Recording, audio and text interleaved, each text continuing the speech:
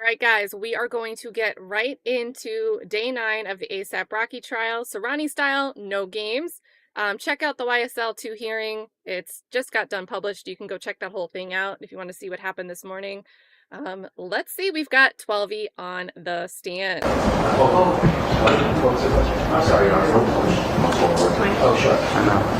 All right, I want to go on the record regarding something. I've actually never had to do this, but I'm going to do it. Oh boy, already.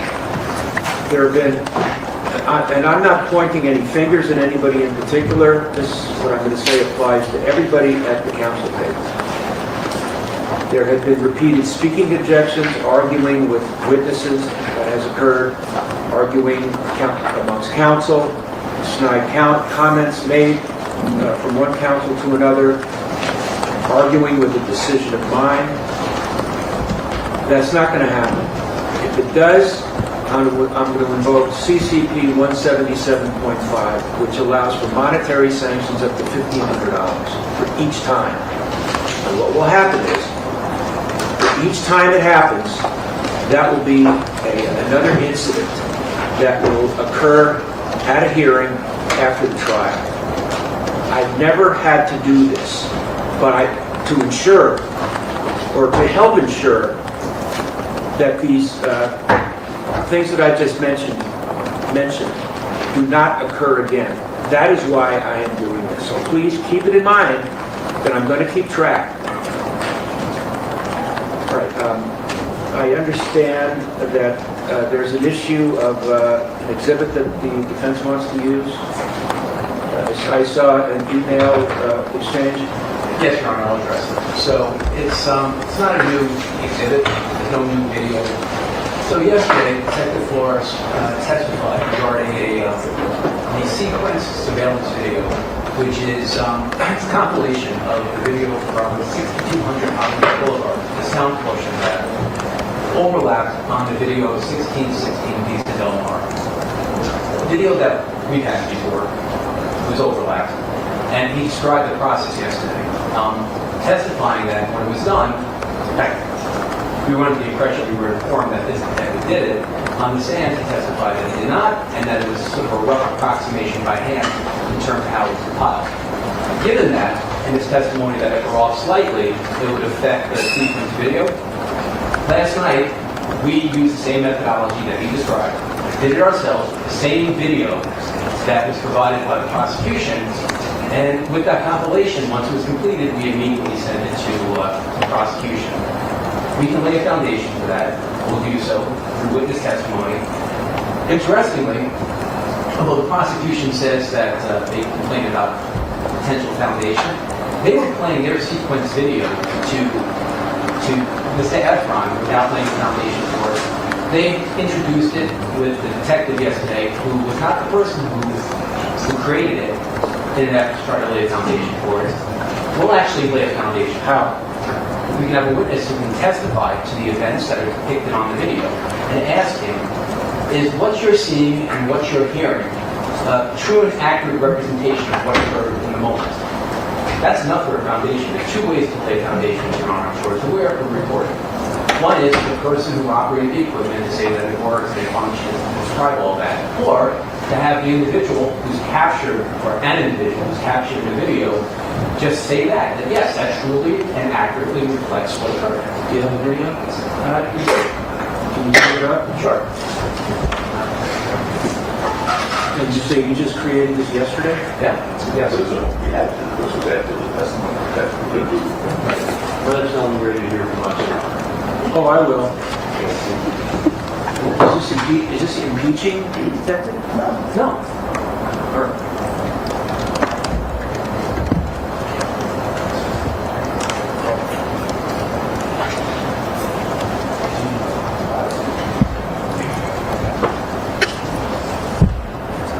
Mr. P with the pen.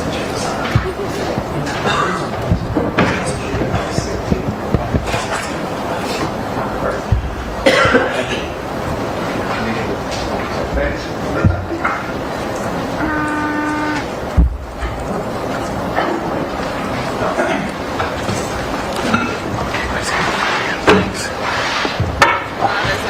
much going on in my ears.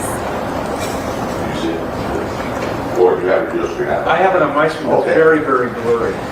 Yes, I mean, that's the video. Is that the video? All right, we'll play it now.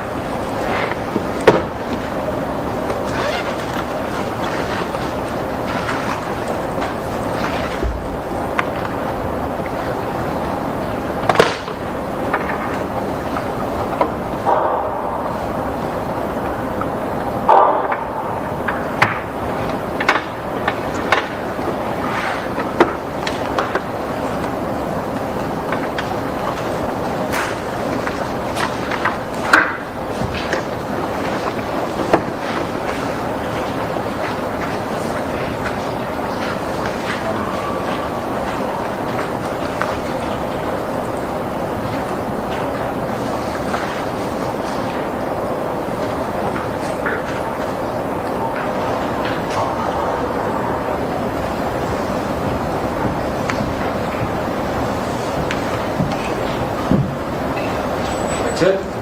Yes, Your Honor.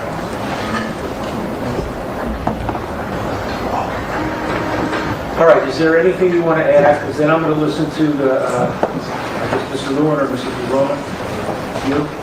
All right, then I'm going to I'll make a ruling. Once I make the ruling, that's the ruling. There's not going to be any further input from anybody.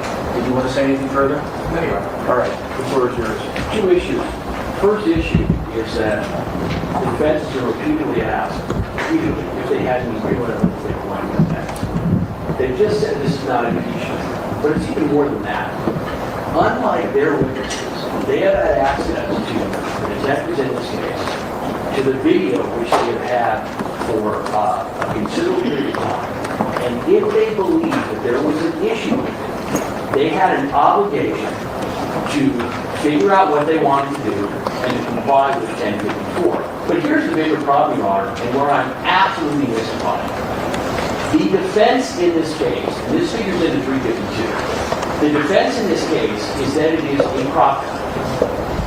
According to 12E's offer of proof, and according to the evidence that the open statement of Ms. Capina, the defense is they're not disputing this watching the video. They're not disputing that it happened. They're not disputing that he fired. They are simply saying it was a problem. So the second problem is, by introducing this, what it appears to be is an attempt to basically mislead the jury as to what the issue is in the case. So in other words, at this late day, apparently they want to put on evidence to show that the timing of the shots doesn't match up. We've had no opportunity to review what they've done. We've had no opportunity to go back and see if it's Your legitimate. exhibits. But the two reasons why it doesn't work is it's real evidence. This did not come up because the officer testified. Had they wanted to flesh out this information, they had opportunities to prelim. They could have contacted the detective himself. There has been, as the court is aware, at no point in time, any officers, any expert refused to speak with them. So what happened is they saw the detective's testimony, decided that they wanted to introduce some evidence that they think is going to assist them. But in the end, Your Honor, even if the court said, you know what, it's timely. It's not. Even if the court said it was timely. Under 352, Your Honor, the introduction of this evidence, the time delay, but more than that, the confusion of issues that are material to the case would tend to confuse this jury. Your Honor, if I may just... No. Judge doesn't No, need to hear it. no. Judge is No. going to say no to Lewin.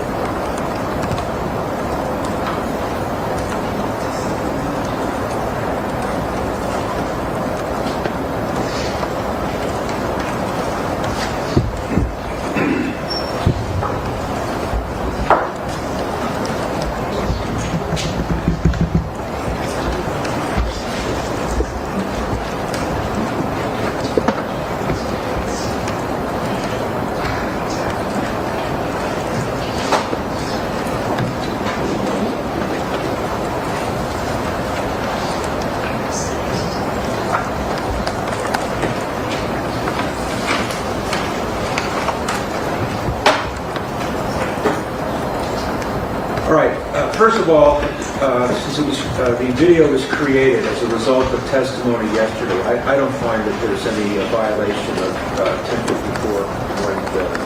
1054.3. This is the way I view it.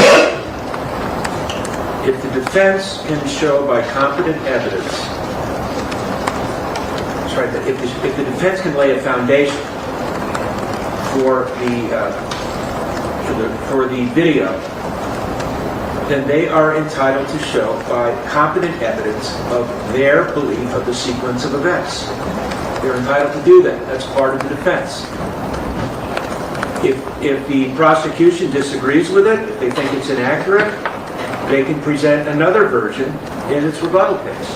So the ruling is it can be shown. All right. It's 10 o'clock. Let's have. Do you have your witness here? All right, let's bring them in. So we're going to skip this calling in of the jury, you guys. I mean, that's why the judge didn't even want to hear a response from the defense, because he already knew he wasn't going to go with Lewin's argument there.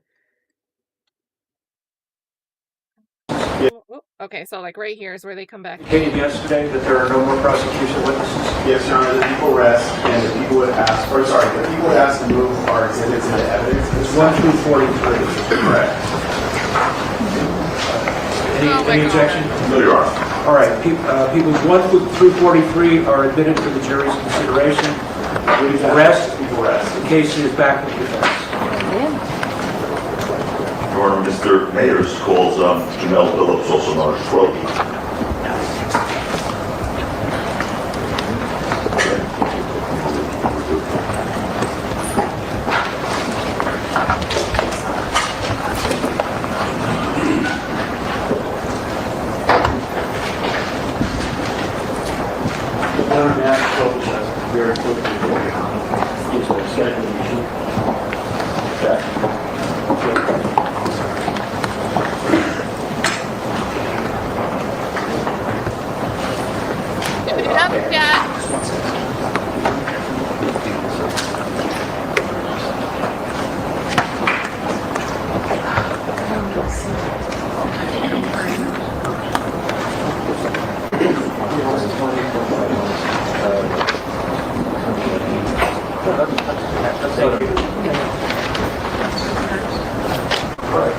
Yes, sir. Just raise your right hand for us, please. Thank you. Solemnly state that the testimony you may give at the cost and outlet before this court. The truth, the whole truth, and nothing but the truth to help you God. Yes. Thank you. Please take a seat over here. Stand right over there. Big welcome to the Flesh of the Gods Raiders. Good to see you guys. Show some love for Flesh of the Gods in the Adjust the chat. microphone there neatly and state and spell your name for the record. Jamel Phillips, JAMELPHILLIPS. Thank you. It's a little loud, but that's okay. Yes. That's all right. There you go. Have fun. This is for you. Thank you. Good morning, Mr. Phillips. Good morning. You go by any other names than Jamel Phillips? Yes. Go ahead. ASAP 12. So you're 12? Yes. Okay. I can't. Or adjust the microphone. What are we doing, Ron? I'm sorry. It's a bit on the loud side. Yeah, but it's not my fault. All right, let's try that. Okay, try it again. ASAP 12. Okay.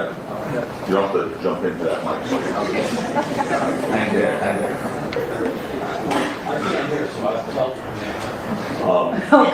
And is ASAP 12 your stage name? Yes, it is. What do you do for a living? 12. I'm a musician, a designer, a model. I have a brand called My Last Year Being Broken. That shit being broke. Yes. And what is that brand? My Last Year Being Broke is a mantra like ASAP. So it's a program like a Big Brother program. We mentor kids. Capturing relevance overall. Strange. We mentor kids. We have back to school drives, studio sessions. I'm trying to get the studio sessions under insurance because to me music is like medicine. Also, I sell apparel. I have therapeutic slides that I created when I was healed from a inguinal hernia surgery. And I'm also providing those to senior citizens. When you say slides, is that like a slipper or something? It's a slipper, yes.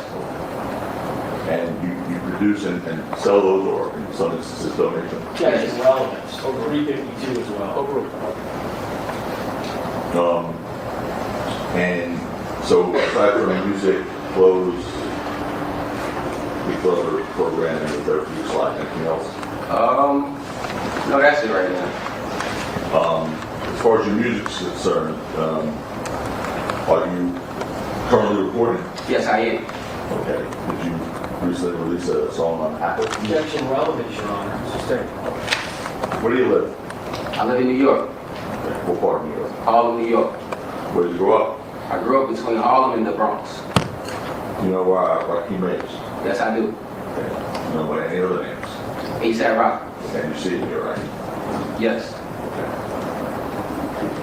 When did you meet Rocky? I met Rocky when I was about 15, so around 2005. Okay, and how did you meet him? I met him at it was like a rap battle, you know. Before we turned ASAP, there's some other kids that was like bubbling in New York. They had a rap battle in New York, and I met him. And how old were you all about that? I was 15, so Rocky had to be either 15 or 16. He was only like a couple of months older than me. How old are you now, sir? I'm 35. Where did you go to school? In New York, at MLK High. What does ASAP stand for? Always strive and prosper. And can you describe what ASAP is?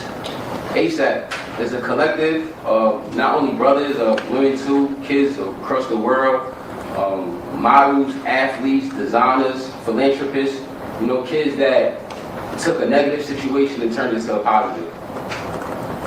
And have you maintained a relationship with Rocky since high school? Yes, Would you consider him a good friend today? yes. What was that relationship with him after high school? So after high school, we kind of got closer because the founder of ASAP, Steven Rodriguez, ASAP Yams, he had us as artists of the label, you know. So we would get on the phone, still sharp and still, get on the phone, work on our lyrics, work on our music, you know, just be there for each other, talk about the plans for the future, and yeah, just built a great bond. And at that point, did you start seeing Rocky more often? Yes, I did. So I would see him like at studio sessions, musical events, parties, hanging out in Harlem, in the Bronx, see him often. Was there a point in time when you ever lived together? Excuse me. Yes. So in 2011, when Rocky first got signed, he moved all the artists and his friends of the ASAP Collective to an apartment on 57th Street in New York City. It was a small apartment. We was in there like 20, like a group of 20 people. And to me, that was it was like it was great to see that somebody. Sustain.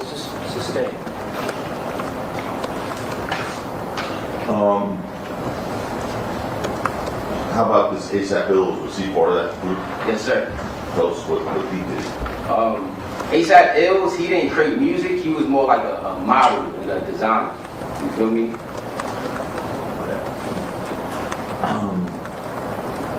There came a point in time where Rocky sort of hit it big. Yes. Okay. And were you there for that? Yes, I was. We're all there for that. When he first got signed in 2011, like I said, he Objection moved us. relevant, 352. Mr. Phillips, when you're asked a question, like a yes or a no question, just answer yes or no, or I don't know, or I don't recall. Don't volunteer anything. Okay, no problem. If the attorney wants to flesh it out, then he'll ask you another question. All right, no problem. All right, go ahead. By the way, I assume this is your first time testifying in the courtroom. Yes. Okay.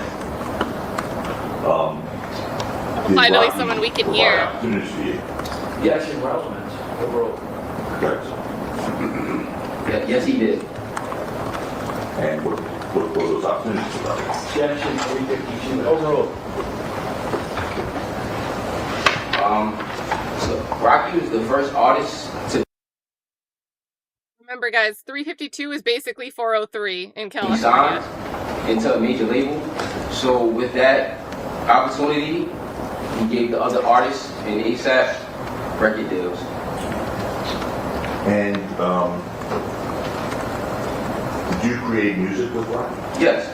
Okay, tell us about that. I've been creating music with Rocky since I was about 16, 17, you feel me? And not only be able to create music, he gave me the opportunity to be his, I guess his hype man on tour. And with that, I will go to the venue, check out the venue, check out the layout, do everything that he would need to do before he gets to the venue and give him a rundown. Okay, so when you said the words, hey man. Yes. Okay. Tell the truth, what's a hit man? Okay, a hype man is when you have a primary artist, which is ASAP Rocky, and then being that I was one of the, I guess, upcoming artists, ASAP 12 on the label, I was able to learn from him and learn the role, learn the business, and also learn the stage. He gave me the opportunity to, I guess, control the crowd serve, do everything that you have to do for a show, you know, and keep the crowd going, keep the crowd participation high. How you get it. When did you start doing that hit man thing? I think 2011, 2012. And when did you do that until roughly? Until about 2016.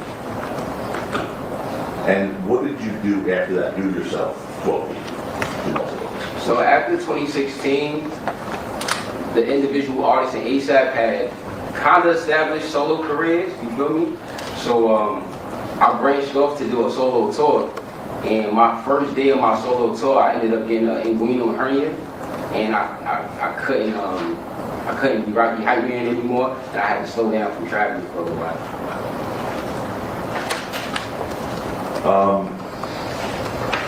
What year was that roughly?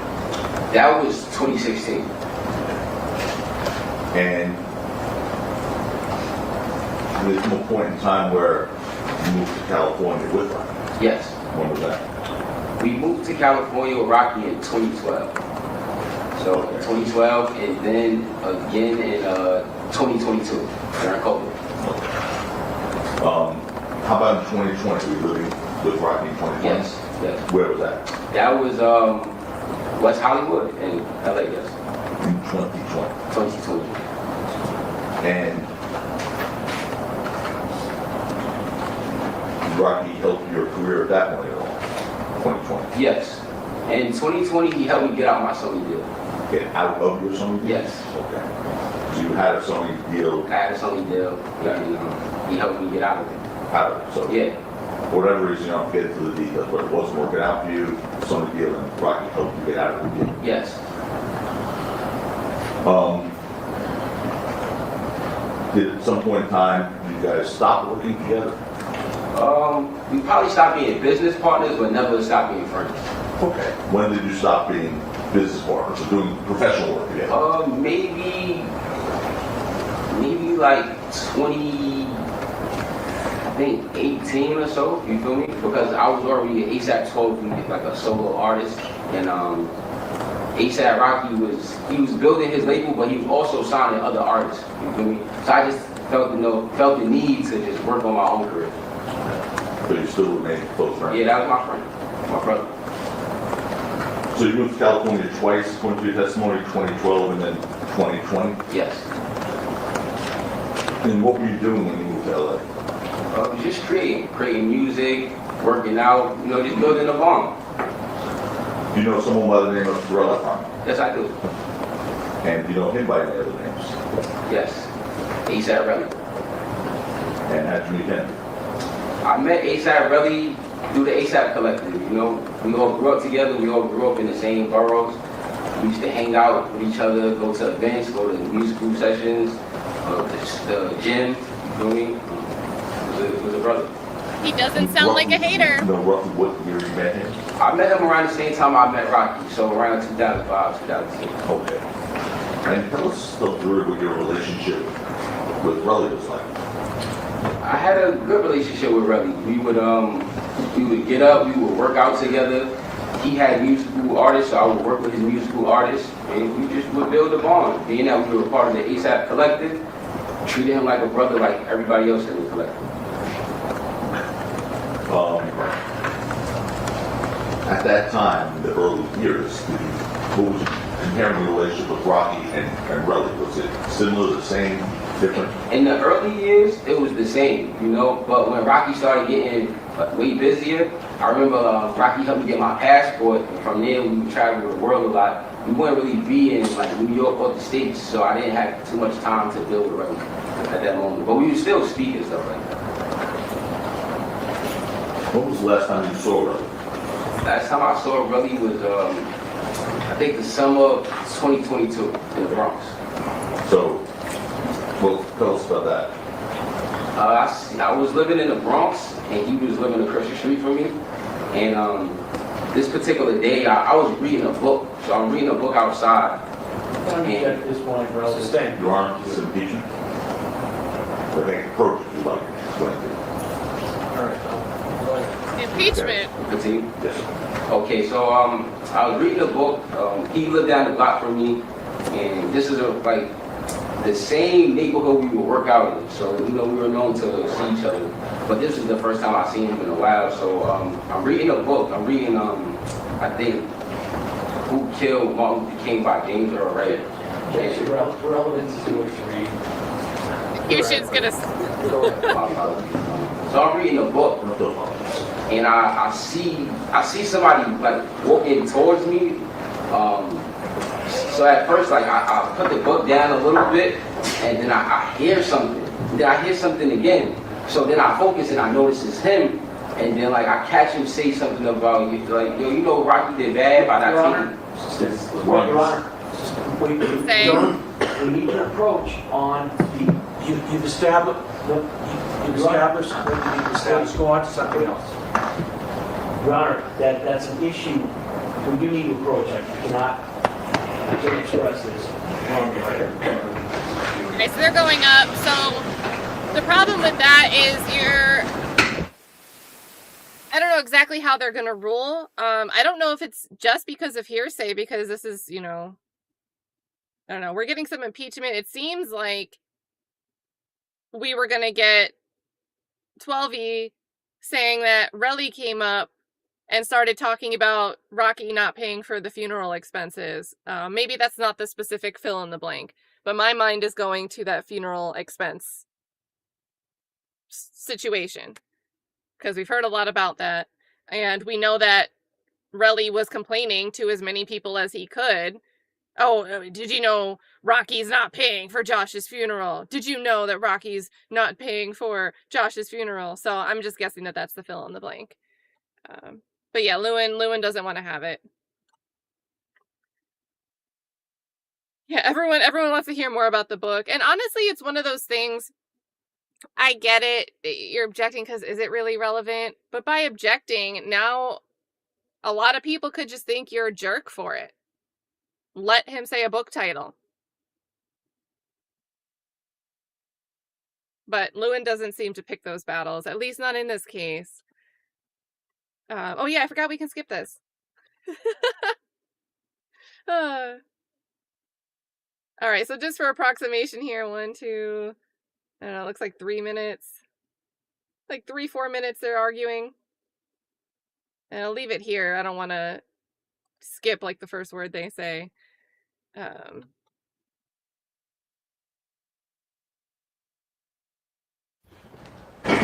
move on. He says he'll move on. Your Honor, if there was an answer, It was on that. I want to make sure. The question is stricken. If there was an answer, it is stricken. Go on to another topic. Are you aware whether or not Rocky had been the victim of bribery?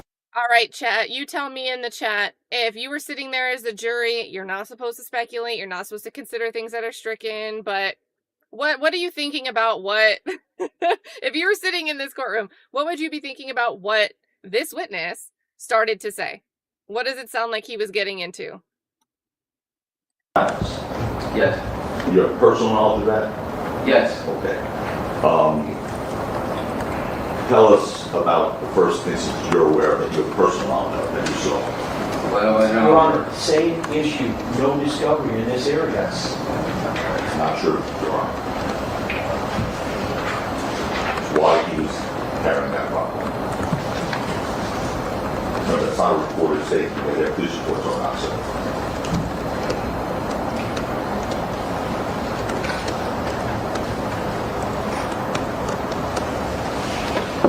It's there. It's in the summary, overall. Okay. 2018, you said? Good line down. Yes. Go ahead. Tell us about that incident.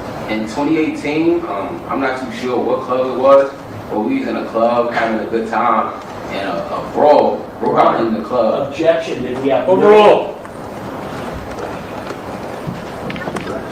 A brawl broke Bless out in you. the club, and we got jumped, and we both ended up cut inside the club. And we say both. Yourself? Yes, I got stabbed, and ASAP Rocky got stabbed as well. Okay.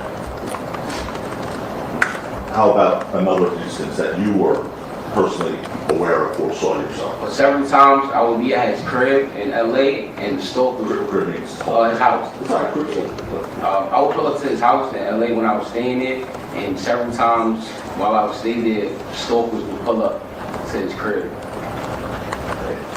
And you saw that? Yes. And you remember what years that was, roughly? That was 2020 and 2021. And were you there when there were any home invasions? No, I wasn't, but I definitely heard about the home invasion. Objection calls for hearsay also. Sustained. Move on to another topic. Before we establish what you intended. Yes, sir. Vote to strike the answer that was given. You sustained, Your Honor. I mean, this moment was sustained. There was an answer, or the question and the answer are stricken. Jury can disregard. Go ahead. Okay. Do you know any security measures Rocky took in response to those instances you just testified to? Yes. Tell us. I know he had to get a whole new security staff, and also I know he walked around with a prop, Prop lock. like a starter pistol, like a prop. That's a good thing. Okay. And how do you know he had a problem? Well, I've seen it on several occasions. The first time I seen it, it wasn't on his like body for anything. It was for a video shoot, the DMV video shoot in the Bronx. When was that? That was July 2021. And you were at that video shoot? Yes, I was. You were actually part of the video shoot? Yes, I came in the video.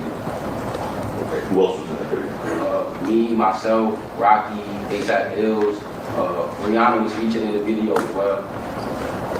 And in that Can we video, shout out? you said you saw prop guns? Yes. So he had a scene that was more like a private scene. Not so many people could be around the scene, and in the apartment, they were having like it was like a mini movie, you know. So he had props, he had different things to make it feel like a movie set in that scene. Okay. And after the video shoot was complete, Yes. did Rocky do anything with any of those prop guns? Well, I'm not too sure about the video shoot, but I do remember seeing him again with a prop. September of this Same year. objection, Your Honor. Sustained. Not responsive. Okay. After the video shoot, did you see him with a prop gun again? Yes, When? in September Of what year? 2021 Where? in Harlem. For what? Well, I remember I was getting food on 143rd and Lenox, and he happened to hit me. I told him where I was at. He came to see me. And You ain't say he didn't hit me. oh no, he contacted me. I'm sorry. Okay. He contacted me to see where I was at, and I was uptown getting some food on 143rd and Lenox, and we met up. It was like a block party in Christian on the same street. So Christian Street, we went to eat in the park, and I just remember when he was sitting down, seeing something like bulging out his white T-shirt, and I asked about it. He showed me, and it was the same situation from a DMV. He told you it was a prop gun. Yes. Was there, Motion to strike is hearsay that the defendant says. Sustained. how about in California? Did you see that prop gun in California? Yes. When? Your Honor, objection, no discovery.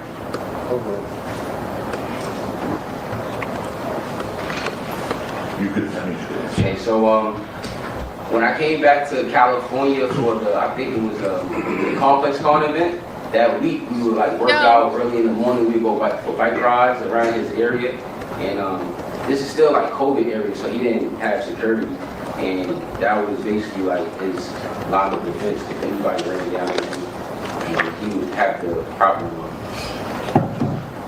And that again, that was September 2021? September 2021.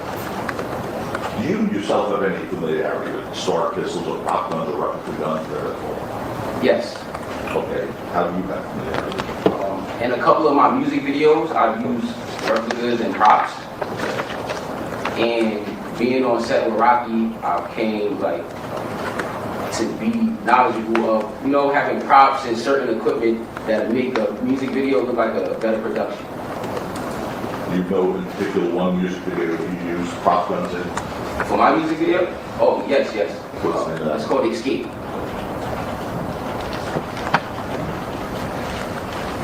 So, according to you saw Rocky before November 6th with the prop gun 3 times. Yes. The MV video. Yes. The time in Harlem In Harlem. in September 2021 and then Los Angeles. Yes.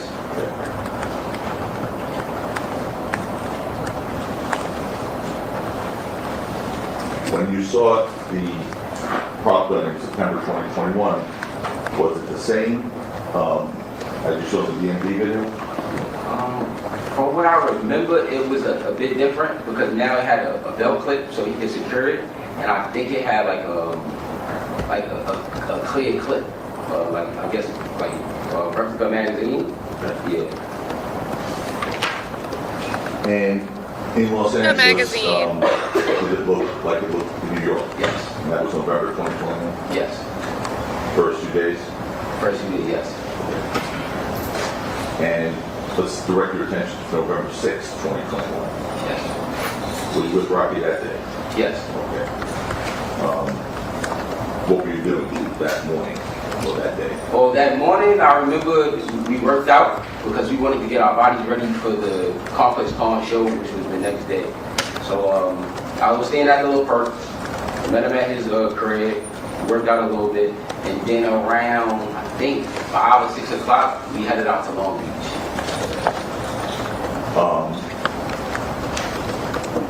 Who were you there preparing this performance with?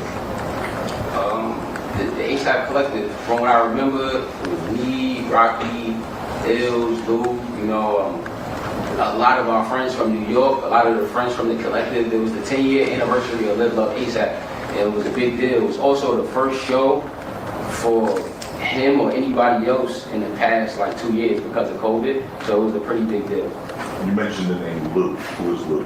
Lou, ASAP Lou is he's a member of the Collective, but he's also I guess Rocky's manager. ASAP Lou.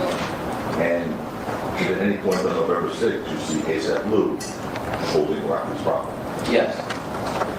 So I guess when Rocky had Anything after yes is stricken. So the answer is yes, you did? I'm sorry. Tell us the circumstance of how you saw Lou holding Rocky's prop. yes. Objection, no discovery. So He Lou, needed a minute. he also works, you know, as a manager. He works as a stagehand. He has multiple hats, and I just remember that day. I guess he just had to get it from Rocky while Rocky Objection, performed the calls for set. speculation. Stay. Motion to strike the answer. What did you see? Well, yes. Oh, I seen Lou with the prop, Which prop? the same prop that I seen in New York. With Velvet? Yes, With that sort of replica magazine, etc. yes.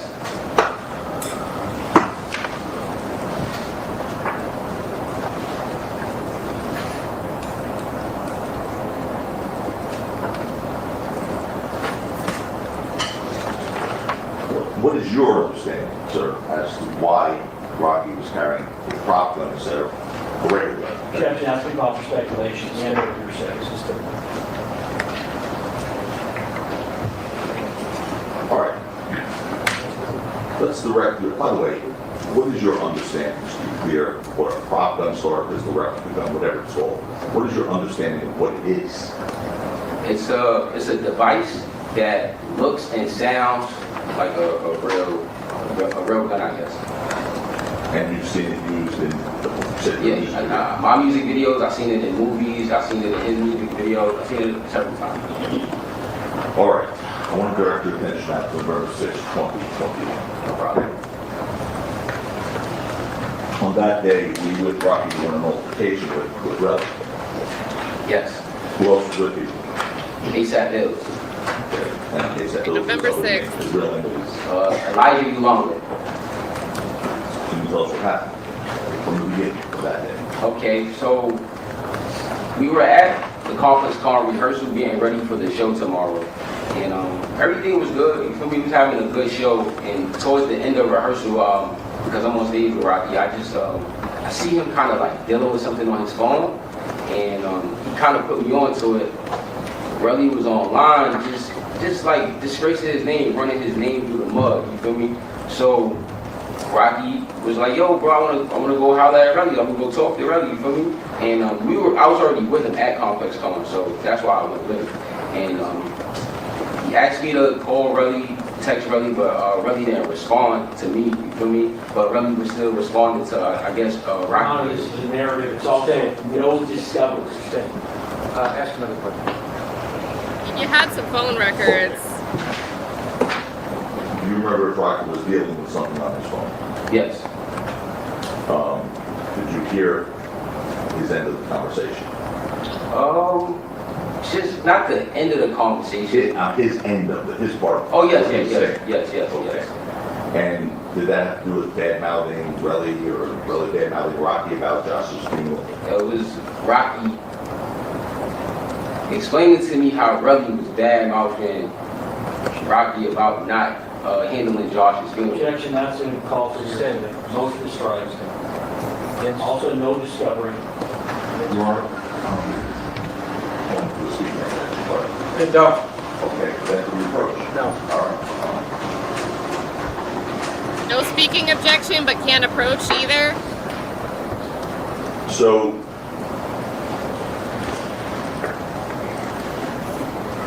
who is Josh? You know what? I get it, but it does seem... I don't think this is why the judge gave the instruction. I think the judge gave the instruction purely because he was fed up with it. But it happens to be right when the state is resting their case, and now the defense is starting, and now there's all this strictness around being able to make a speaking objection. So right there, Joe wanted to push back against John Lewin, and he was like, Your Honor, can I speak my objection? He's like, no. Well, then can we approach? No. So now that it's the first, besides the out of order witness, to me, it seems like he's a bit hogtied here. Josh, Objection, relevance, overruled 52. Josh is ASAP Josh. He was a member of the collective that passed away in October 2021.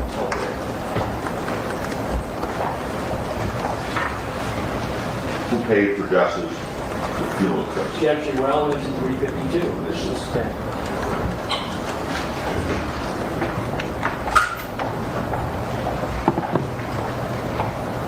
Do you know of a dispute between Relli and Rocky about the paying of Josh's funeral? Objection, relevance in 352. Yes. I guess Relevance. No. Yes. Hold on. Yes, good. Answer the question. And what do you know about the dispute? Objection, that's going to call for a hearing. He's aware of the dispute. Now, the next day was ComplexCon, you said? yes. Did Rocky, in your presence, attempt to reach out to Relli Yes, he did. clearly there before ComplexCon? Yes, he did. And at ComplexCon, were you all supposed to be going together? Yes. Well, from ComplexCon on the 6th, we were all supposed to go to the Playboy Cardi concert as a group, as a collective. And then the next day, we were all supposed to perform at ComplexCon as an ASAP collective. And why was that an important day Was there anything specifically important about that next day? Objection, relevance, overruled. Yes. It was the 10-year anniversary of the project that got ASAP Rocky and the ASAP Collective signed. Did you, Year anniversary. hear Big Rocky event. speaking to Relli that Yes. day? Okay. And was that on phone initially? Yes. What did you hear Rocky say? Objection, hearsay. Stan, you can ask to describe the tenor of the conversation, Sure. but not the words. Okay. First of all, before I ask you about the tenor of the conversation, you personally, did you try to reach out to Relli that night, November 6th, 2021? Yes, I did. How did you try and do that? I believe I called him and I texted him. Did he ever respond to you that night? No. Okay, you heard the judge, you can describe the tenor of that conversation without words. What was the tenor of that conversation? You know what I mean by tenor of that conversation, the sort of the atmosphere of the conversation, the mood of the conversation. Okay, from what I recall, I feel like it was like a humorous, brotherly conversation. Yo, where you at? Like, all right, let's link, let's have this conversation. It wasn't nothing more than that. What was Rocky's tone like in the conversation? Well, being that we was coming from ComplexCon, we got a big show, he was in a good mood, you feel me? It's not responsive. No. Forget about this mood. Let's just listen to my question again. I know this is not your everyday thing. What was Rocky's tone during the conversation? Happy, sad, angry, It was on the phone, it was kind of happy. It was just more or less trying to. Wow, okay. If you ask me, the judge should not be volunteering. We're not supposed to ask leading questions on direct, and here the judge is now feeding, a word chart. Pick the word that you think can fill in your blank. I don't think the judge should be doing that. Maybe it's not that relevant of a question, but still, the principle. You can ask the question. Go ahead. Now, was Rocky talking calm? Yes. What happened after the call? Objection, call for narrative. Well, after the call, because we were in Long Beach, we had to go from Long Beach back to LA. So really, we was just in the car playing new music, getting vibes together. Everything was like exciting. Everything was like happy. Who was driving the car? You still in the car? I think we had a driver. It was ComplexCon Weekend. I believe they provided like traffic for us. And did you eventually get to downtown LA, this parking garage on Argyle Street eventually? Yes. Okay. Where were you sitting in this car? I was sitting in the back. Okay. When you stopped and got out, who the first to get out, and who was the last? Number 3. Okay, Rocky, then Illz, then me. And what did you see when you got out? So when I first got out, I was just seeing Rocky walk up the hills, Illz walk slightly behind him, and I seen Relli coming down there. And when you saw Relli coming down the hill, describe what you saw. So as I'm looking up, I just see like Relli coming down the hill with a little extra momentum, not running or anything, but just a little pep and stuff. And did there come a point in time where Relli and Rocky met? Yes. Okay. What happened when they met? Well, as soon as they met, from what I've seen, it was just like Relli just grabbed Rocky. It's just as soon as he seen him, just grabbed him. Okay. And what happened after he grabbed you? So he's kind of grabbing him, and Relli's a big dude, Relli is big. So he's kind of like grabbing him and shaking him. So at this point, Rocky tries to I guess grab him too, but grip the floor so he can maintain his balance because Relli was kind of trying to lift him up by his hoodie. Now, at one point,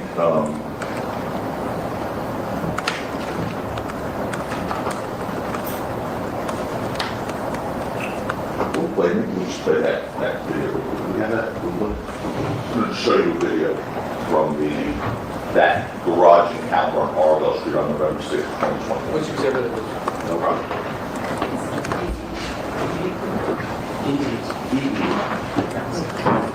Is this the one that, This is the oh, garage. E.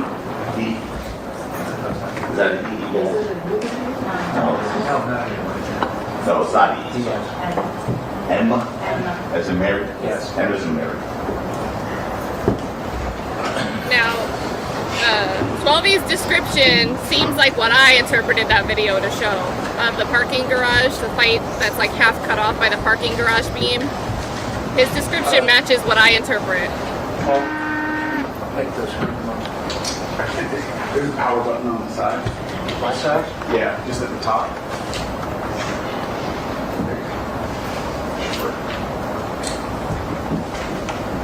Well, you could look at that little screen right behind you. There's a sort of video one.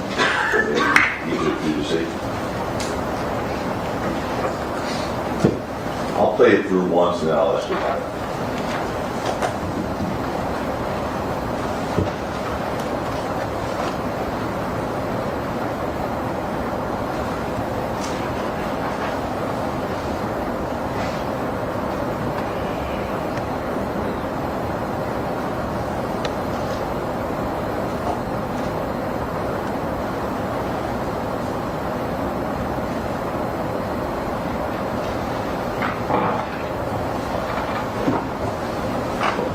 Keep that there, I might need to refer back to it. Keep turn around. That, obviously, it's just a small snippet with an obstructed view, but is that part of what you saw? Yes. Okay. And when you see them going backwards towards that parking sign, I guess Relli is holding Rocky and Rock's holding Relli going backwards that way. What did you observe? I observed, like I said, Rocky was trying to get his balance so that he wouldn't like lift him or throw him or push him anyway. But they was Speculation, that's been called for speculation as to why. The answer is, remains as is without adding anything. Okay. And then, what did you see when they were going backwards? I seen really like pulling like Rocky. And what was your reaction? Your reaction? Well, my reaction, I was surprised because from my understanding, these dudes were only supposed to have a conversation. You know, I didn't expect anything else. Did you do anything? Besides try to break it up, you know, just put my hands in the middle of it. You see yourself on that video at the end there? Yes. You're wearing that red jacket? Is that right? Yes. One point, is that Illz who gets in the middle? Yes.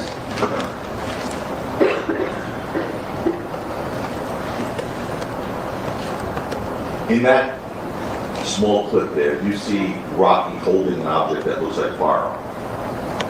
Yes. Okay. And what was that in fact? That was his pride. Okay. And tell us how it came out that he's still holding it. From my recollection, being that Relli's a big dude and Relli was Objection, most Stay, strikes, stay, non-responsive. stay. The court instruct the witness to answer only when he's asked. How you are. Ironic. Ask the question again. So,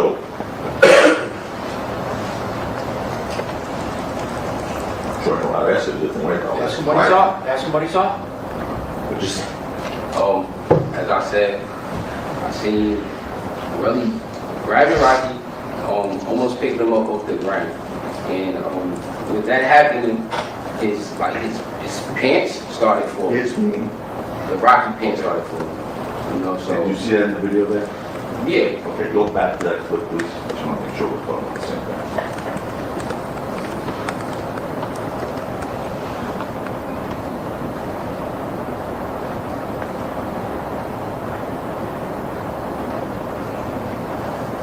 When we come back from that.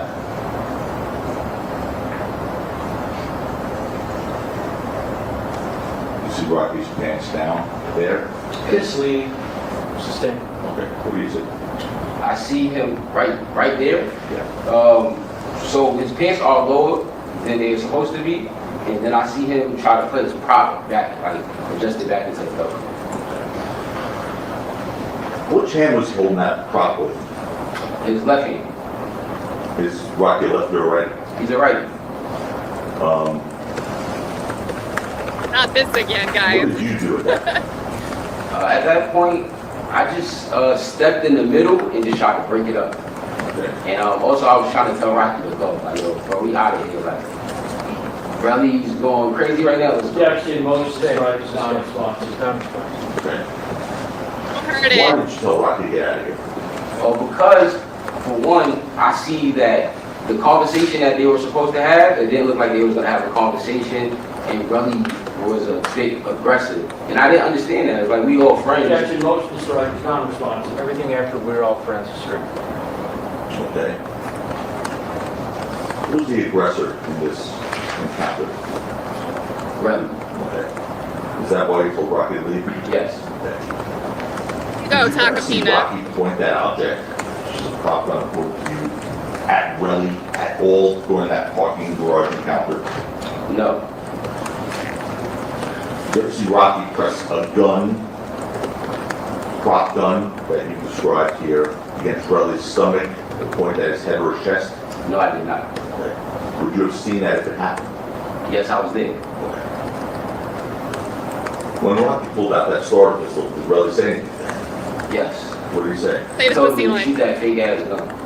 Oh, he said it. And how, and you heard that clearly? Yes. And how fast was this altercation? It was pretty fast. Pretty fast.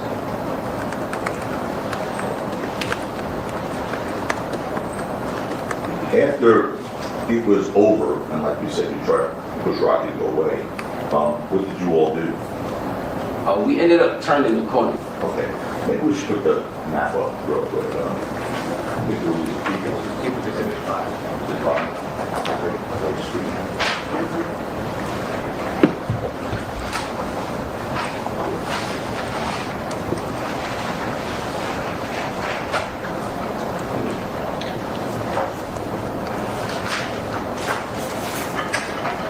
I mean, all it takes is for the jury to be able to imagine someone saying the thing. So can you imagine Rocky saying the "what are you gonna do now" line? I'm gonna put. Can you imagine Relli saying the fake gun line?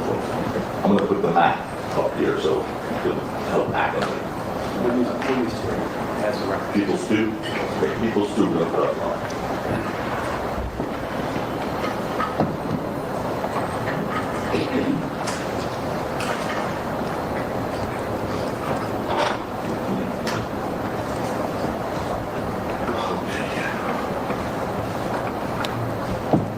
Okay, see where that red pen just was? Yeah. That's Argyle Avenue, that's where that parking lot was, parking, arrow parking, right there, see that? Yeah, there's a pointer somewhere, I think. Yeah, use that thing. Just go up there. Is that working? That one? Yeah. Just do like this. Here's Argyle, here's the parking lot, right? Okay. And then here's Selma, right? And then, here it is, thank you. Here's East Delmar. So just show the jury from the parking lot to Selma, East Delmar, which direction is going here. Mr. Takapina, one of the participants needs a break. Okay. So, 10 minutes? Yes, sir. The court reporter is taking a break. Take a 10-minute break, folks. Please be outside the courtroom for 5 minutes after. Everyone is present. Oh, we'll go back. Oh, I'm just missing the coming back. We're only 15 minutes behind, so we're not even going to have to skip lunch. And this is not sped up, so, I mean... We're almost caught up, Chad. But you know what? Hold on. Let me get in this. You know, guys, you know that we are sponsored here by Chloe Albert's Revenge Shopping Channel. Chloe says, I don't think you're ready for this jelly. Love the interpolation there. Special edition honey baked ham Relli jelly, just in time for Easter. $5.99, 30 million shipping. Not bad, not bad. Get yours before it's gone. 10% discount for non-residents of Fulton County, Georgia. So if you're interested in ordering, let Chloe know in the chat. Thank our sponsor here for keeping this content going. Good, good.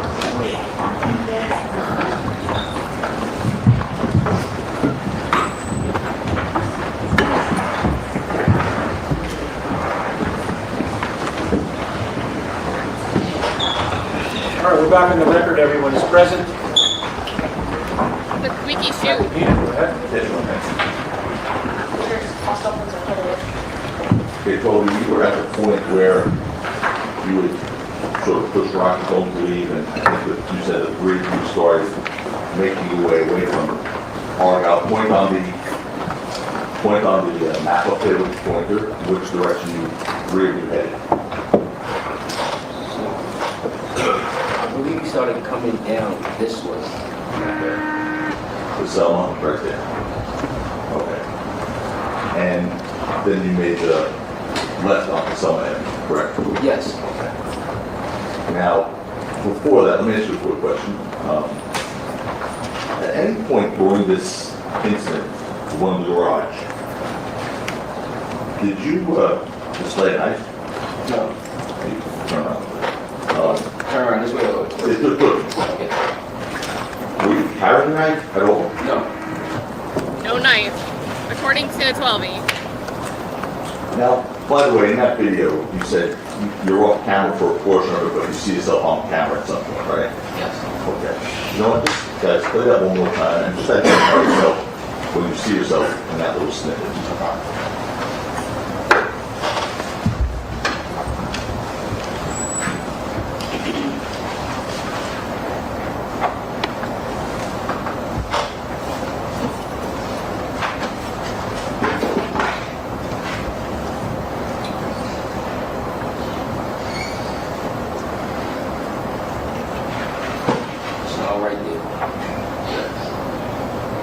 Where's your hand?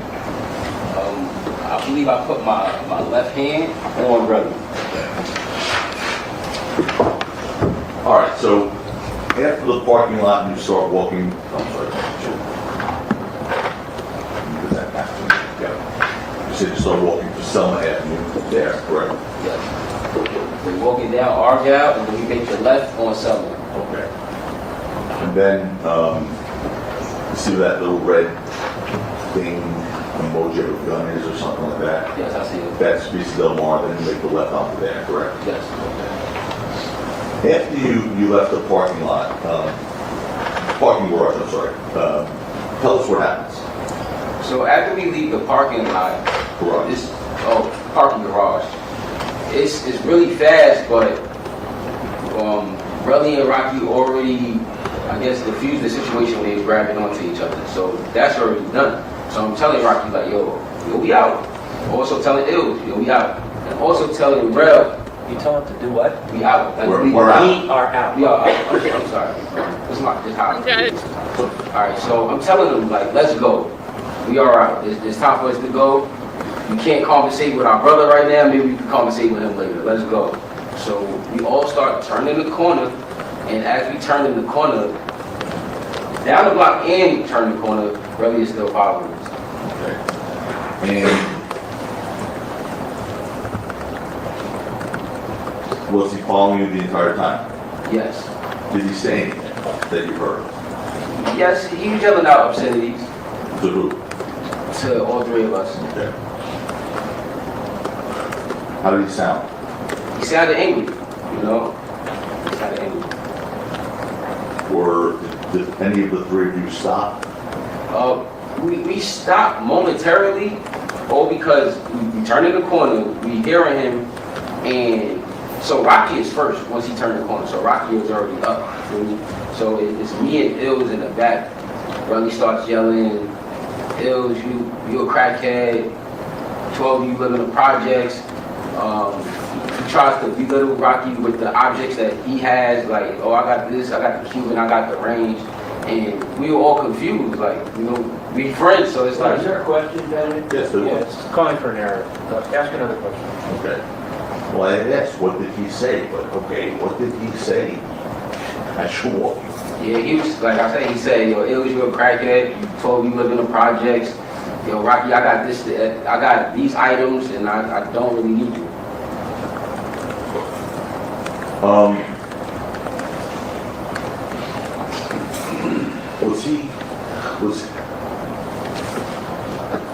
Was his anger elevating at any point? Yes, yes. Not only is he a big dude, you know, You've answered the question. Motion to strike the last. Everything after yes. response. Did you personally say anything to Relli? Hold on. That wasn't me. Why did it jump like that? Let's make sure. You've answered the question. Motion to strike the last. Everything after yes. response. All right, there's a little blip Did you personally there. say anything to Relli? Did you personally say anything to Relli while he was following? By the way, I'm withdrawing. Let me ask another question. Did he follow you all the way around? His energy was so like violent and things like that. Objection again, it's now responsible. Were you scared? I was threatened, yes. Was it your impression, again, I'm asking you about your impression only, that Relli was about to get into a fight? Objection, call for speculation. It's all Sustained. All right.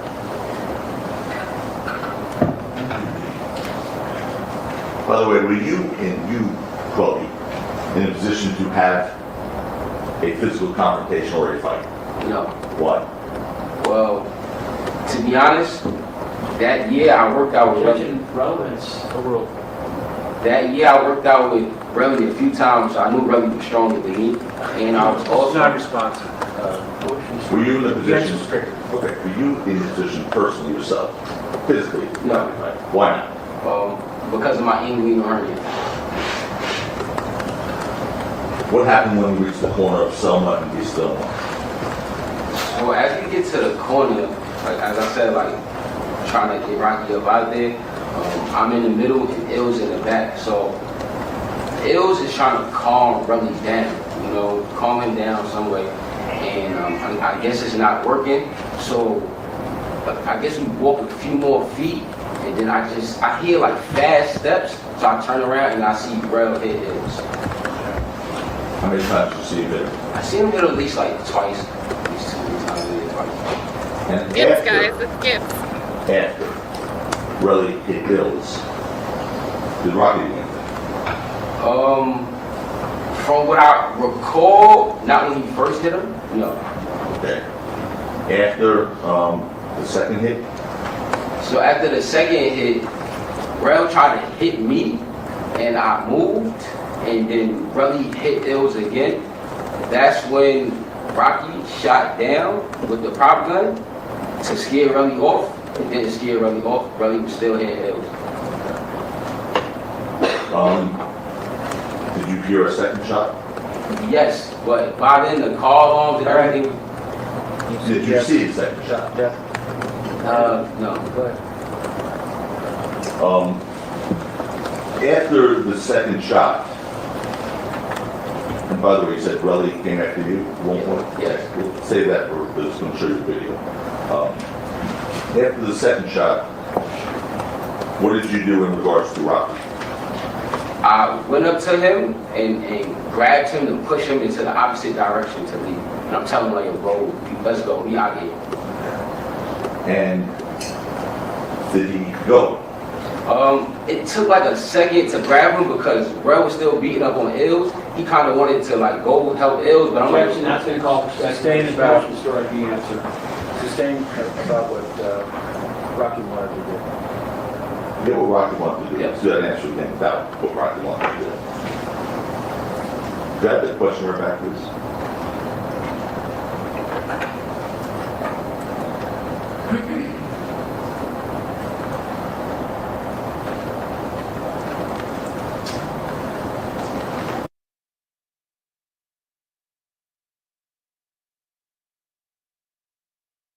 Prime, hello. Their banner's moving. But it's not, it's just stuck on his face like this. Like thinking about his whole life. Okay. All right, is this for real? Do you guys see the scrub? All right, let's try court TV. Let's try court TV. What the heck? Let me cue it up. Oh, they're off too. They have a little more though. They have a little bit more.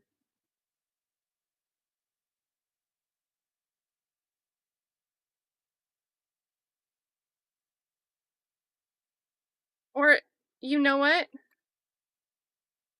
Did Law and Crime restart their feed? I think they might have a second feed. Oh. All right. We're going over to Court TV then for sure.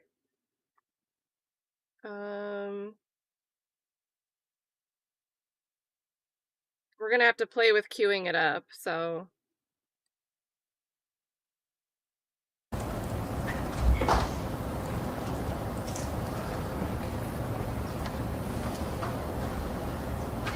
I think I'm too far ahead. Let's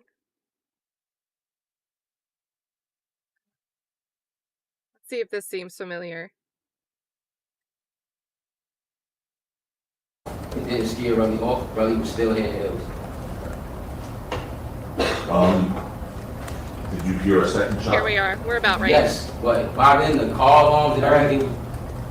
Did you see the second shot? No. Go ahead. After the second shot,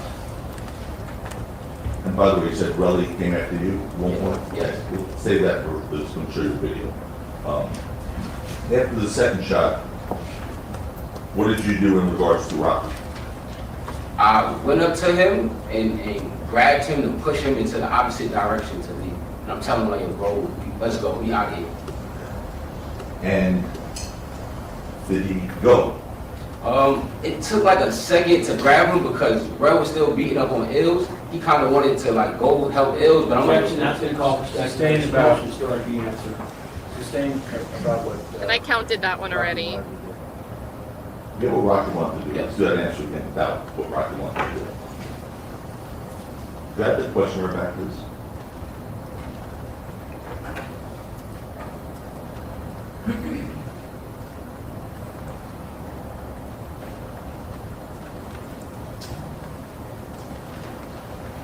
Right where it froze over on Law and Crime was his face like We'll say this. that for later. We'll say that. I'm going to show you a video later. After the second shot, what did you do in regards to Rocky? Okay. Is that the last one? No, I'm sorry. Okay, please. The answer was I went to him and grabbed him, pushed him to the opposite direction and to leave, and I'm telling him like, bro, let's go, we out of here. The next question is, and did he go? That was the last question. Okay. That's the question. Yes. And did he go? Yeah, he went. Okay. And after he went, what did you do? but after he went and I seen him walking away from everything, I turned around I was like, all right, see, now I guess I gotta go handle the Rel situation. So I turned around to go walk. So as I turned around, I see like Relli hit Illz again, but he hit him again and he walked away. So then once I seen that, I seen Illz like get up and start walking my direction. So then I seen down the block, I couldn't see Rocky anymore. So then that's why I started running down the block to see who was there.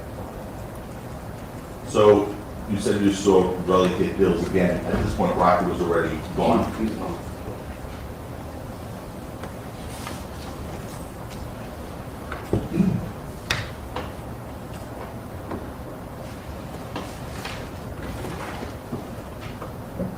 I mean, this looks consistent Now- with what I see in the video.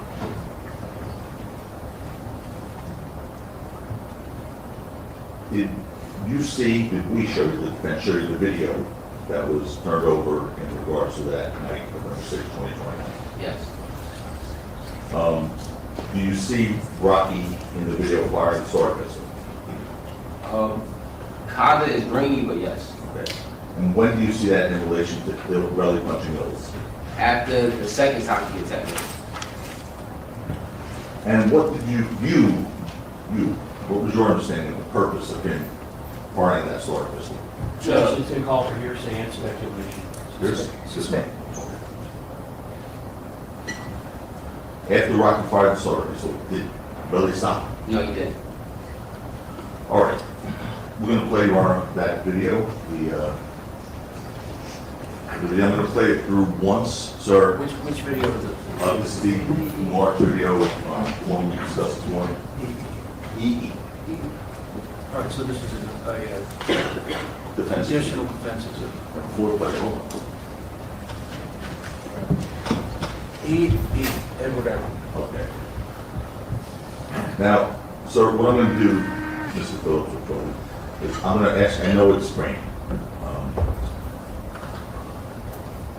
I'd like you to look at this video. We'll play it straight through the first time, okay? Yes. And then I'm going to, after you watch it, I'm going to ask you a question. And then we're going to go back to the beginning, okay? All right, it's not that long. Go ahead.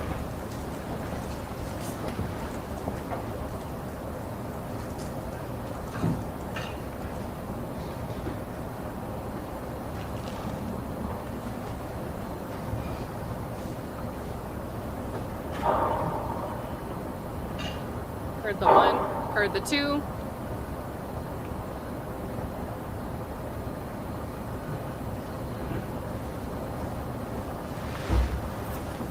And you could see him turn and double back, like.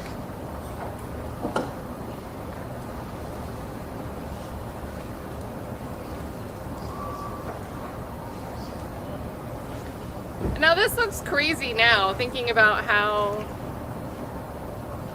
12E's characterizing it. It's like Relli thought about pursuing Rocky and then decided just to punch Illz one more time because he realized there was no sense in continuing to pursue Rocky. So he just gets another punch off just because. Well, does that video that you just saw fairly and accurately represent what you saw and what you heard on November 6, 2021 on this film? Yes. That's what I think, Jazzy.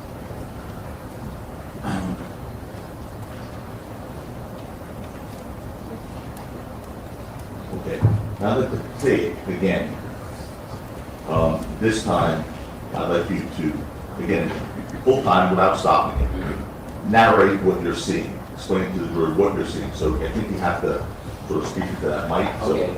can you see it on your little thing? It's not. It's not on. I'm probably the last person that should be helping you with this, but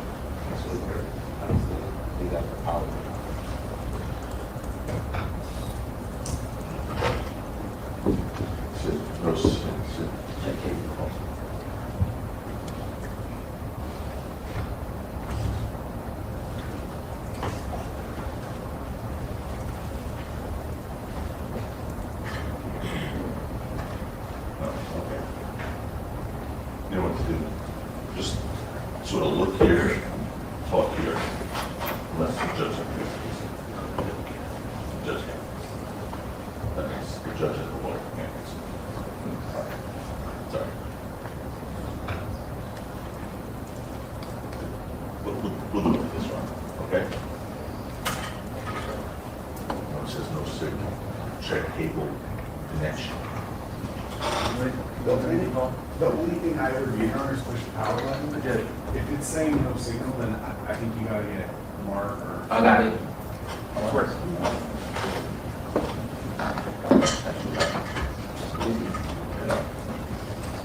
Something about no signal, like they can't get it to load.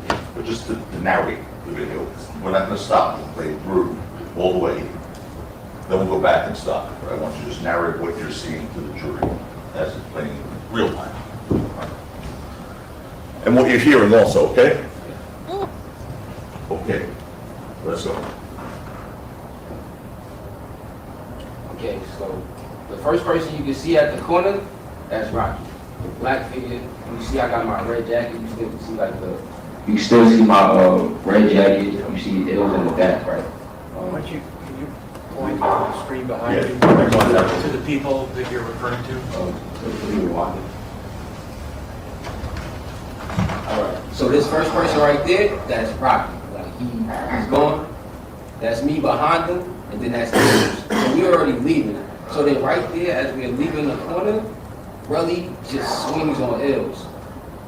So once he swings on Illz a couple times, I hear steps. Then he tried to swing on me. He didn't hit me. Then he hit Illz. That's when I seen Rocky shoot at the ground to scare Relli off. I'm sorry. I seen him shoot at the ground to scare Relli off. And then it stopped. Okay. We're gonna play it again, make it easier, and we'll stop it as you're describing it, okay? So you can take your time and point. So, go ahead. So this first person, that's Rocky. Okay, You see, he's already illegal. okay, Then that's me. okay. Then that's Illz. And the white shirt? That's Illz. White shirt, yeah. I think, yeah. It just looked white because maybe, I forgot what color the hoodie was down, but it had like white fawn on his jacket. So is the four of you in that shot right there? Yes, so that's me, Rocky, and Illz, and then that's Relli right there. Okay. What do you see right there? Right there, I see Relli attack Illz. And is that before you see or hear Rocky fire a shot? Correct. Okay. So then he's still attacking him. Okay. And what did you just hear after he was attacking?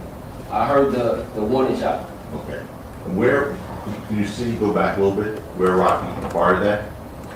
You see where the video shows that he fired from there into the ground? It was at the ground. I think it's at the ground. I can't really see it bad, but Okay. Now, so after that first shot, does Relli let go of Illz? no. Okay, play it. Now, go back a little bit, guys. You see yourself there in the red, correct? Yes. You start at some point, now there's the first shot and you're still in that screen right there, right? Yes. Okay. At some point you start running across the street. Why did you do that? Because Relli was about to hit me. Like I heard him creeping up behind me trying to swing on me. Okay, you see that in the video? Yeah. Instead of him hitting me, he hit Illz again. Okay, now let's, Motion to strike the last part is non-responsive. What's the question? Okay. You see that in the video. go ahead. Yeah, so after he hit Illz a couple times, he tries to hit me, right? So then I juke and I head across the street, and that's when he hit Illz again. Okay, hold on, just let's play that part. We'll try and stop. Okay, go back, guys. Now look at you compared to Relli. You're very disappointed with little point. So right here and right here. So we right next to each other. Okay. And is it your testimony that he started coming after you? Yes. And then that, I juke and I run across the street. and that person, where's Relli at this point? Relli is right here, still on top of Illz. Okay. And do you see in this frame, in this couple seconds, Relli's arm, after the first shot, correct? Yes. Do you see Relli's arm cocking back? What do you see, Relli, if anything? So after Relli? here, I see Relli just swinging on Illz. So at this point, he's just throwing haymakers. Go ahead, Joe. So right, he just swinging, he's just throwing haymakers. You see his arm swinging. No, stop it. At this point, both shots are already fired from the property. Right? Yes. Okay. You hear the car alarm going off? Yes. Despite the fact that both shots from the property were already fired, and Rocky is not next to the two of them anymore. What is Relli doing right there? Relli Yes, is, that's a leading question, and it's argumentative as well. Relli is still, he's still attacking Illz. Quick play.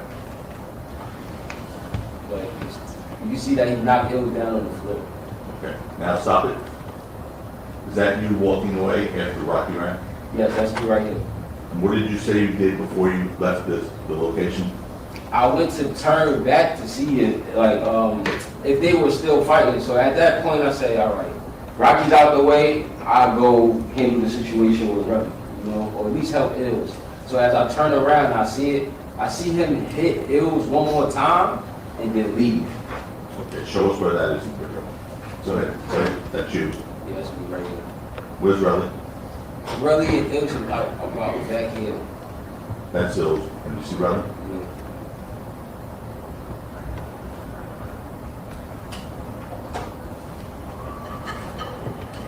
Yeah, right there. He walked over there to hit Illz again, and then I guess. Your Honor. The stated objection, do not make a speaking objection, just Assumes fact on evidence. stay. Motion to strike the last part of the answer. Let's rewind that for a second. A little bit, that's, okay, rewind it a little bit more. Now, right here, let's freeze it right here. Describe what you see on the screen, is that you in the red? Please take for the record where we are on the, Sure. because it doesn't. 29 looks like. It's 29 seconds.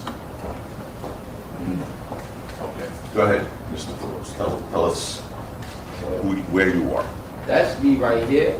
Okay. That's Rocky leaving. It indicated to the record's clear, he's pointed to himself, we're looking at the screen, there are 4 people on the screen, he's indicated he is the second from the right, he's indicated that the defendant is the first from the right. Is that correct, Your Honor? Yes, yes. Okay, so you said now, what happens if that, you look back, I look back, I see what was going on with Illz and Relli. and what did you see? I see Relli hit Illz again. Okay, show us where, and where, by the way, stop, where is Relli in this frame? I think the big figure right here, but it's blurry right here. The witness is saying he believes that Relli would be the second person from the left, and that Illz would then be the first person from the left. Is that correct, Your Honor? Yes, because I believe he walked back onto Illz and then hit him again before he went up there. All right. Okay, let's see it play.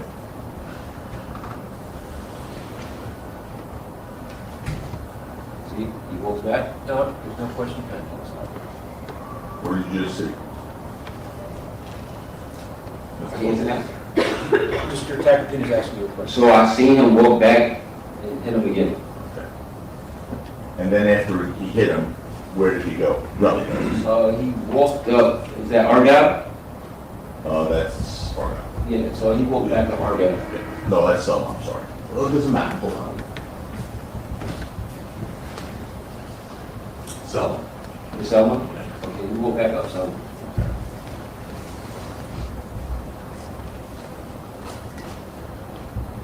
Judge looks Now- sleepy. Need to turn towards this. Why did you tell Rocky to leave? Because we were in LA. This is during COVID, I'm not too sure what else is going on, but the car alarms are going on. It's bringing a lot of attention to our surrounding areas. So I was like, yo, bro, like, just get out of here. He's at Rocky's very recognizable. It's just getting out home. Did you have to convince him to leave?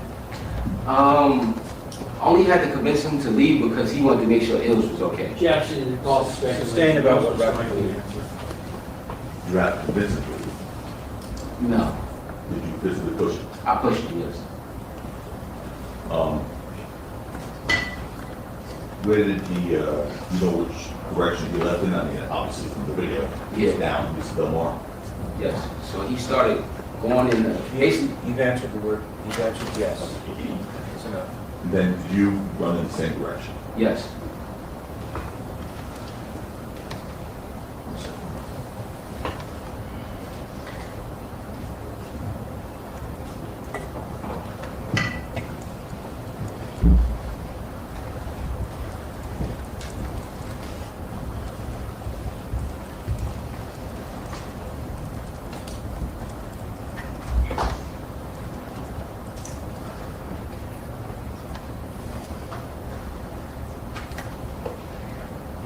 Did you see Illz soon after the incident? Yes. Okay. What did he look like? You can tell he got into a fight. Yeah, blood on his leg.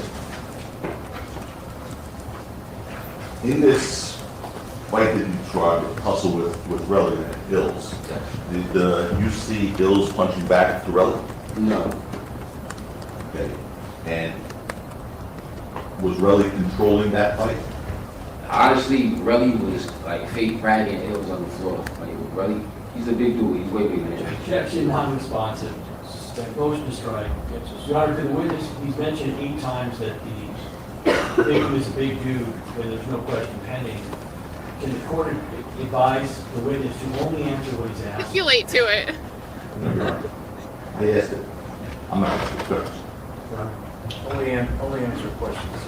No problem. Don't volunteer.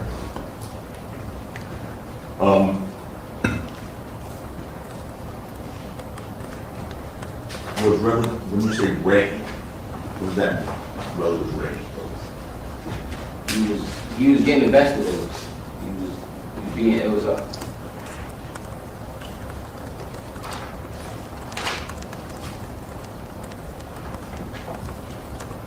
How tall are you, by the way?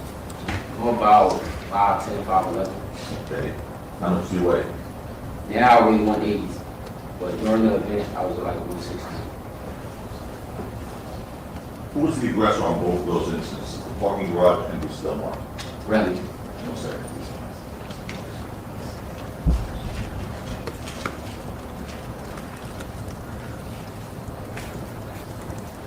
Gonna wrap it up. Anything else to ask? I mean, I think we got through all the important stuff. I would keep it constrained. Don't give the prosecution leeway to ask about extra topics.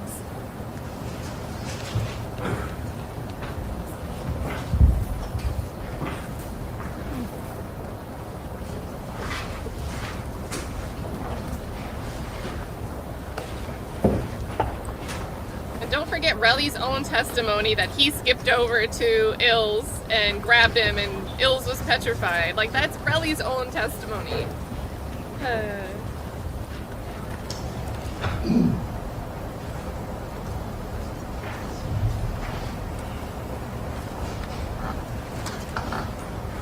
Just a couple more things, Mr. Phillips. Are you on Rocky's payroll? No. Are you financially dependent on Rocky? No. You make any money from Rocky? No. Now, obviously, you love him like a brother, right? Yes. Before 2 weeks ago, now we're in January 2025, we're in February 2025. We're in February, right, Ron? No? Jesus. What day is it? That's the rumor. We could be June for all I know. But 2 weeks ago was January 2025. Okay? You were asked if in January 2025, after the trial had started, if you wanted to speak to the police or the district attorney. Remember being asked that? Yes. Getting ahead of it. And you said? No. Before 2 weeks ago, in 2025, They ever this asked? happened in November 6, 2021. Yes. In those years, 2021, 2022, 2023, 2024, did anyone from the police or district attorney try to speak to you ever once? Your Honor, that's going to call for speculation in terms of what we try. Oh, he should know. Did you ever hear Come on. from anyone from the police or district attorney's office until 2 weeks ago? Your Honor, the witness answered the question before it was asked, so I can probably use it to ask again. Did you ever hear from anyone? I'll ask it again. Did you ever hear from anyone prior to 2 weeks ago from the district attorney's office or the police department asking to interview you? No.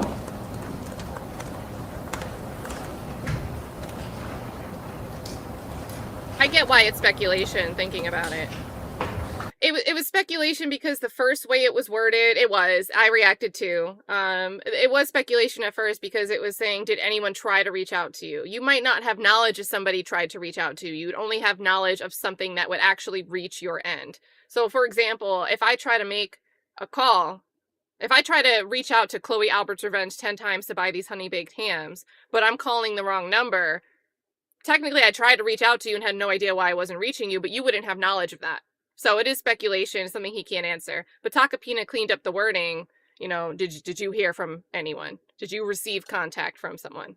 So I get it, but the prosecution's still whining and underscoring by making all these objections, tuning the jury in, giving them a chance to pick up what Joe's putting down. 4 years they had to reach out to speak to this guy. And Tacopina's getting ahead of this was going to be some bombshell gotcha moment for the prosecution. You didn't want to speak to us, did you? Well, we've already cleared that up. How many times did, when we need a collective defense team, how many times did we meet, sir? I believe only twice. Okay. When was the first time? It was August 2024. Okay. And the second time? It was last night. Okay. And other than that, have we discussed your testimony? No. There are no further questions, Mr. Do you, Phillips. Thank do you want to get started now? Yeah, I get started. All right, so this is now cross-examination. Is this Lewin? Oh God, it's Lewin. Consider yourself, what do you want me to call you? You want me to call you Mr. Phillips. Mr. Phillips? Mr. Phillips,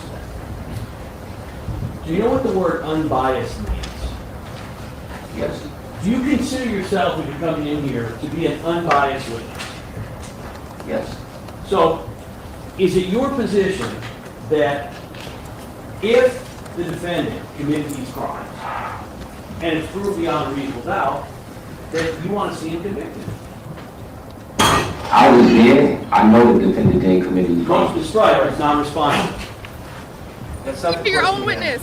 He asked you a yes or no question. It's been 2 Question seconds. again, and answer the question. Can you rephrase the question? Sure. So what I'm asking you is, I want you to assume for a moment Yes. that the evidence in the case demonstrates that the defendant is guilty beyond a reasonable doubt. If that is the case, isn't it true that you don't want to convict him? Your Honor, I object. Speculation. Overruled. Overruled. Well, I can't really answer a hypothetical question. When you say you can't answer that hypothetical question, you indicated he's like a brother to you, correct? Yes. He gave you your start, correct? He didn't give me my start, but yes, he is a brother to me. Well, you indicated he got you out of a bad record label deal, correct? I never said it was a bad record label deal. I just say he helped me get out my contract. Was the contract you wanted to get out of? Only because I felt he was done with it. Motion to strike, it's non-responsive.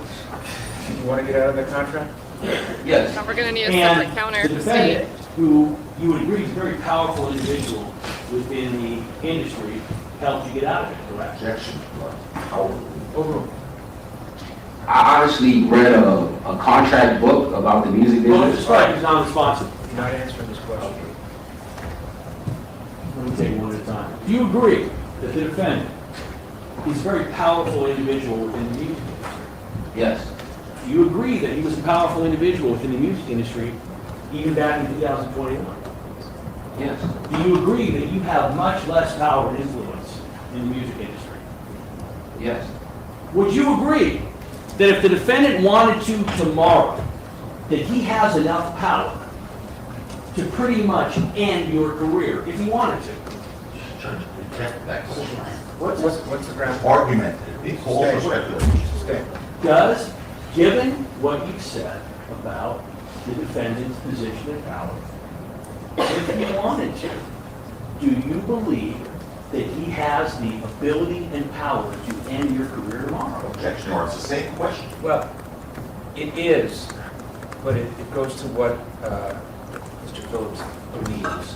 Better open the door for false accusations, ending No, I a think it's a fair career. question. No, I don't believe that. So as you sit here today, is it your belief, I want you to assume for a moment that the defendant doesn't like your testimony.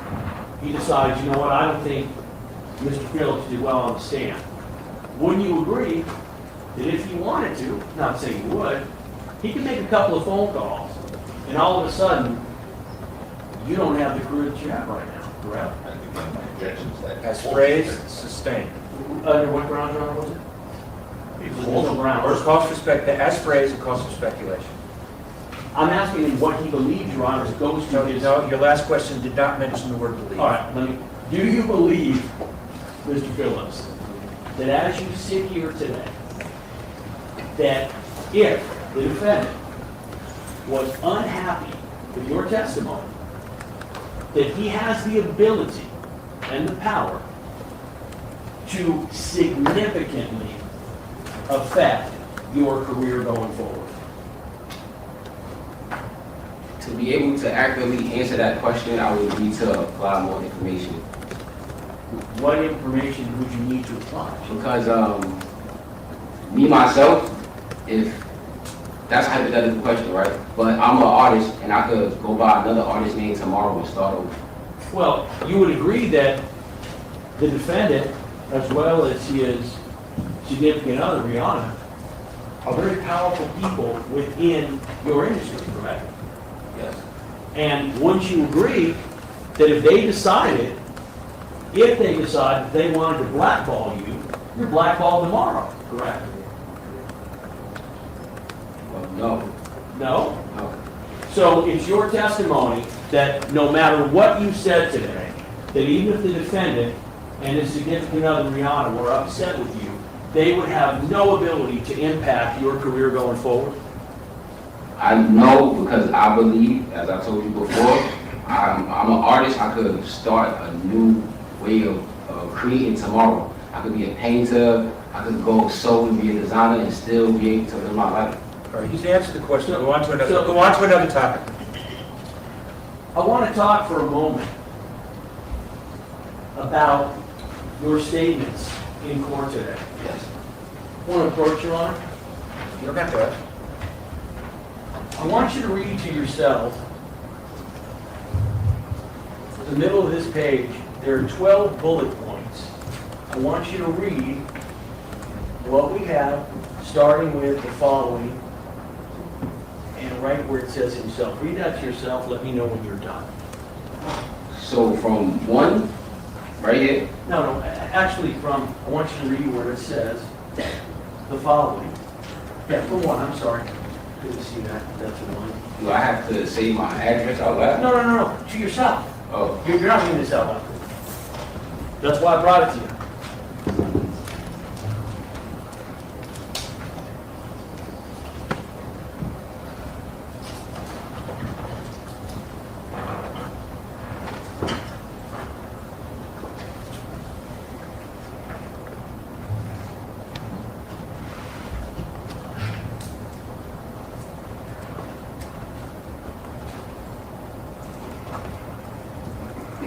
Are you finished? That has been represented. Sustained. Mr. Phillips, does what you just read, does that completely encompass everything that you said to the defense? The summary that they were whining during your about. one interview with them? Objection, Your Honor. Sustained. There's no grounds. The grounds, it's misleading because it's not a sworn statement. It's not a written It's a statement. summary. That's not a proper rejection. I disagree. All right. That's one. Both of you. We're on the grounds. Grounds. Look at Chloe. All right. He just gave up. Both of you. 177.5, right? State the grounds. Misleading. Sustained. The objection is sustained. Holy moly. During your interview that you had with the defense, did you mention the 3 incidents involving the prop gun that you testified to today? I believe so. Well, when you say you believe so, do you know that you mentioned them or not? Yes. Did you see when you reviewed the summary, the explanation of what you said, did you see any mention of those incidents? Your Honor, objection. What's to say? It's misleading. He's asking direct questions. I'm sorry, I don't want to speak. I don't know what to do. It's the same objection so forth. Reading. Misleading. Reading from On that ground. Do you understand my question? Can you rephrase it? So I've just shown you what's been represented as your statement in this case, and I'm asking you, does it in anywhere mention the 3 incidents you just testified to about the defendant previously having a prop gun? but it's not a me, this is, This is wild. I'm objecting because it's not. Read back. I'm objecting because. No, I understand. Read back.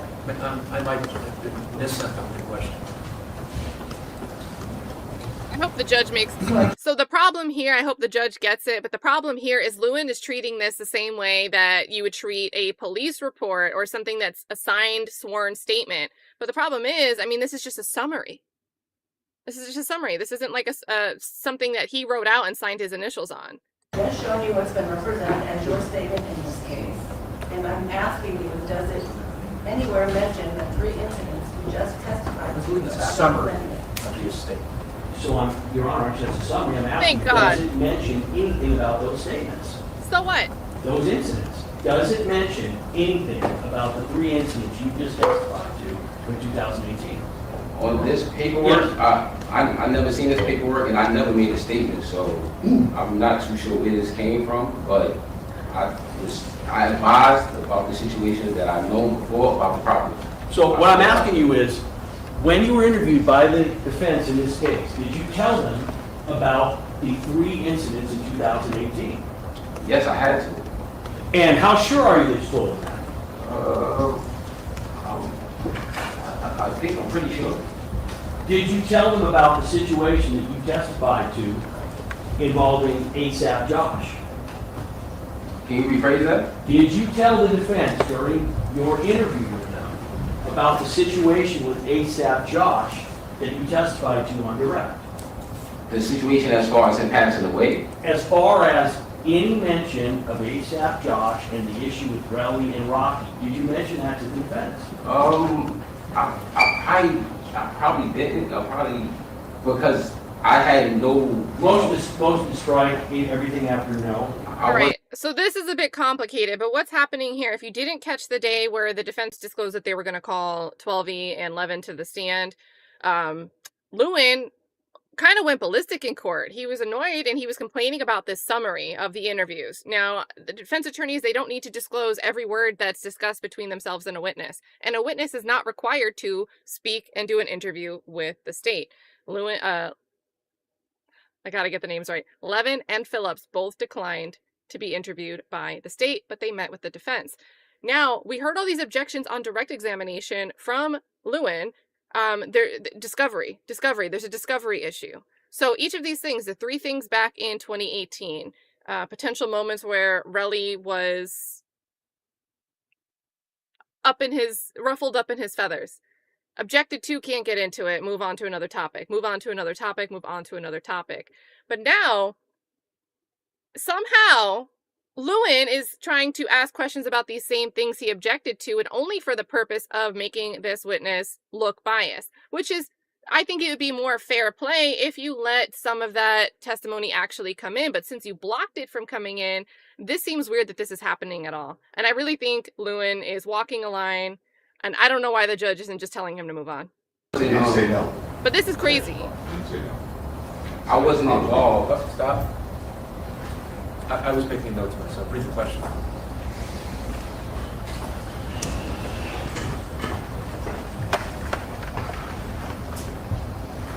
question, as far as the mention of ASAP Josh and the issue with Relli and Rocky, did you mention that to the defense? Answer, I probably didn't. I probably, because I had no,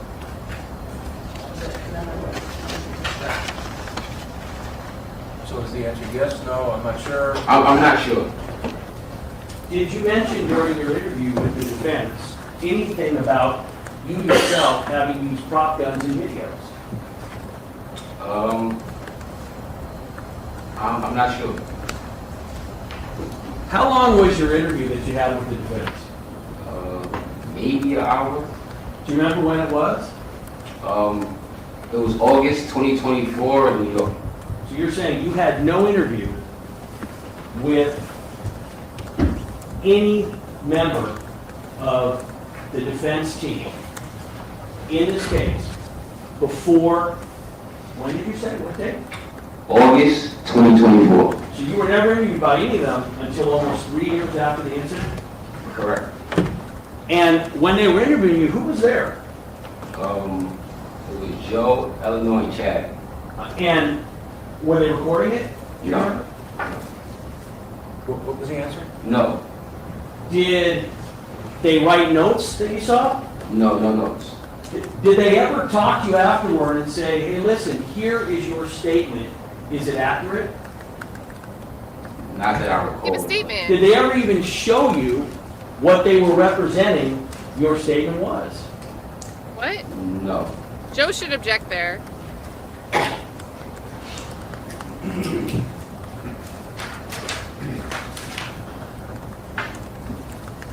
It's a summary, not a statement. I don't know why Joe didn't object. You would agree that even as we speak now, that the defendant, who you call a brother, that would be a relationship that is much closer than someone who's a business associate, right? Yes. It would be much closer than even someone that you would call a close friend, correct? Yes. Can you have a closer relationship in your mind than with someone that you refer to as your brother? Yes, you actually, like your blood brother, that your parents' birth. But that would be about it, right? Yeah. So in terms of friends in the world, this is about as close a friend to defendant as you have, right? No. How many individuals in your life are you as close to who are non-family members as the defendant? Everybody in the ASAP collective. So you are equally close to everybody in the ASAP collective? I show no favoritism, yes. Well, didn't you testify on direct examination that, as an example, once you started traveling with the defendant as his hype man, that you didn't have really, I think your words were time for Relli anymore, correct? It was time to hang out with Relli. We still maintained a verbal communication. So is your testimony that you are as close to all the other ASAPs as you are to the defendant? Yes, that's a fact. And is that true to this day? Yes. Do you travel with any of the other ASAPs on tour? Yes, I do. Did any of their ASAPs, have they made it so that you were able to be their hype man? Times, yes. So is ASAP Tom's, is he as... No, I said at times, yes. Is he as big as... No, at times. He's saying at times. Oh, at times, I'm sorry. So when you're saying at times, you would agree that the defendant, he's the only person that you travel across the world with, correct? Of the ASAPs, where it's on his dime. That is not true. In terms of your work right now, in terms of what you're doing, you said you don't have a business relationship with him, but how often do you see him talk to him?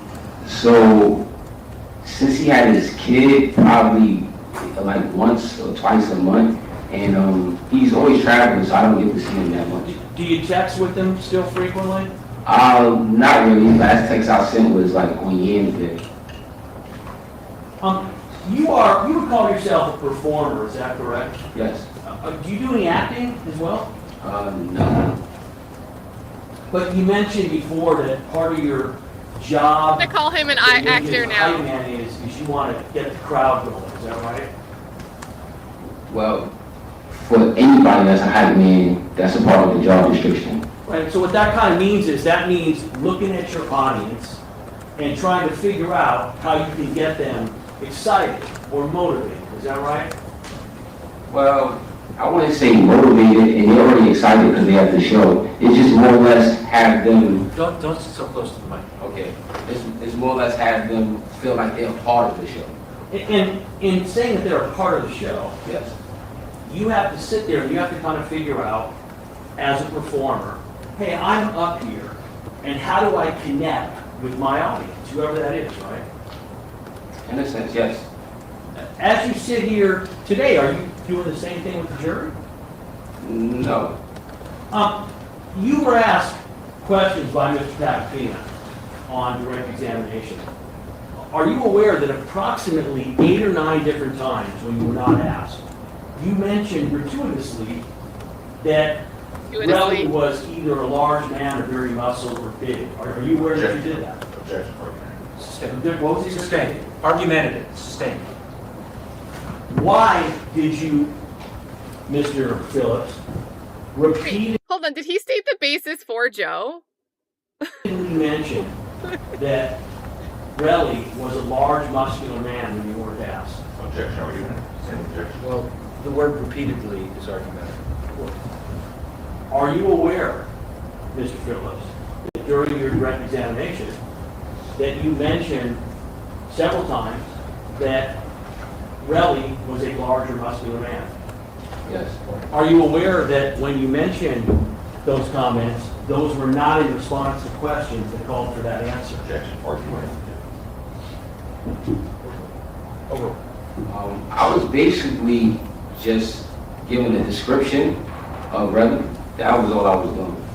When you were asked those questions, Mr. Phillips, would you agree that when you were giving that answer, you weren't being asked to give a description of Relli, you just added it? You don't need to I spell was this adding out a for the fact. jury. I'm sorry? I was adding a fact. So you were adding a fact that you wanted to make sure the jury knew, but it wasn't a question that you were asked, is that correct? Objection, argument. Sustain. Why, if you were not asked a direct question to describe what size Relli was, were you telling the jury he's a large man, he's muscular? Why did you do that? Again, Because he's large. Overruled. Overruled. Say because he's large. Basically, I was describing a friend of mine that I used to work out with, and I was giving that detail just to let y'all know why I couldn't fight him. You know what I'm saying? Why I couldn't like pull him back at anything, because he's stronger than me. Did you end up providing that information several points during your direct examination when you weren't being asked anything about why you didn't fight? Well, that's argumentative. He hasn't finished the question. Oh, I thought you did, sorry. Did you finish the question? I did. Argumentative, objection. Right. Read the question back. This court reporter. Shout out to all the court reporters.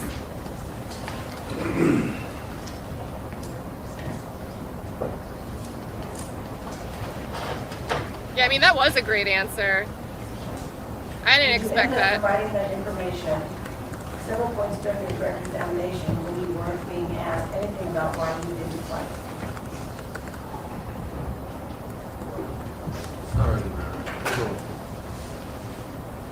Can you rephrase the question? Oh, she just, okay. No, so I could answer you. I'll just have the court reporter read it back so that you don't have any issues. Okay. Kathy's going to read the question. Okay, no problem. Question, did you end up providing that information at several points during your direct examination when you weren't being asked anything about why you didn't fight? I stated earlier when I got on here that I had a inguinal hernia surgery and I couldn't fight. Motion to strike, non-responsive. Well, the question is really confusing. Let's take a break now, folks. Please be out. Taking a break. Is this going to be the... Oh, wait. Did the attorneys come back right here? Oh, my God. They're going to whine. They're going to squabble, guys. They're going to squabble. All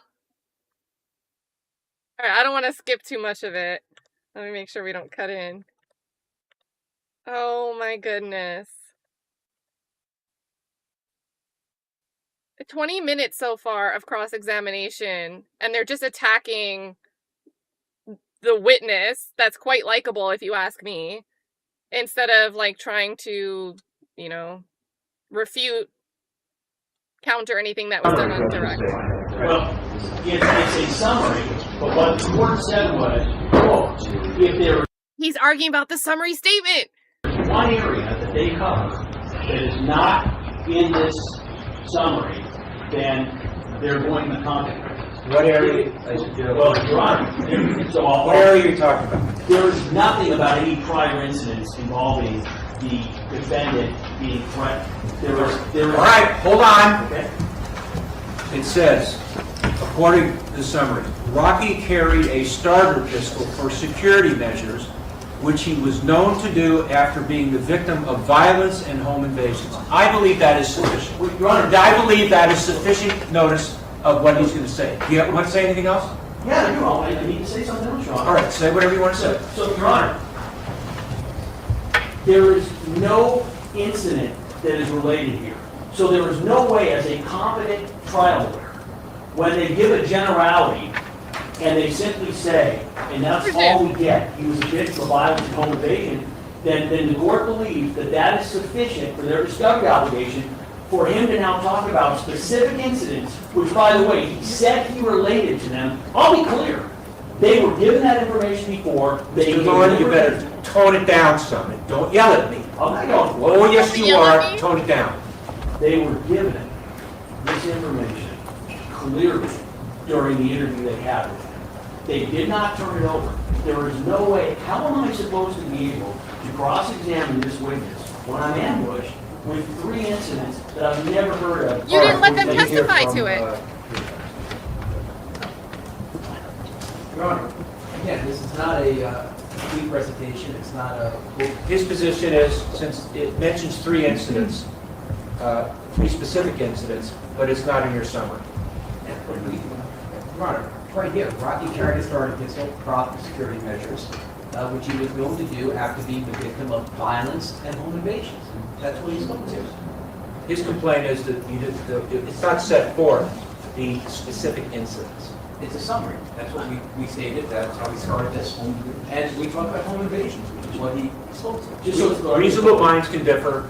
I believe it's sufficient. Your Honor, so, If there was no mention of that, I would agree, in the summary, I would agree with you. Your Honor, again, they have 12 bullet points here. Nothing specific at all. Remember, Your Honor, they're not allowed to give me a quote summary. That's not what the code requires. The code requires them to give me what he said. So what they've done is they basically gave a summary where they left out any detail whatsoever. The court's aware of it. The court said, I have it. So, Your Honor, how exactly am I supposed to cross-examine a witness when they are coming up with specific information that I'm supposed to have been given 30 days before trial, and I'm hearing about it as he's testifying, and I've raised the issue at least 10 different times. Your Honor, I predicted, I told the court on the record repeatedly, we have 12 bullet points for an hour's worth of interview. They're saying they didn't record it. They're saying that they didn't take any notes. They're saying that they didn't write anything down. That absolutely flies in the face of reality. I've done this job 30 years. Somebody clip that and play that every time. Some prosecutor anywhere, anytime the state, the people try to say, oh no, we didn't take any notes, we didn't record the interview, because it happens all the time. So this is just so rich coming from a prosecutor. You've done it even longer. There is no possible way that the defense did not cover these areas that they are asking them about in advance. The fact that they're not providing them, Your Honor, and that's just some of them. So now what I have to do, this also goes to, I can give the court 5 other examples from his direct evidence, direct testimony, but now what I have to do, Your Honor, is I have to basically go through and I have to now address to the witness, well listen, you testified to so-and-so. Did you previously relate that information? He has now said that he did. He said, I told him that with respect to the 3 incidents. We don't have it. Your Honor, under 1054.3, that is as clear a violation as you can have. But the court's position is going to be, well, they told you that there was an incident, they did it for security measures for violence and home invasion. Imagine if the discovery on our end, this prosecution was, hey, we're not going to tell you anything about the case, but someone got killed. Never give you facts, but someone was shot. Your Honor, we'd be taking the woodshed, which would be appropriate. So my problem is that... You would be taken to the woodshed if there was not a police report and that was not conveyed to the defense. And we don't have any report, we don't have any tape, and it wasn't conveyed to us. So the problem, Your Honor, I'm doing the best I can to try and cross it, but then the court is also... I've heard enough. All right. No, I don't need anything from you either. He already knows. In my belief, this certainly could be more expansive, but I think it is sufficient. As far as you cross-examining, I'm not aware of anybody who can cross-examine better than you. I'm sure you can figure out a way to cross-examine him based on what is contained in this summary. We're off the record. Leaving the bench. And anyway, prosecute or cross-examine better or more relentlessly, because that might not actually overlap. That was exhausting a little bit. Okay, they're on a lunch break, and We're about 48 minutes behind. I don't know when they're actually going to come back from lunch. Maybe the chat will... Oh, God. Oh, God, they're going to get me for that. Maybe the chat will have a pinned... Nope. No pinned comment there. Lunch until 1:30, it says right here on the screen. So 1:30 Eastern, or 1:30 Pacific, 4:30. So we've got about 34 minutes. I feel like we've seen more heated banter with Lewin crying for an answer than we've seen any pushback against something that would... The prosecution should be focused on, you know, getting inconsistencies in the description of what was happening in that video footage. Could you really see yourself do this with your hand to Relli? Could you actually see that, or are you just trying to remember now? You said this. Is that actually what you see here? Try to see if they trip up a little bit. That's what you should be trying to work with. But here we're just getting a bunch of... And it might be more effective if we didn't hear out loud. It's a summary, not a statement. It's a summary, not a statement. But if the jury is paying attention and tuned in, they might be able to fill in the blanks that all Lewin is asking about is, you didn't write literally every word in this summary that you didn't even write. And if they like this witness, if they think this witness is likable, they're going to sympathize with him for having to sit there and answer 20, 25 minutes worth of questions about Lewin asking him about a summary he didn't write.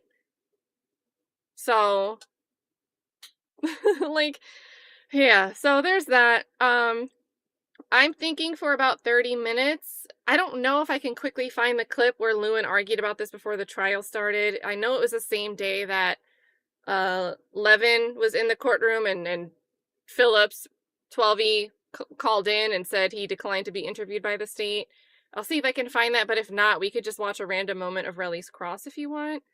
Yeah, I think Joe can clean it up. Joe can clean it up there, you know, emphasize the same thing we heard him close out with on direct, you know. How many times did you speak with us? August 24 and like yesterday or something like that, I think were the answers. Did you ever hear from, right? He's got to be careful about the speculation objection. Were you ever contacted? Did you ever hear from the prosecution until before January 2025? No, right? We already got to that on direct. It's already bookended. So, yeah, Shauna says, everyone take a deep breath. Guys, we need a 60 seconds, all caps. We'll also get an update here. If you guys missed this morning or last night, Diamante Kendrick, and I gotta check. You don't mean there's new updates, right? Diamante Kendrick was supposed to have a hearing this morning for a probation revocation, but last night the state made a filing and they said, look, never mind, we're not moving to revoke his probation anymore.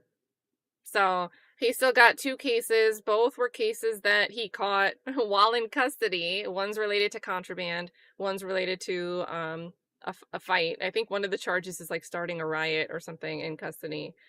But last I heard, Bruce Harvey, last month when we watched one of the hearings, he stated that he was working with the prosecution on a possible global resolution, which would consolidate both cases and bring it potentially to some plea, some finality. So I only saw on the docket... Yeah. You guys can do the 60 second. I only saw on the docket that he has that February 26th hearing in front of Whitaker for the one case. I imagine if they're not just going to do a global resolution and work this out sooner, that we will see him make some effort to reach out and get a bond between now and the 26th. So... And then, okay, the things you guys are using the all caps for. Flesh says Relli Tellies peach jelly. Oh my goodness. Holy moly. I also want to give a big thank you here to Derek with the super sticker, sending a heart over. I think we need this extra love today to get through what's going on. It's a little draining. Like, remember, there was a point with Love doing these like run-on arguments where I was like, I'm gonna get wrinkles right here from furrowing my brow, and I'm feeling like that today. It's like a tension headache setting in. So thank you, Derek, for the support here and the love. It's needed today. Tat Clouds has been rocking it for 4 months. Thanks for being here. And I think some members of the chat might say these emojis represent something much needed in this moment. Good to see you. Glad you're here with us. Leah's dad, I loved this comment. Leah's dad in chat, what do you think? People would be surprised how many poor gangsters have fake guns. You're going to question if it's real or not when you get pulled up on. Flashing a piece works. Now, all it takes for me is even like someone like pretending to grab it from their like waistband or whatever. I don't even need to actually see it. You got this. You got this. Because people are crazy. People are crazy. You can't expect everybody to act with the same sense and rationality that you might act with and restraint. So... Taco, thank you for the positivity here. Taco Tuesday says wrinkles show wisdom. So maybe I should get some. Maybe I should just be fine with it. Leah's dead. Thank you for that. Super. And I also kept this pinned. When a real gun with real bullets lets off into the ground, you hear both the shot and impact. Bullets hitting stuff is loud. And I think it's really interesting, you know, for whatever reason, I don't know if they played it slower. Maybe they played it slower. But it seemed like there was a more noticeable gap between the two sounds of Rocky firing the gun down. And it made it really sink into me that you could have heard that first thing and got afraid. If that was a real gun, that would have been extremely loud, like potential hearing loss, at least temporary hearing loss in that moment for anybody right there, right? And then there was a gap in time between the second noise, but Relli hadn't really scattered. And in the chat, a lot of people were like, Relli seems to maybe be aware that that's not a real firearm. So if we have a witness saying, you know, go ahead, shoot your fake gun, and then we see demeanor that maybe as individuals one might perceive as being consistent with someone knowing that a gun is fake, the dots line up a lot more neatly. That's how I'm looking at it. That's how I'm looking at it. And then this extra thing about things hitting the ground, ricocheting, there should be more somewhere. Again, we only get 2 shell casings recovered. We get 2 sounds. So, and I think the fake gun thing sounds crazy to a lot of people, but now there's a witness telling us multiple times, points in time in 2021, where Rocky not only had this starter gun, prop gun with him, but that it was actually used for specific purposes besides self-defense. Then he also gave us, you know, because of these past incidents that Lewin is mad aren't explicitly laid out word by word in this summary, there were needs for self-defense, where Rocky started to carry around these starter pistols and got a new security team. So that, and the sinker here for me is Relli continues to follow. And then Relli takes an additional sucker punch at Illz. I mean, I don't know. I can't really see what's going on in the video. So tit for tat here. I don't really know if maybe Illz was fighting back, right? But it seems like Illz was the one on the ground. And the problem is, if this is supposed to be an opposition story, 12E is supposed to be so biased for Rocky, he's obviously going to tell a different story. Then why do we have Relli saying that Illz was petrified? That lines up very nicely with the video and with what 12E is testifying to. So I don't believe Illz is going to be called to testify, and for what it's worth, I mean, I don't think it's necessary. We kind of got the timeline of events laid out here. But if he's on drugs, if he's addicted to drugs, there could be some issues with getting someone to testify, and it seems like maybe both parties just don't want to call him. I don't know, there could be other reasons as well. But really, I wouldn't say he's needed. I think 12E got everything we need. Let's see. Yeah, Bifron says it being fake might not mean much with a firearms instructor on the jury. And then the question would be, even if you think, if the jury comes to a conclusion that it's actually a semi-automatic firearm, then there's enough evidence on the record. I cannot imagine this judge not offering a self-defense and defense of others instruction. We have evidence that Rocky could have been firing to make sure 12E was good. Could have been firing to make sure Illz was good, let alone himself. And I would argue in that second point in time, it would be a stronger argument for defense of others rather than defense of self, because Rocky was the one in furthest distance from Relli. So the jury could decide, no, we think it's a real gun, but we think it was justified because someone was getting pummeled on the curb by Relli, the one who we now have testimony was the aggressor. So, yeah, very interesting. And I would love like a little bit of insight, no matter what the outcome is. I would love, I hope at least one of the jurors like says, this is how we got back there. Like, this is how we structured our deliberations, what we decided first, what we talked about first. I think it'd be some good insight. Yeah, that and the bullet, the cartridges don't match. We haven't really narrowed down anything with the ballistics to anything that's that constrained, where it would seem like there's only a small possibility that these shell casings wouldn't belong to Rocky. That's not what happened at all with this type and caliber analysis. So this is true too. What do you guys think about this? This is for me. I read this and I agree. Trakisha says, I can't imagine firing my pew at the ground. I believe it was fake. I mean, because that's really dangerous to yourself and the two people standing around you. So, and it's interesting because if he only fires down, then I don't know, like the state wants the assault charges. They want Relli to be the victim, the recipient of the two different charges. One relates to what happened at the parking garage, one relates to what happened at the parking lot. But I would argue that if anything, it was Rocky himself and 12E that would have been in the most danger, but there's no evidence to support that Rocky was being assaultive towards 12E. But directionally, that's who was closer. So, yeah, there's a lot. And, maybe someone that carries around a fake gun most of the times, if he had a real gun that night, maybe he doesn't have the firearms training to think of that. But if you're practiced, I feel like that might be...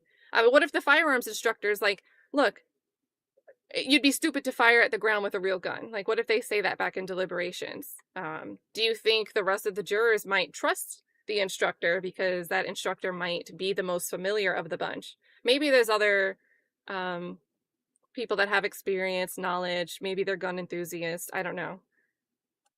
But yeah, Giddy says, Relli said Illz threw himself on the ground. That didn't make any sense. I don't know. And he said that in the preliminary, so I think he had to keep a consistent story. I also want to give a huge shout out here to Mixed Chick. Drop some chicks in the chat. Mixed Chick is in here dropping 10 gifted memberships. That's a ton of green. That's more gifts than there were shell casings. So you guys show some love in the chat for Mixed Chick. She's awesome anywhere you see her. She's always super sweet. And it's really nice that she's hanging out with us today. We are honored. We are honored that you are here. And I'm very grateful that you're gifting the membership. So big thank you here. Get you in the... Should we make that the joke now? Casings instead of the gifts.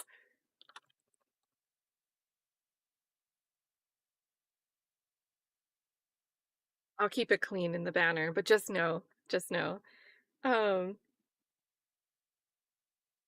see. Yeah, and this is the other thing too. Triple R says, if bullets hit the ground, why didn't police see the impact damage? So...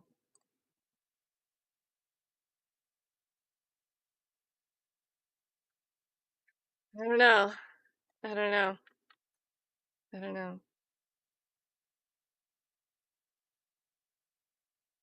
Yeah, in my mind, newsflash, Rihanna and Rocky aren't God. They can't make or break 12E's career. Relli ended his own career. And that's the thing. I mean, I do think that people can influence. I do think that people can bribe. I do think people can extort. I think it's all possible. But it's a bit inconsistent if someone didn't move to have someone meet ahead of time. I don't know, it seems weird. Where would the opportunity have been for... We have this like two-directional argument from Lewin that 12E's supposed to be afraid to lose his career, and he's got to put on this facade because he needs to make sure that Rocky is good. Well, if that's the case,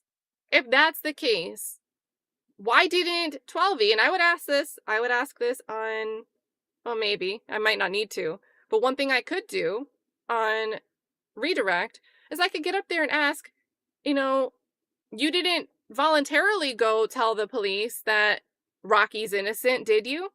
No. Isn't that something that you would do if you were trying to keep him out of jail? So, you know, there's two sides. There's two ways to look at everything. So this insistence from Lewin, I think he's like beating a dead horse. He's pushing too much into it. You're hammering out this incomplete statement is not descriptive enough. You didn't want to talk to us. Well, how does that fit with your implication that I'm trying to make Rocky look innocent? Wouldn't I have came out earlier and said he was innocent if I wanted to save his finances, my finances, maintain a good relationship? It's there's no room for it to work both ways. So, you know, there's that. Oh my God, Survivor Speaks is here. Hey, Cat, Mods, and chat. I was in the bushes. This is for the whiny prosecution. Wah, wah, wah. Prosecutortion. Hold on, you gotta read that, guys. It's prosecutortion. Oh my goodness. It is something. It is something. You might need to add a new defendant to the class action. Now it can be Relli and the prosecutortion team. Oh my goodness. Definitely loving it there. It's good to see you. I know what it's like to be in the bushes. Luckily, they're speaking very loudly today, so hopefully you've had a good time listening in. I don't think we've ever gotten somebody that's good enough with the mic like 12E is. You guys, we are on the lunch break, and that means you guys have plenty of time. I'm dropping a link in the chat to Survivor Speaks. I already know she's going to have a lot to say when she gets to sit down and do a stream on this. So make sure you go over there. You have a couple minutes here. Hit that subscribe button. Come back and hang out with us. But when you see her go live, jump on in there. You'll see a ton of familiar faces, so don't be afraid to go in there and wave. But thank you so much for the super chat here. Let's see. Yeah, Ashley, yep. Court TV audio seems a lot better. And I don't think the captions are all that different. And we've got like 15 minutes before they come back. I'm actually going to mute it because I think they're playing some music. And I don't want to deal with that. I just don't want to deal with it. I could clip it out, but I don't want to deal with it. Yeah, oh my God, great point. Devious says, and maybe it's Devious. I don't know if it's Devious. Maybe it's Devious. I can't imagine anyone wanting to talk to Lewin based on what I've seen in this courtroom. And I think another part of it too, I guess you could teleconference, but I know sometimes the expectation is that you actually venture out in person, right? And if you're flying in from far away, like Paris, maybe it'd be a little bit too much to speak to both parties, make these arrangements. However, when it's a state, the state has more resources of their own that aren't really their own for stipends, helping people fly out, helping accommodate people while they need to stay during testimony. So, oh, Keisha, I did not notice this. So Keisha E is saying, did you notice how the prosecutor, I almost said, did you notice how the projector, kind of both. Did you notice how the prosecutor put the casings on the projector, one with 9 showing, the other was laid sideways? They know they are not a match. And I think there were some comments yesterday, and I'm not a firearms expert, I don't look at casings, but there were, I think, 3 different people in the chat that said visually, just from the image of the casings, the markings were distinct. They were different. So I thought that was interesting. And maybe scientifically it's not different enough, but if you're sitting there deliberating and you think that, just your own visuals, your own impression, and you decide like those aren't even the same, they don't look like they were fired at the same time, that could be pretty impactful. So one thing I've hated about the prosecution, and it was Mr. P, it was the other prosecutor, they just never wanted to give the timeline or the context. There were so many different, they'd put exhibits up on the screen, but we wouldn't find out when it was taken, information like that, the dates and the time that things were taken. The only time we really got that is when it was extremely helpful to them. You know, I don't know. But there was a lot in the beginning during direct where I wouldn't understand the timeline until cross came around. So, okay, devious, got it. Yeah, up here I get like mush brain sometimes trying to read usernames. I think in our stream earlier we had it was no name backwards, and I was like, Eminem, but I got it eventually. Oh my goodness. And let's see, April O'Neill's baby daddy, thanks for becoming green again. Thanks for becoming green again. Good to see you. It has been a day. Let's see. If you know is getting tormented here by the YouTube algorithm. I feel like they do that to me too. Thank you for trying to continue to like the video. That's pesky. It's like a pesky game of whack-a-mole. I appreciate you trying, but I get it. YouTube is funky bunch sometimes. Let's see. Also, yeah, Violet says one of those casings was not like the other. And guess what, guys? We're about to have court come back in 13 minutes, but not until we get our stream sponsor. We're sponsored by Relli's, well, it's Chloe's shopping store, but she's selling Relli products. So, only the best. Brand new. Try our new water, Lewin's Tears. We've got a collab. Bottled straight at the source. Comes in 2 flavors, bitter lemon and sour grape. $1 each. Start crying today. I love it. I love the call to action, guys. Love the call to action. Oh my goodness. So give some love to Chloe. Chloe, you do so much to support me, and you really make me laugh. And every time I see you post, like, people are like, Chloe with some type of crying, screaming, laughing emoji in the chat. So it never fails. You're like 100 out of 100 for your hits here. Let's see.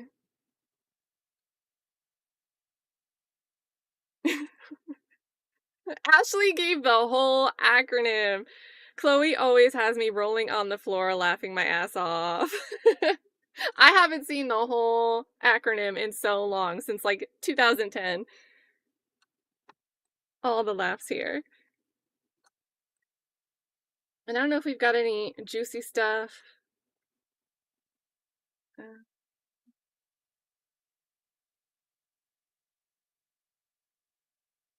Where are notifications over on X?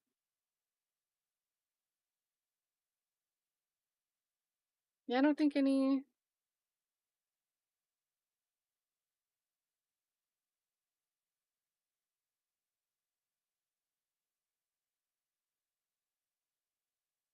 Oh, well, I guess this is, you know, for those interested in the Luigi Mangione, Investigation Discovery is doing a production, we'll use this word here, on Luigi Mangione. It looks like they speak with maybe family members. So, there you go. Premiering on February 17th on Investigation Discovery, and will also stream on Max. So, and Mel's giving some updates, recapping, you know, are you as close to all the other ASAPs? Mr. Lewin, everybody write your ASAP name in the chat. Judge, Mr. Lewin, you better tone it down and don't yell at me. Lewin is saying he's being ambushed because he was only provided a bullet point list and the 3 incidents were not included.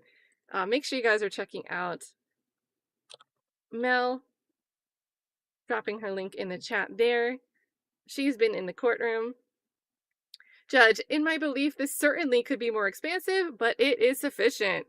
I'm not aware of anyone who can cross-examine better than you. Yeah, that famous line we just heard. So there's that. And YNW Melly's ex-girlfriend, Mariah Hamilton, is currently detained and she retained an attorney, Tino Gonzalez. So those are the updates I'm seeing. Yeah. ASAPers, I love that. ASAP Niku, I like that too. ASAP Shade. You gotta get the Alex in the courtroom shades. ASAP Batgirl, heck yeah. Or that girl ASAP. Could be kind of cute too. ASAP Slide. ASAPing, like verbing. ASAP Corey Life. ASAP My My. You know, I think of Mai Tais every time I say your name now. ASAP Wiggy. ASAP Jim Jam. ASAP Tiff, nice and simple. ASAP A Hilly. Okay, you're getting funky with it. I like it. ASAP Hydro. ASAP Nap Time. That almost looked like the judge earlier. ASAP Jersey Girl Trey. Shout out to Jersey. Shout out to Jersey. You know, I had some good times. I used to drive down to Jersey to get fried Oreos. You know, stupid things that you do. You know, I wish I had 3 hours to spare to drive through traffic to get fried Oreos. But loved going down there. ASAP Corky. Love that too. ASAP Reek. Nice and simple. ASAP Love. Like Adrian? Like Adrian? ASAP Black Butterfly. ASAP Forever, except -1. We're brothers, but we kicked one out. We kicked one out. And they really didn't even... I think it might be unstated, but 12E didn't get up there and sound like a hater at all. You know, I think it would have looked really ugly. And I don't know, like something to compare it to is if you're a mutual friend with a couple, and the couple breaks up, and the one is in your ear, and you're like decently friends with both of them. It's not really leaning one way or the other. And the one is like, they're so horrible, they're a monster, look at all this crap, I can't believe it. And sure, they have valid feelings, but maybe they're taking it a little too far with the criticism. And then the other person's like, you know, it really just didn't work out, like I wish them the best. It's kind of like you're not trying not to be friends with either of them, but you might have like a instinctual aversion to the way the one person's constantly talking to you about the other person. And for me, that person, I would characterize Relli as that person, and then 12E as the person that's like, yeah, no, we were cool, but I mean, I just wish him the best. You know, we're getting older, we're doing other things. It just seems like life goes on. So, ASAP still on hold. ASAP Pink with 2 eyes. Ah, My Mai's bringing the Mai Tais. ASAP Vibe, I do like that. That's a good one. ASAP Nuck If You Buck, but now I'm thinking of someone needs to make a Relli version. Oh my goodness. Oh, what did you guys think about 12E saying, you know, and I was like following behind after they're at the Vista Del Mar and Selma scene. I was like following behind Rocky. I told him to go ahead, and I heard footsteps behind me like coming up. So I turn around, and that's when I see Relli. He tries to hit me, but he ends up hitting Illz. All I could think of is that foot sound was what Relli was saying. Yeah, he was like 3 skips away from me, and that's him leaping and bounding to catch up. Like, as soon as he described the sound, I thought of the skipping. ASAP Relli Jelly.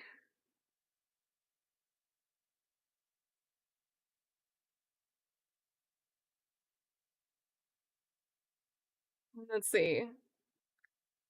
Yeah, and Sly says, or one might be your cash cow. I mean, maybe, but the problem with that is, according to Relli's own testimony, I know he tried to say he lost contracts, but he's still also acting like he's got a bunch of bread and wants to take care of his people. He tooted his horn about taking care of his artists, and with his management style, wanting to give their artists more. So we have testimony from the one person making it seem like they would be the easier one to get a handout from, and they have the money to do it according to how they represent themselves.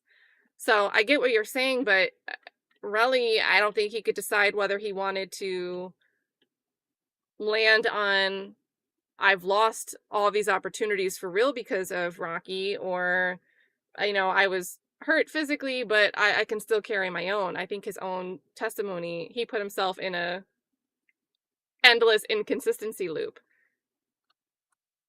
ASAP irrelevant. Oh boy. T Sharp says ASAP one outfit. One outfit.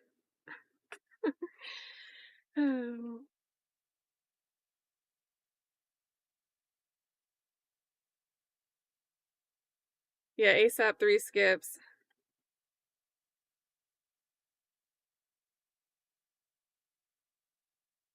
Yeah, compassion might be the word. It seems like he still has a little bit of compassion for the dude. And again, I mean, we heard Wally say straight out, you know, these phone calls, I was trying to mediate, I wasn't trying to get in the middle of it or whatever. But they haven't really asked that type of question with 12E specifically. They're just trying to say, you're biased, are you still on the payroll, whatever. But I think there is a bit of compassion. And again, it goes to the idea, well, you started speaking to the defense somewhat recently and you turned down being interviewed by us. But if you really wanted to protect your status for the last 3 and change years, you would have probably ran up in there with your black plastic bag of evidence or your Dunkin' Donuts bag of whatever evidence, handed over your phone, like who knows what. If someone was really paying you big bucks to make sure they could win their case, you would have shown up sooner. That's just logically speaking to me. So, um,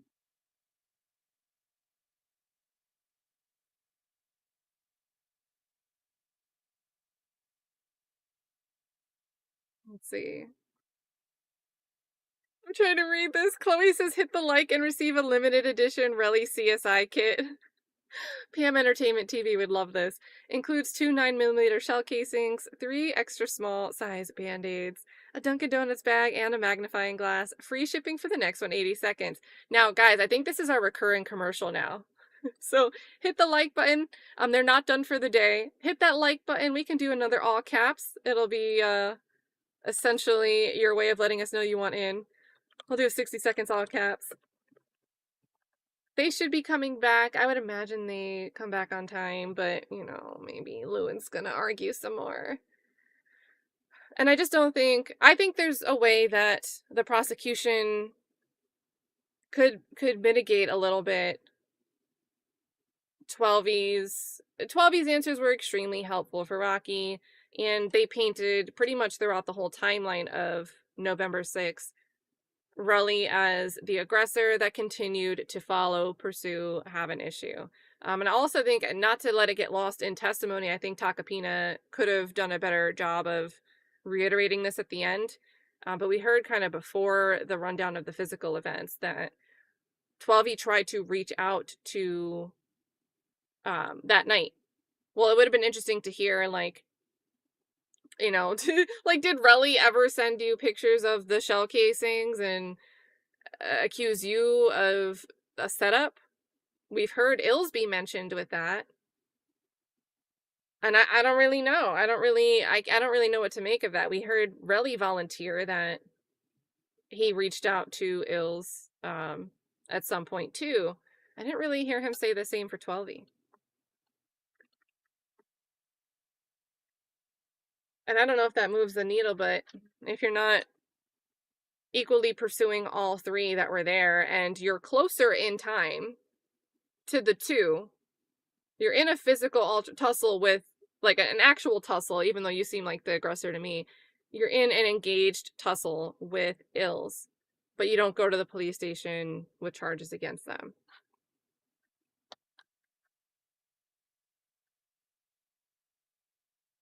Good point. He might hit that on redirect. All right, FFS.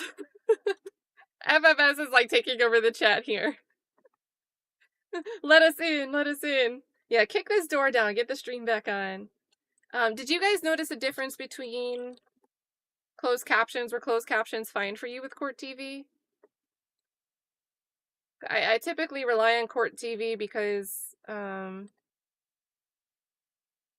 they almost always have closed captions good to go, but so does Court TV here, so it doesn't matter to me which one we watch if you guys don't have a preference.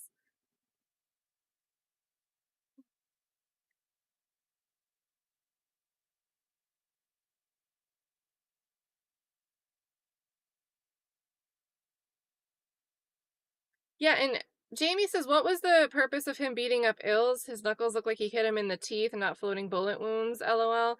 And I don't think they got evidence in front of the jury about the Illz. There was something there was testimony or something introduced at the preliminary about Illz getting teeth knocked out, or maybe it was a statement somewhere. So there is some inkling of that somewhere, of that actually someone landing a punch into the teeth, into Ill's teeth. Relli specifically landing a punch on his teeth, which again kind of adds up to scrapes at a point of contact. But I think him hitting Illz, I think Illz was there and he had pent up aggression and just, I don't know. You guys ever see like a mosh pit and people are just like letting it out? They're just getting they're having fun, and it's like all in good fun. It's like music or whatever. You don't really pay attention to, you try not to hit anybody, but you're not really paying attention that much. So I feel like Relli in that moment might have just been like rage rooming. I don't know.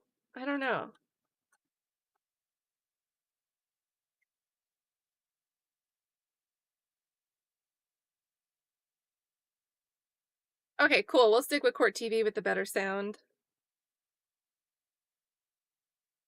Violet says FFS, get off the all caps. And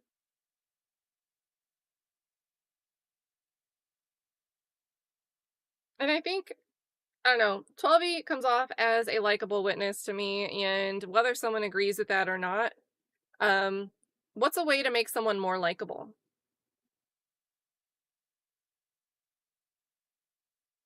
Like this relentless questioning about a summary he didn't write, badgering him about it.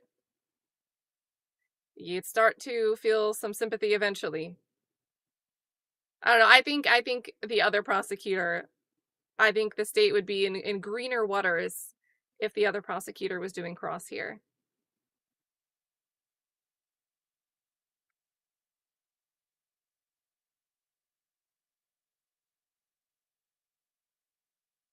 Yeah, Drea Marie says, if I'm the jury, I'm wondering why the prosecution didn't call anyone to the stand other than Relli. Not the other two people there, not Relli's manager, not Relli's lawyer, nobody. Or Lydia Perez. That's a good question. It's a good question.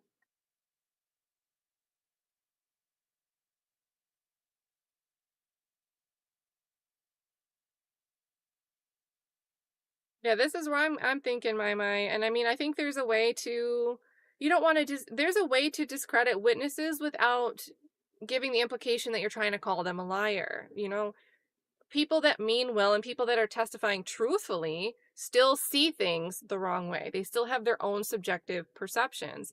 You can discredit and give an alternative explanation to something that someone testified to without accusing them, without casting aspersions. But this prosecutor to me is not taking that path, not taking that route. It is big bad, you're like still breastfeeding off of ASAP Rocky's money. Like that's really the argument I feel like Lewin, the picture Lewin's trying to paint for the jury, and I just don't think you need to go there. Ask your one or two questions, and I would ask it after I go through, you know, you can't really actually see in that moment, right? Is it really clear? Here, were you trying to pull that from memory? Can you show us where you actually see that in the video? And then loop it up, close out your cross-examination with, and you know, you were friends, you've made money with Rocky before, right? You know, even if you do some of your own stuff, have you had projects that Rocky was involved in? You can paint that image of loyalty without having to overreach to get there. So Tarek says, yeah, the prosecutor thinks he's a pit bull and is only a pug. Yeah. Oh, you must have walked in right when I was, this is what, to me, that was my theory of what Lewin is doing. Yeah, the money boobs, cat fink.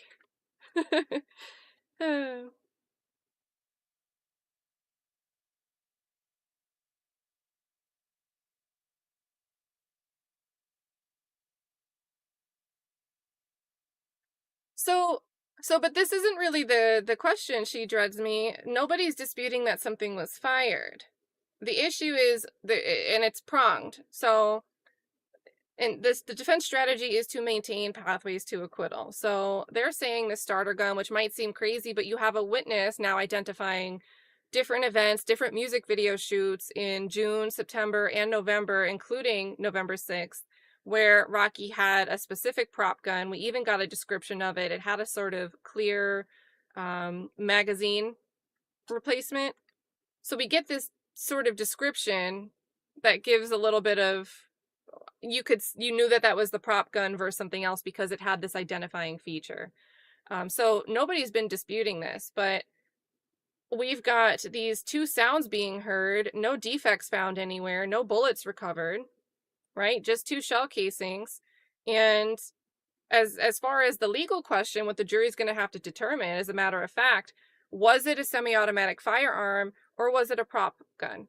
So the charges, it's charges 245B, which is attaching on this with a semi-automatic firearm. It's specified. That's how the prosecution's identifying the object in Rocky's hand. And with that being said, California under 245B, if the jury believes that it is a semi-automatic firearm, they don't need to then deliberate on whether or not that can be deadly or cause serious bodily injury. It's just inherently classified that way. They go through the elements of that charge. If they check yes to everything, there should be evidence on the record that they'll get a defense of self and or defense of others justification. It's in the bench notes. Sua sponte, the court's supposed to do it. And I think this judge won't be messy like maybe, I can't remember the judge's name, but you probably know what trial I'm thinking about, where they didn't just issue a sua sponte justification instruction. Now, if the jury thinks that this is a prop gun, I think that this is toast. There might be a lesser included of just assault, but the problem with that is the state is trying to charge felony assault, not simple assault. And without this firearm attached, the injuries simply don't support felony assault, the elements of felony assault under California code. So, and that's going to be a jury instruction day. I hope we get to watch that. I know Lewin is going to try to argue for things that bench notes in model jury instructions say cannot be included as lesser included. I already know he's going to try to argue it anyway. But I hope this judge is smart about it, because jury instructions are a major issue for appeal. Let me see if this is still on break. Let me refresh. Okay, they're still on break. But then again, even if somehow a lesser included with a less than lethal weapon, so a starter pistol, a prop gun in California is classified as a less than lethal weapon. It's a different code. It's 244.5. I don't think that, since it's not in the indictment, the prosecution can't just tack that in right before they charge the jury. But if somehow that slips through, and that would be insane, they would also, I would imagine, have the option to say it was self-defense. Same thing with any assault lesser included. Was it justified? So, and I think here we'll see this defense team, if the judge doesn't decide sua sponte, I'm sure this defense team will, hey judge, charge the jury with a justification instruction. Let them consider justification. And by doing that, you keep multiple avenues to acquittal open.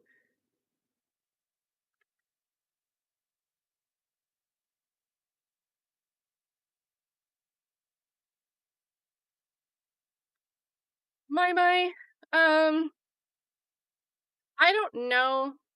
Now, are you asking if I think Relli will drop the case, or if I think the judge will just decide to drop the case? Because there would still need to be some responsive motions. The court would need to be, like, argued and informed of this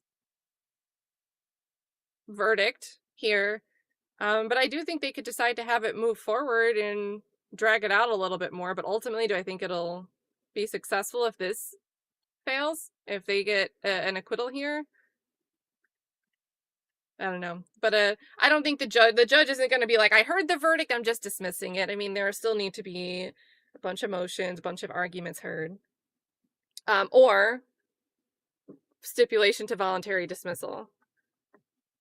Which I don't know. I don't know if that would be on the table at all.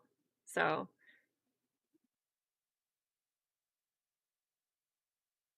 And I also think with the defamation, I don't know about that one. I think the personal injury maybe might be a little bit stronger, although barely. But the defamation really hinges on Takapina's statement. So there's a separate issue there of can it survive the agency argument. All right, this is all funky. So I'm going to also pull up Law and Crime and see if they are functional. All right, they're live too, but they're not showing anything. So we'll hang out here with Court TV. They're supposed to call Levin, the manager, and the key parts of his testimony are going to be that, you know, we already heard that one of the firearms at Rocky's house was registered to him, but he's also going to testify that the magazine was his, the ones with the rounds that don't match shell casings. And he might come in with some testimony about how he has a Glock 43 that belongs to that magazine to help substantiate his claim that that magazine belongs to him. Because it's one thing to say that magazine's mine. It might be a little bit more convincing if you say that magazine is designed to fit this make and model, and I also legally own this make and model specifically. So as far as that, I don't know if we'll get any other topics, areas of interest with Levin. So yeah, she drives me. I mean, I have my criticisms of the prosecution too, but I really think, because if you missed it, we just got, and you know, testimony comes down to credibility. And I think their star witness has a huge credibility issue. A credibility issue that isn't maybe 12E's friends with Rocky, but 12E is putting on the record that he heard Relli say, you're going to shoot that fake gun. So now we've got someone suggesting that Relli was also aware that Rocky carried prop guns, which goes to, it's not just, oh, Relli knew he could chase after somebody, he could follow after somebody. It directly would go to the element of whether or not that's a semi-automatic firearm or a prop gun. So as far as the fact determination by the jury, I think 12E's testimony, that little bit that he heard from Relli, if they find 12E credible, that's huge for the elements here on whether or not this was a actual semi-automatic firearm. So, and I think you'll enjoy, like, if you end up doing a rewind, I think you'll enjoy, like, the little pieces, like thinking of it each topic by topic, like comparing, you know, if you treat 12E like the star witness for the defense, but you compare like topic by topic, Relli versus 12E, I think it's really interesting. Chloe Albert's Revenge, getting us going before court starts back in again. Guys, oh, we're chicks. Hit the thumbs up, then go to our marketplace for some ASAP 12E eggs. We are fully stocked. We don't know where they are from, but they're fresh. Get yours today for $12. Not responsible for broken items. Hold on, what if I want a baker's dozen? Wait, do I have it paused? I don't know, maybe. Oh, sorry. Thank you, guys. And big thank you to Chloe. All right, let me get this full screen, fix these captions, and we'll continue with cross-examination of 12E by the chat favorite, John Lewin.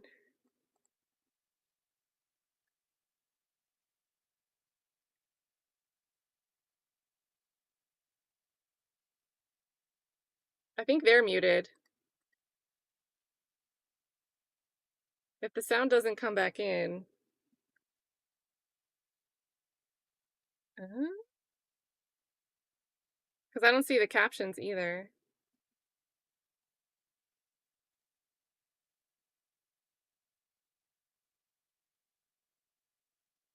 Hello? Your testimony, am I correct? Now it's on. Your belief is there was more than 3, but you saw definitely punches to Illz's face, correct? Yes. And were those close fist punches? I believe so, yes. And you have mentioned a few times that Relli is a very strong individual, correct? Yes. And can you describe Repeating it. again the force that any of those punches were delivered with? I cannot describe the force, no. Well, in watching it, did it appear that it was a strong punch, or did it just look like he wasn't really doing much? Well, I know he was swinging at him, and Illz wasn't swinging back, so I understand it to be enough force to hurt somebody. Right, and you said not only did you understand it to be enough force, but that Illz was bleeding, correct? He was bleeding from his lip, yes. And did you see any other injuries to his face? His face wasn't like broken or swollen or anything, not to my recollection. Well, so he's punched 3 times in the face, is that correct? Yes. And you're saying the only injury that very muscular Relli gave to him was a cut on his lip, is that right? The only injury that I could see was his lip. I'm not too sure about anything else. Do you know, are you aware of Illz seeking medical treatment? No, I'm not too sure, no. Do you know if as a result of being beaten like this, if Illz was able to stay with you guys to continue what you were doing in your activities in Los Angeles? Yes. In fact, would you agree that the next day, less than 24 hours after this incident, you guys were all at ComplexCon, is that right? Yes. And Illz was there too, is that right? Yes. I want to show you a video that we're going to mark people's necks in order. 44. 44. It'll be the DVD, Your Honor. I want you to watch this video first, please, and I'm going to ask you questions about it if you don't mind. No problem. I'm going to freeze it.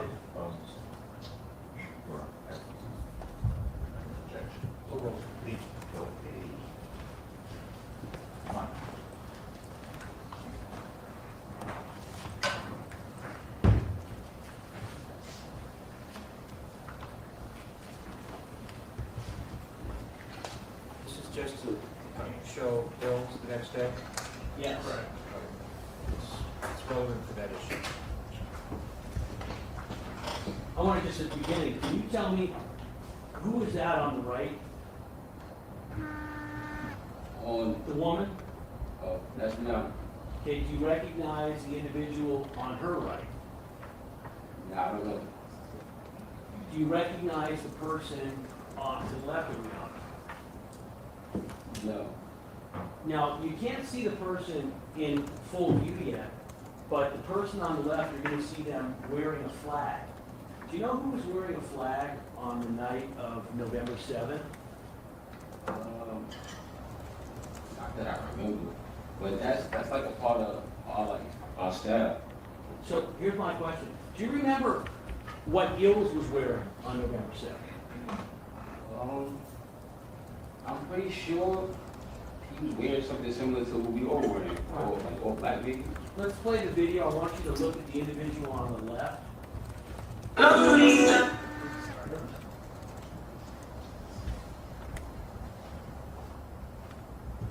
Stop, pause. Who's that? States I feel. And I want you to watch it again. And I want you to tell me where you see any injury to him anywhere on his face. Well, I would object because of this focus. That's over. Do you see an injury to his face? To be honest, I can't clearly see his whole face. Well, let me ask you something. Would you agree that you can see in this image right now, his lips are, you can see them, correct? Yeah. Didn't you just testify that he was bleeding from a cut lip? I say he was bleeding from the lip. So I'm not too sure if it was the bottom, the inside, his tooth. I'm not too sure how it was. So do you see any injury to his lips at all? To be honest, if you're really looking, his lips and his sides, it looks swollen. Wait, didn't you just say a moment ago, when you were testifying, that Illz didn't have any swelling on his face? I'm looking now, I've never seen this video. Wait a minute. I asked you previously what kind of injury he had. Your comment 3 minutes ago was, well, his face wasn't swollen. Now you're saying, no, I'm looking at his lips and they look swollen. I said his face Because you're wasn't asking him swollen. about a I said video. his lips. Oh, let me just ask something. In your definition, are the lips a part of the face? Yes. So when you said that his face wasn't swollen, wouldn't that include the lips? No, because I would be more detailed in saying his face or his lips. Isn't it true that when you testified earlier, you didn't realize that we might have a video of what Ill's condition was that night, correct? But now he's telling you it looks swollen. Okay. My bad. Sorry for talking. Let me rewind that so we catch it. My bad, guys. My bad, chat. It's like Lewin is still asking the questions like 12E didn't give the answers that he just gave. Like he's not pivoting. A video of what Ill's condition was that night, correct? I wasn't sure. Objection argument. Sustained. And that man's stricken. You're talking about something different. The testimony was the night before, when the incident happened, the witness didn't see that Illz had any swelling on his face. This is now the next day, right? Let me ask you, are you aware, Mr. Phillips? Yes. You said he didn't seek any medical treatment that you're aware of, is that right? That I'm aware of, yes. Are you able, when you look at the photograph, does this look to you like somebody who has been punched 3 times in the face by an extremely muscular man with a closed fist the night before? He has a full American flag over his head. I'm not too sure what's going on the side of his face. So just from what you can see, sir, can you please answer the question I've asked? Let me ask it again for you. Does that look to you like an individual who has been punched 3 times in the face with a closed fist by an extremely strong and muscular man less than 24 hours before this image is taken? My only objection would be the term closed because the witness said he wasn't sure. Your Honor, that's a speak objection. You misstated the testimony. Closed fist, there's no such thing as an open fist. A fist is a fist. There's no such thing as a closed. A closed fist is a fist. If it's not closed, it's not a fist. Well, then my question would still be easy to understand, Your Honor. There's no issue. Read the question back. He still said he wasn't sure though, right? Your Honor, a fist could be not all the way closed. With a fist, closed fist, and that's Oh my what God. happens. So, Show me an open fist. an open Oh my fist is God. not a fist. Chat. Not closed.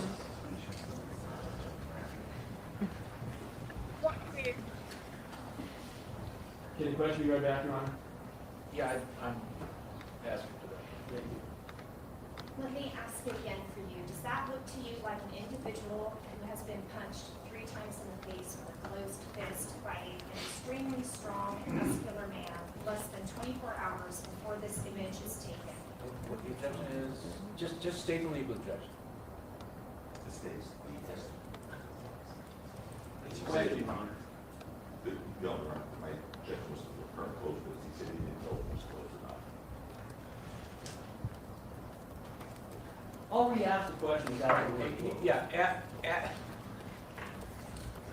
ask him if Judge, I'll withdraw the objection. Just if he let's get saw out here. if he saw the punch, was it with a fist or an open hand? And I asked that. He said he wasn't sure. With a closed fist. I'm not too sure. All right, then. Wait a minute. Didn't you previously state when I asked you that you believed it was with a fist or closed fist? I know he hit him with his hand. I can't tell you the position that That's not what it's not what I asked you. This is my question. Previously, when I asked you the question, I said, was it in essence an open or a closed fist? And you said you believe. Look at the judge it was a closed laughing. fist, correct? I wouldn't believe he was just smacking him. I believe he's punching him. Okay, so you're saying you believe it was a closed fist, so here's my question. Do you believe that that photo appears to be consistent with someone who has been punched 3 times with a fist by a large and strong individual less than 24 hours before the image was taken? Yes, I believe that. And can you please explain what is it about that photo that leads you to believe that there is evidence demonstrating that the person was punched 3 times in the There should be a face? pointer. I can't really see his whole face, And as we all can see, he has an American flag, which is pretty large, on his head. So we can't see his ears, we can't see the side of his face. This is all we see. And we don't even see much of his lip. So Let's watch a little more.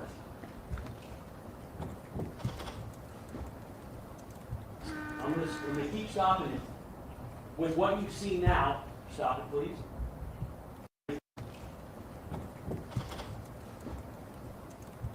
I'm gonna keep stopping it.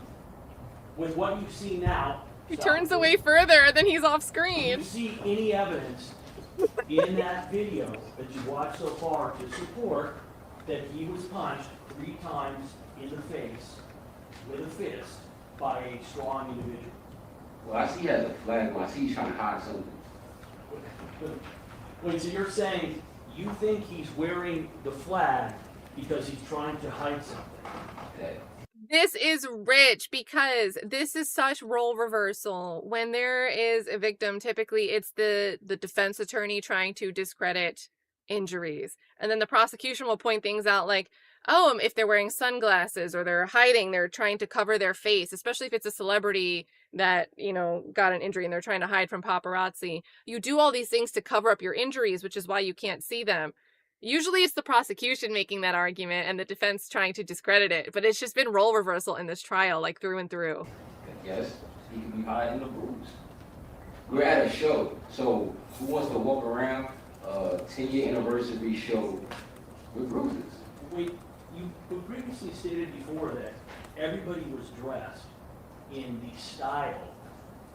Isn't that flag his style? Isn't that what he's doing with the flag? So, Live Love ASAP, on the back of the project, there's an American flag, right? So this was a part of the project, you feel me?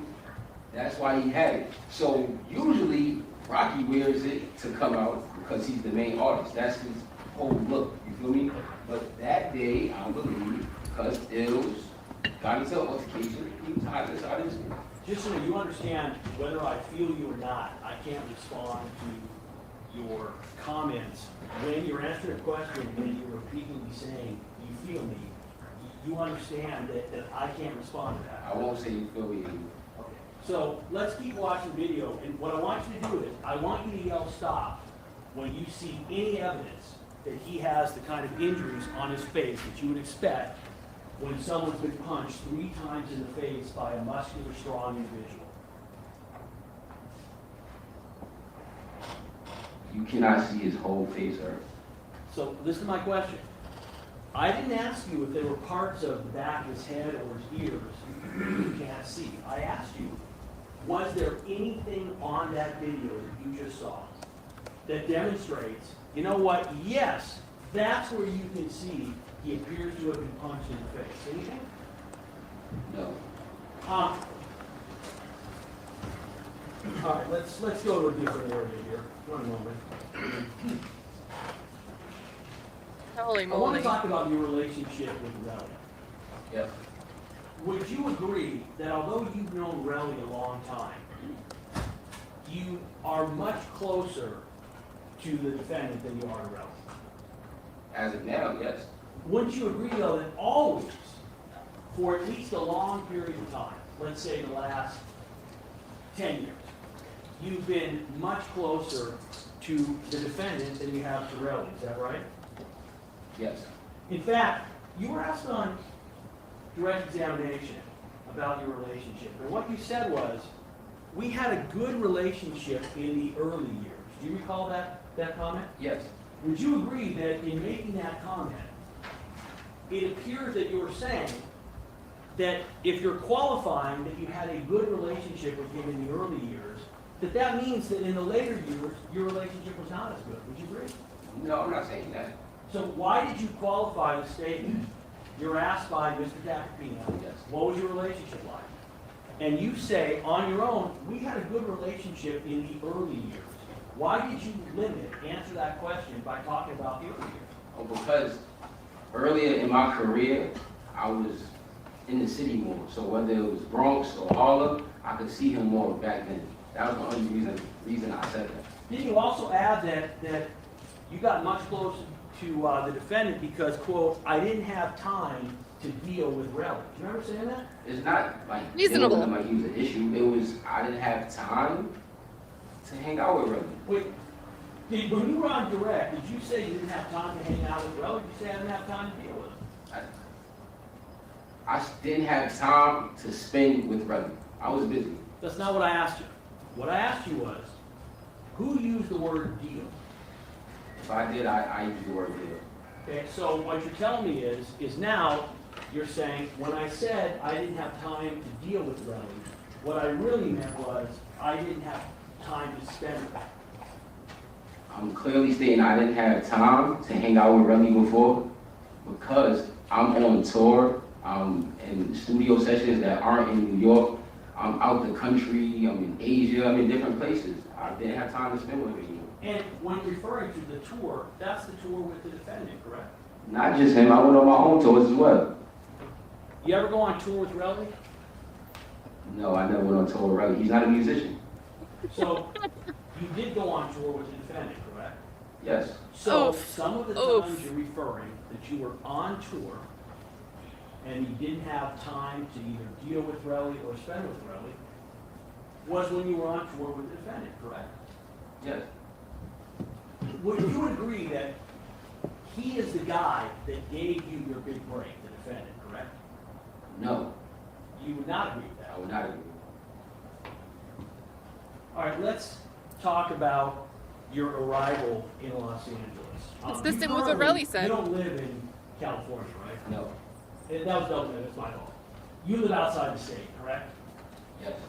And I don't want you to tell me where, but specifically, but is it in New York? Yes. When did you come out here for the trial? I guess Saturday. Saturday? And where have you been staying? Downtown LA. Have you had any contact with the defendant since you've been out here? No. Nothing? No. You guys are friends, you're coming out here, why didn't you have any contact with them? A few years back, I was advised by my attorney, and I'm pretty sure he was advised by his attorney to not Years back? speak about what was going on as far as the case. So it wasn't no reason to be involved. You said a few years back, when was this? This was 2024? I think spring or summer 2022. Okay. So you came out here, by the way, who paid for you to come out here? I believe ASAP Blue. I'm sorry, who? ASAP. The ASAP, the business. Well, the ASAP business is funded in a large part by ASAP Rocky, is that correct? That's not true. Oh, so when you say ASAP Blue, I'm sorry, I gotta apologize, Mr. Phillips, my hearing That's okay, sir. is not good. It's all good. So, okay, so it was ASAP Lou. Yes. Now, Lou is Rocky's manager, right?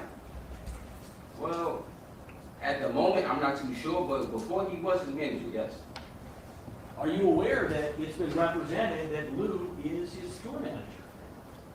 Yes, but Rocky hasn't been touring. Well, so here's my question. Do you think that Lou would have paid for you coming out here out of his own pocket, or would that have been your understanding paid for by Rocky? I'm not sure. I have no answer. I'm not too sure. Did you take the bus out here, or did you fly? I flew. Business or first class? It was regular. Like, it was a regular flight. What, they had you fly coach? Coach, just a flight. Sustain. Just a flight. Sustain. I said, You don't have to answer. The objections. And when did you arrive? Saturday. And Answered. where are you staying right now? Asked and answered. Downtown at a hotel. And is, I don't want you to give me the name, but is it a nice hotel, I assume? It's a cool hotel. And it's downtown LA. You know the area downtown LA is crazy. Whole gallery is laughing with. unfortunately, I can't answer your question. You understand? I didn't get that. What was that? You understand? We all do. So, the hotel you're staying at, nice hotel, it's not gonna be cheap, correct? Yes, sir. And I would assume, you're not eating at McDonald's while you're here, right? I'm actually at the taco stand up the block from my hotel. $2 Word. tacos. Did they limit your food budget while you were here? No, I'm paying for my own food. So, they're paying for your hotel, they're paying for your flight, but they're not covering your food? I actually put my card in my room. So you put your car in your room, but the idea is they're gonna reimburse you, correct? That, I'm not too sure. That was never a conversation. That's not something I'm worried about. So you're close enough to Rocky that you don't really care whether you're reimbursed. You're gonna come out here, stay at your own expense, and try to help him on this case. Is that correct? No, I'm not trying to help him on the case. I was actually there and I know the truth. Well, no, that's my question. You're saying you don't really care about getting reimbursed. You're coming out here, that hotel's not cheap, you're saying I put it on my card. And you're saying, I don't really care about what it's gonna cost. Okay. So my question to you is, if you don't care about what it's gonna cost, is that because he's such a close friend of yours? You know what?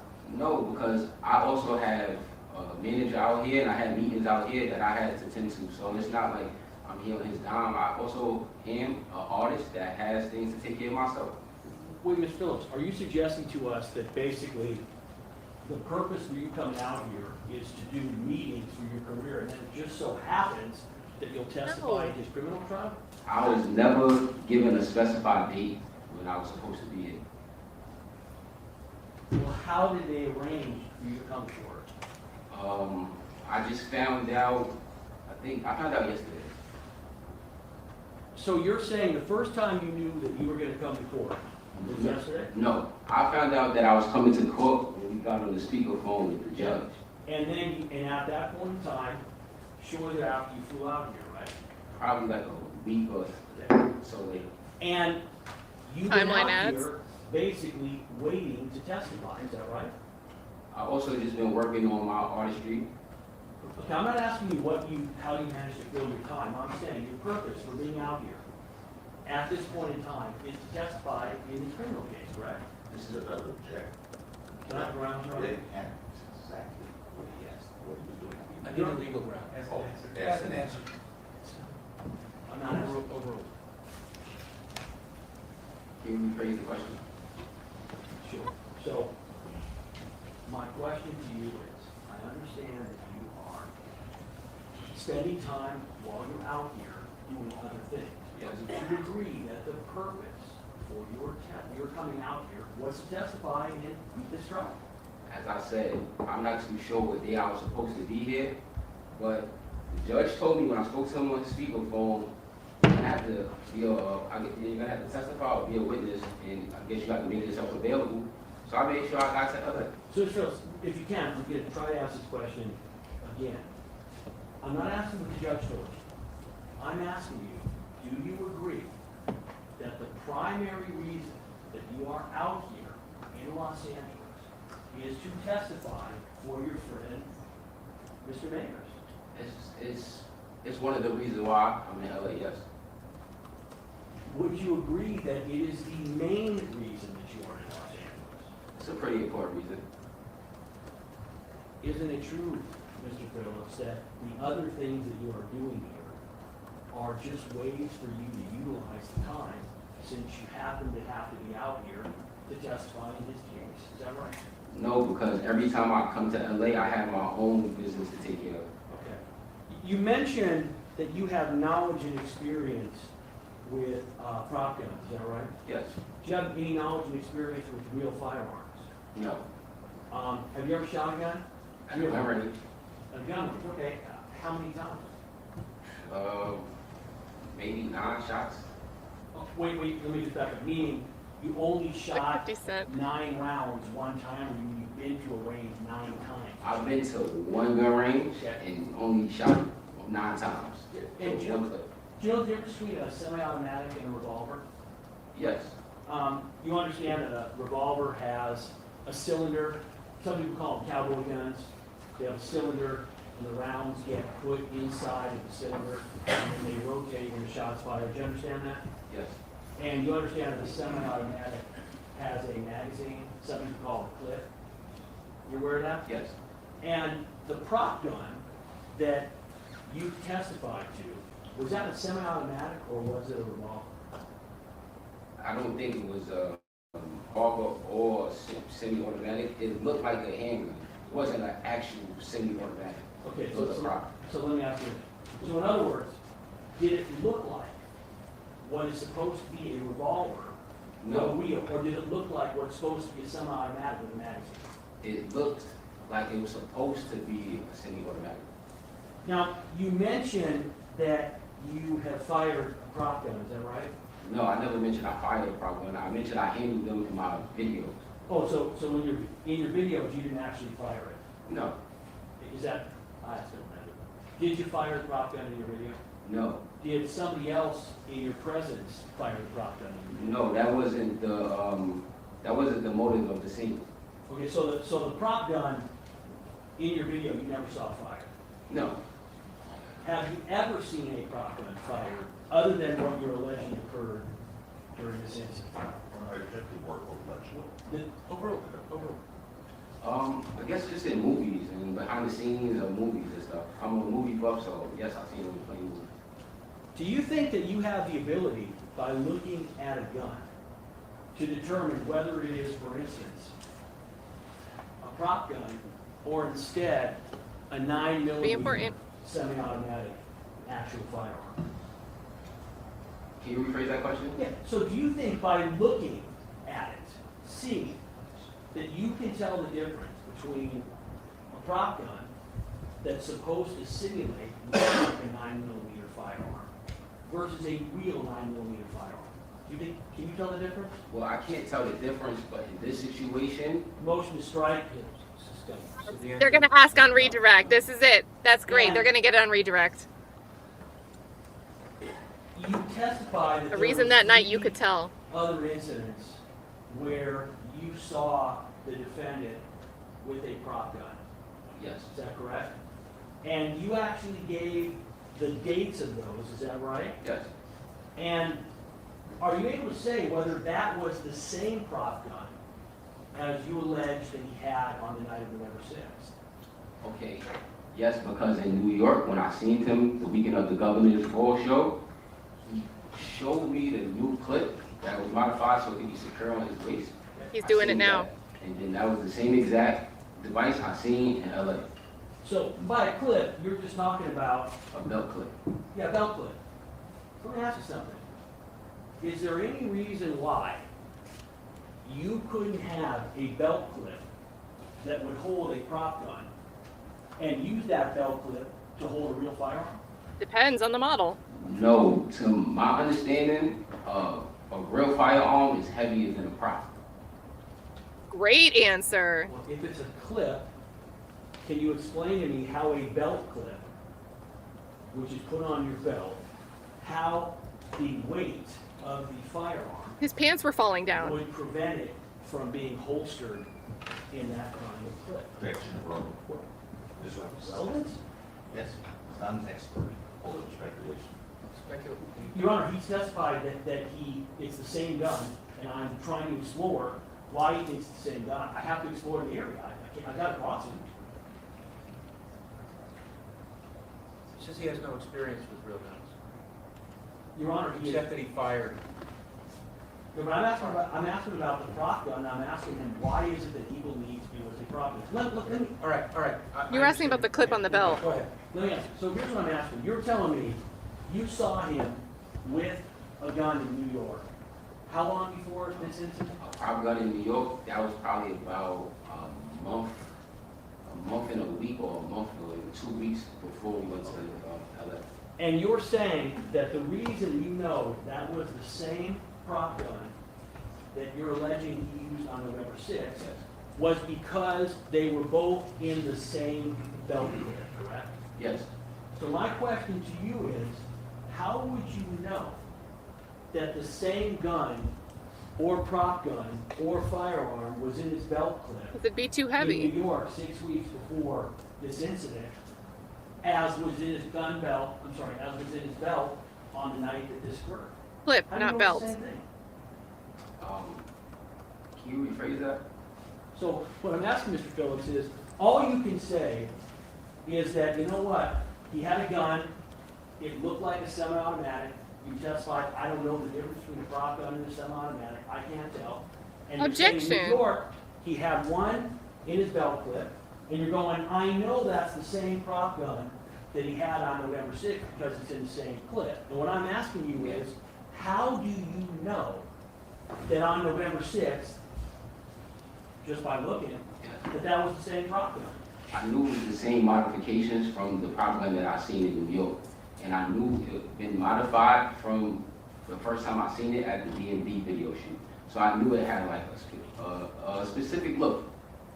Okay, so let's back up. How was it modified? What specific look did it It just had a belt clip and I think a clear clip as far as the magazine. have? So are you aware, when you're talking about a magazine, and you're talking about a belt clip, that that could be used with certain other... Facts not in evidence. Well, I'm not too sure, but I knew from I would have my objected there, understanding, but I'm not a being lawyer. at the video shoot, seeing him again, being with him multiple times, I'm familiar that I believe it was the same one. I don't think he was just switching around props. Well, when you say you don't think you should switch it around, you've already said you don't have any expertise in real firearms. No, I don't. You've shot a gun a total of 9 times in your life, 9 rounds on one occasion.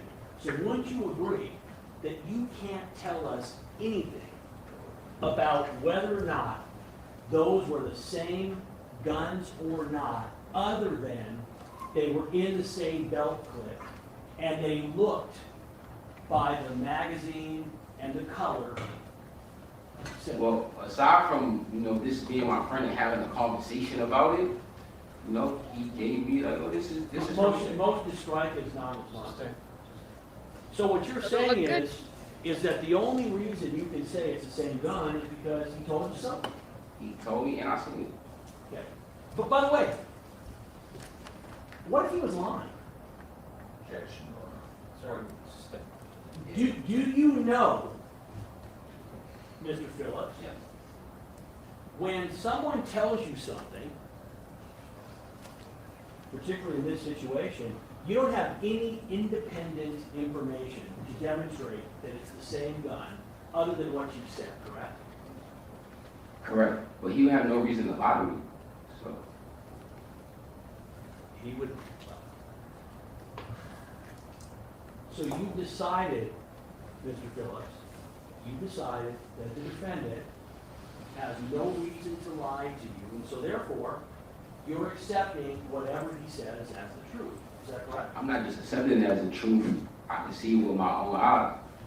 You can see a gun that you have no experience identifying with, and that you have decided is the same gun because it's in a clip and has a similar looking magazine. Is that correct? Rephrase that. So you've decided that it's the same gun and that you believe him. You just said, I'm looking at it myself as well, because you looked at it and it looks the same to you. So you're saying, I looked at it, it looks the same, correct? Yes. But you're also saying, I don't know anything about guns. Well, What's about that prop gun? I just, from my recollection, I knew it to be the same device from the previous situation. It's time to move on to another topic. When you It's time to move on. Move on. when you use the word prop gun, and Move assault on. pistol, are you using those terms interchangeably? I believe, prop gun is the section of it, and then a starter pistol is under the prop gun. Like, I guess it's like a certain kind of prop gun. A starter pistol is a certain kind of prop gun. Okay, so So all these questions about how you don't know guns, when specifically the issue is he doesn't know operational firearms. Lewin's trying to cloudy the waters. Now you just gave him a chance to show he has some knowledge of how prop and starter, how it fits together and how it works. You're demonstrating that he knows how to recognize the thing that the defense is claiming the object was. Oops. I buffered it. when you spoke to the defense, did you tell them that Rocky carried a starter pistol prop for security measures? Are those Yes. your words? Yes.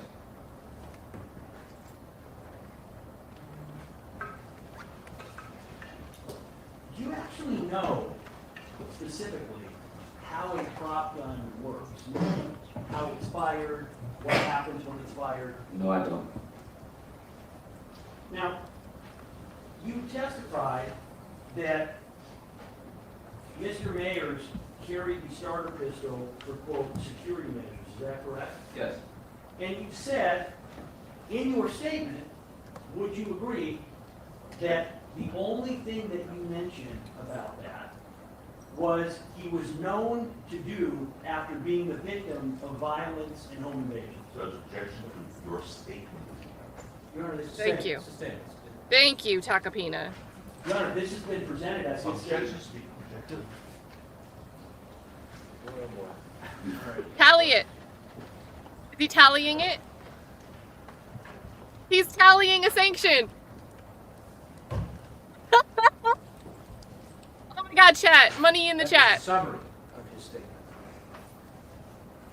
I'm going to give this to you again. I want you to review it. Oh and my I want you God. to tell me if there is anything in this statement that is not in fact what you said to the defense. I want you to read it to yourself. Do you understand? You said that I did not say it. No, that you, yeah, correct. I want you to read this. This is being represented as what you said. A summary of what he said. A summary. The So- summary says it's not word for word. No, correct, there's no quotes, I want you to ask, I want you to read it, and I want you to tell me, after you've read it, is there anything in there that is not a representation of what you said to them? No, it wasn't nothing negative. So you're saying that's all correct of what you said to them, is that correct? This is a summary, so I'm not too sure, like, I see it as this is what I said, and it could be things that I said that they didn't put there, but this is just a summary. I'm not too sure. So let me ask you again, so here's what I'm asking you. I'm asking you, is there anything in here that is incorrect that you did not tell them? No. So at, Roll. all right. So at this point, Mr. Phillips, you now said that this represents everything in here is what you said. You said there might be things that are not in here that you said, but there's nothing in here that you've read about what you said that you did not in sum and substance say. Can you rephrase that? In I'm other trying to words, understand you. sure. What I'm asking you is, you've read these 12 lines. Yes. These 12 lines, you're saying, you know what, these might not be my exact words, but this is what I told him. A summary, yes. Yes. And you were saying, I might have told him some things that are not here, correct? No, So this is a complete, this is everything you told him? pretty much I believe.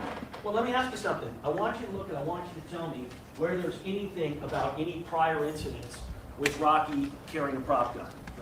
Objection, relevancy. Stay.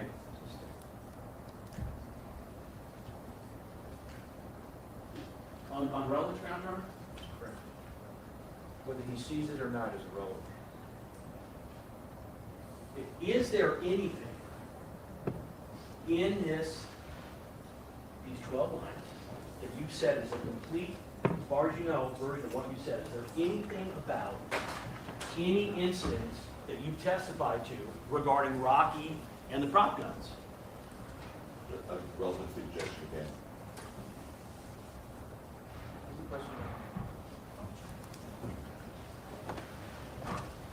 Is there anything in this, these 12 lines that you've said is a complete, as far as you know, version of what you said? Is there anything about any incidents that you've testified to regarding Rocky? and Looking at the prop judge. guns? Ask the question. Okay, so what I'm asking you is, you testified on direct about 3 incidents with Rocky on the prop guns. Do you know that? Yes. You agree there's nothing in here about any specific incident, is that right? Objection, Well, relevancy. I don't see it. Stop. Let's stay. It's not relevant.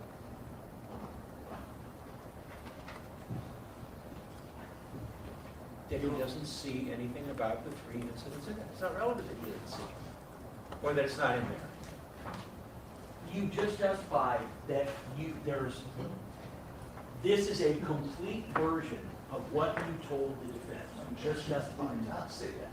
It misstates the other, that's not what he said. So, Mr. Phillips, Yes. did you discuss with the defense in advance of you testifying these 3 incidents regarding Rocky possessing a prop gun? See, in 2024, when we first had our meeting, maybe I could have said something about it, but I'm not too sure. Well, so let me ask you something. You would agree that, as far as you know, the first time that you related the information about these prior incidents with the prop gun was not when you were on the stand today, correct? Meaning, you had already told the defense about these incidents with Rocky and the prop gun, correct? I think so, I believe so, I'm not too sure. Well, let me ask you, Ms. Phillips, would you agree that it would be really important if you're trying to explain the situation with the prop gun, that you would have communicated, hey, listen, I've seen Rocky 3 other times with a prop gun. Would you agree that would be important? Yes. So, do you believe that you would have told the defense of that important information when they interviewed you? I'm not too sure, it was a while ago. Do you agree that there's no mention of it in what I handed you? This is, What's the grounds? Relevancy. It's not relevant that it's not in there.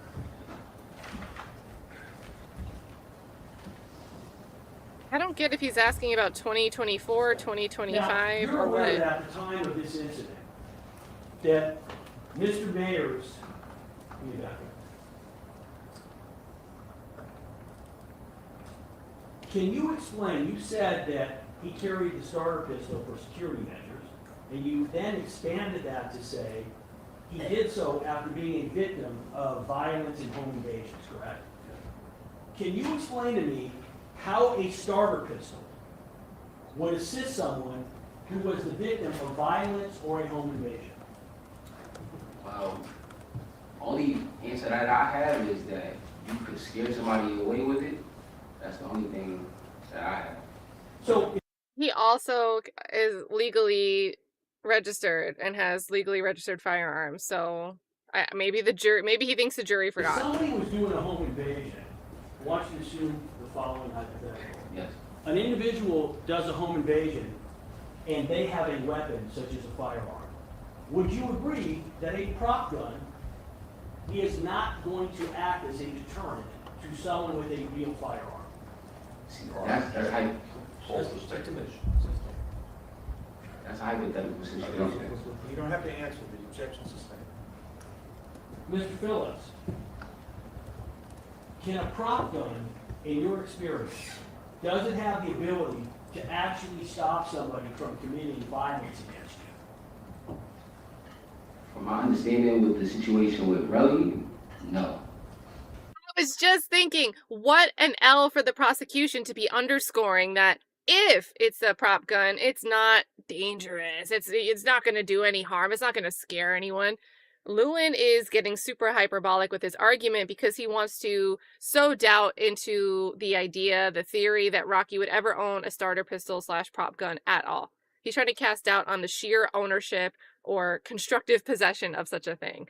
But at the same time, the incident in question, you need to meet certain elements of a crime that show, risk of force, serious bodily harm. And now you're downplaying, if the jury is thinking that this could be a gun, you're making it seem insignificant. And what are the injuries that they're going to envision? What are the injuries that they're going to envision? So this is like a double-edged sword that doesn't work in both ways for Lewin. In fact, the reason you say that is and he got it. That Relli knew it was a prop gun, correct? Yes. I'm going to get back to this in a moment. Yeah, 12, you got him there with that answer. In the entertainment world, in the rap world that you are involved with, are you aware of individuals, of rappers, unfortunately, who have been subjected to violence, even who've been murdered? Objection, Overruled. Yes. Would you agree that if someone was out to commit a violent offense against an individual, that a prop gun is not going to be a match for a real gun or a knife or any other kind of weapon? Would you agree? Well, I'm not too sure because I'm not in another person's shoe, and I'm not too sure how they would react to seeing the prop gun. I want to give you the following hypothetical. I want you to assume that you're in your own home and home invaders come into your house with real firearms would you agree that a prop gun is not going to be the kind of weapon that's going to have any ability to stop those individuals? No. I'm not too sure. So you think that an They individual, could be someone scared. comes in with actual firearms, person pulls a prop gun, can you explain to me what they can do with that prop gun when they're up against somebody with a real firearm? Well, the prop gun sounds and looks like a real gun. Sounds and looks like a real gun. Like if somebody's breaking into your home and they see you make a gesture to protect your home, they might not even shoot you. They might just leave. They go. Great answer. Don't sit so close to the microphone. So it's your testimony, though, your prior statements, that Relli knew, allegedly, this was a prop gun at the time the defendant pulled it out. Is that correct? Yes, I believe that. And he Can wasn't you explain scared. to me how if Relli knew it was a prop gun, how pulling out a prop gun that Relli knows is Dumb. fake is going to act as a deterrent to anything? That's why he wasn't deterred. The sound. The sound. Yes, the sound. So meaning your testimony would be that if Relli sees a gun that he knows is fake, you would agree a prop gun can't hurt him. You agree? Correct. But that if that prop gun that can't hurt him is fired, that the sound is going to scare him. Or I would object what you stated on another speculation. Can you rephrase it? Are you saying that even though you testified Relli knew that this was a prop gun, and not real, you're saying the deterrent would have been that, well, the sound could have scared him? Yes. Can you explain how the sound of a gun that somebody knows is phony and not real is going to scare anybody? Well, it's so loud that you would think it's a real gunshot and you would move away. But you just told us, sir, that it's not a question of whether he thinks it's a real gun or not. Your position, your testimony is that he knew it was a fake gun, and that as soon as the defendant pulled it out, he said something effective, put that fake shit away. Correct? That's what he testified to? Yes. So how is it that if he knows it's a fake gun, how is that going to deter him from anything? Speculation, Your Honor. You're aware that at the time of the incident, that Mr. Mayers had real guns, correct? I guess so, yes. Well, you've seen real guns in his house, correct? I never seen him with a real gun in his house. So no. I'm Let sorry, me- answer I said I never seen him with a real gun in his house.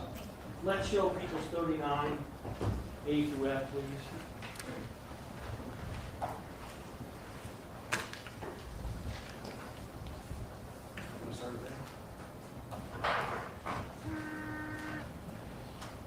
You've been to the defendant's house in West Hollywood, correct? Yes. You've stayed there, correct? Yes. You partied there, correct? Is that correct? Yes. You've been there on multiple occasions, correct? Yes. You were there in 2021, correct? Yes. You've been there since that time, correct? Been there since a couple times. So, this people's 39, you recognize that's the defendant's bedroom and his bed, correct?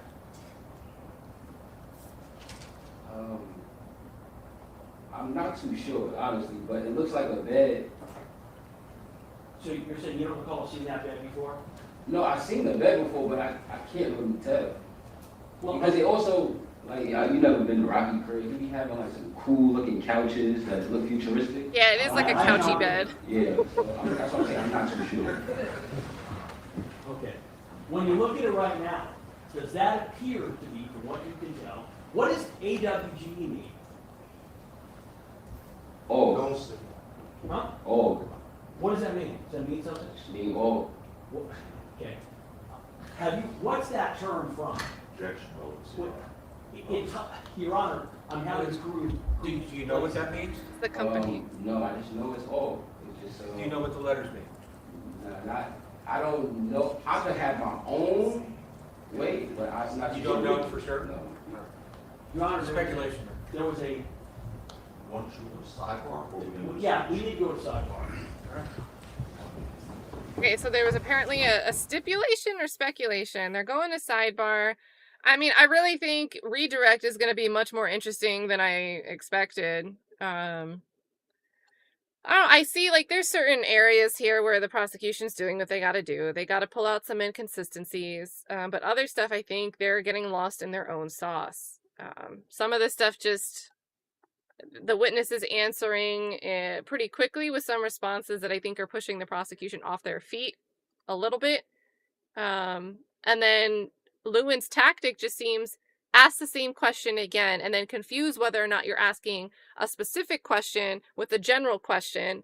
And in your confusion, try to make that look like, because the witness doesn't know if you mean generally speaking or specifically speaking, like guns in general, or that night specifically with Relli and ASAP Rocky, that one answer is inconsistent just because it was speaking generally and not specifically. Like, that's how Lewin sounds to me. Oh, they're almost back and now they're off again. But there is some, like, okay, establish that they're friends, establish that, you know, there could be a monetary interest, there, you know, there's reason that this witness could be biased and maybe perceived what they perceived the way they perceived it. But I don't think it overcomes what you see on video. So if there's also video supporting the way 12E describes something, now it doesn't seem like bias is the explanation for his testimony. It seems like his testimony aligns with what's happening on video. So it doesn't actually, I get it, but it doesn't play out when I see the same thing with my own eyes. That he's only saying something to defend Rocky. So, yeah, Tiffany Elite says when Lewin doesn't get the answer he wants, he gets off track trying to get it. Okay, so L says AWGE is like Fight Club, but it's a creative agency. Like Fight Club in the sense nobody knows but talks about it. And you have said you have no idea, correct? Is that correct? Yes. He's going to have it on a shirt. When I ask the question, loudly say, don't answer it. I heard something, I'm not too sure what I heard, I was listening to. Did you hear somebody say, don't answer it? I didn't hear what was verbally said, I heard something. Isn't it true that AWG, A-W-G-E, is a brand that is connected with the defendant? Yes. So a moment ago, when I asked you what AWG was, and you said I have no idea, why did you say that when you're now saying, yes, it's a brand connected? You asked what it stood for. That's what it means. Yeah, that was the question. Yeah. Sustain. Did you, a moment ago, testify that you did not know what AWG was when I asked you? You asked me what Answer. did the acronym mean. No, I never used the word You AWG. said, well, you asked me what. Don't start debating with What each other. does, I asked you, what does AWG mean? And you said, I have no idea. Do you recall that? I know what ASAP means, I don't know what all means. All right, that's Okay. So, hold up. We'll take a break now, and this issue's been fully explored. all right. Let's break till. Oh, tell us when we're going to break till. What? Yeah, so let's go. Oh, wait. 3. No. I'm sorry, 10 to 3. 10 to 3.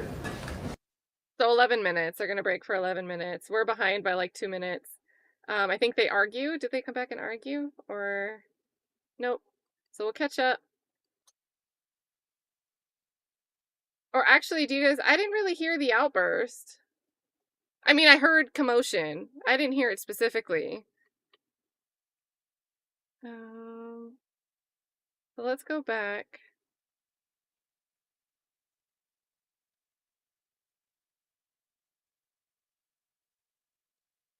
AWGE mean? That appeared to be, from what you can tell, what does AWGE mean? Oh, Huh? oh, What does that mean? Does that mean something? meaning oh. What- Okay.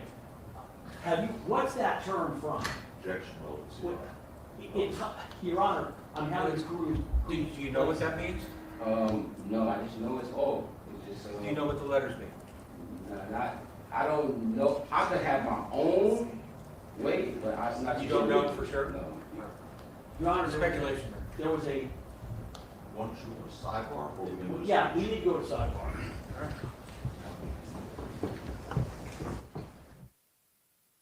Yeah, I don't know. And I also feel like if someone asks me what does AWGE mean, they're asking me what the letters mean.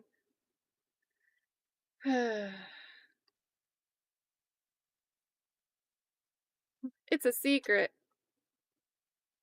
Yeah, so he said don't answer that. I heard ghosting. Yeah, I don't know. What does it stand for?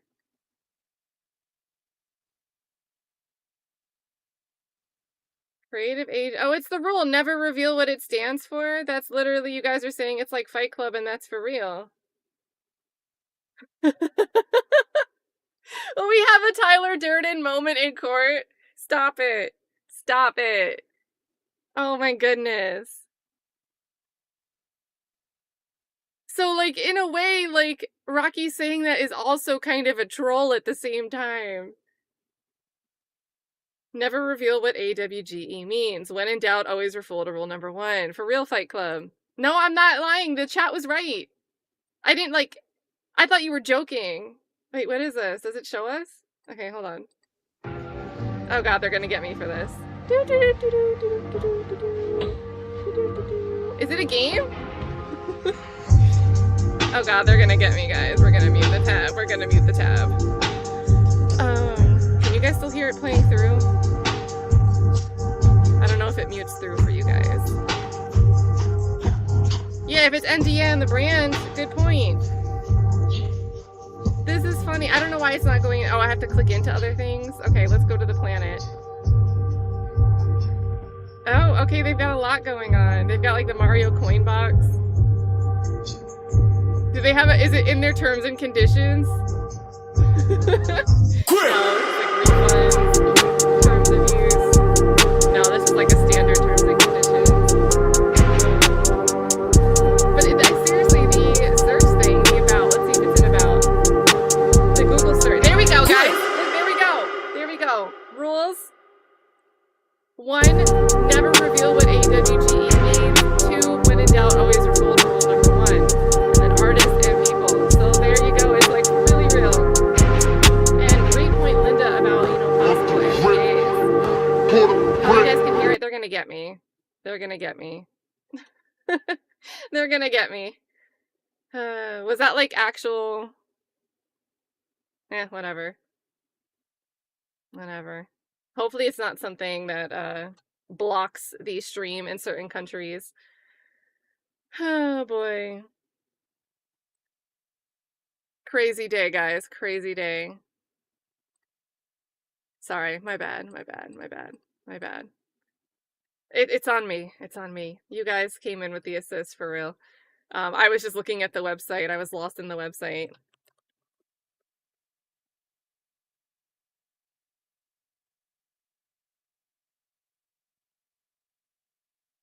But that's crazy. I don't know, cool website, right? I thought that was a fun website. I like it. It was just wait, I think it was AWGE.com. Yeah, AWGE.com.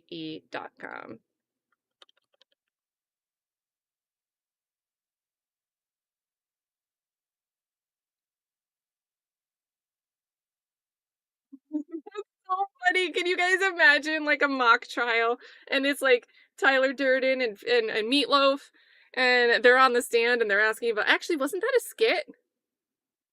Didn't someone do a skit with that? I think that's actually a skit. I'm like, it's like a vague memory. That's crazy. The beat was slapping. Dang, I didn't really hear it except for the first couple seconds. The website was definitely fire. I'm gonna put it in my swipe file and like make something with it one day. Yeah, Violet's gonna go check it out. I mean, I think this could be cured by a jury instruction. So Casey says, is this a mistrial? If he yelled, don't answer that in court. Now, on one hand, that could look really bad for the defendant. And the prosecutor was already going into a line of questioning where the takeaway should be that it should look bad for the defendant for him to be shouting something out like he's got something to hide. On the other hand, it could also be, just the defendant yelling something in general. So I can imagine if this is like rising to the level of a mistrial, they could issue a curative instruction. What would be problematic is if this was already stipulated to, or if there was a motion in limine where this was not supposed to be part of the line of questioning, and the prosecutor went there anyway. So, yeah, okay, they're saying Rocky didn't shout anything. That wasn't Rocky. It was me screaming from my office, says Cat Fink. Okay, and you guys, thank you for the pass through here. Oh wait, why am I share? Okay, now it's sharing. Yeah, AWGE, secret name for an American creative agency, and the same rules. They sign artists, including, they've got Ferg, they've got A$AP Rocky, Playboy Cardi, and notice it's Ferg, not A$AP Ferg. Oh, Wally! Wally's part of this. This is why the prosecutor wants to go after it, because he also wants to discredit Wally. I guarantee you, if he's allowed to continue this line of questioning, we're going to try to get some testimony out there that Wally has some connection to something that's on the couch bed thing in Rocky's bedroom. So there we go. I guarantee you this is the ultimate end goal here, is this.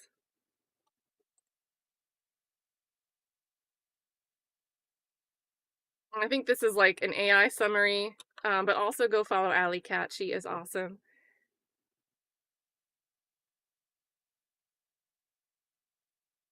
I think Lewin is trying to get down to, who's part of this group. Wally's part of that group. Do you know if Wally's part of that group? And it would also help knock down Wally's credibility or go to Wally's bias in favor of Rocky.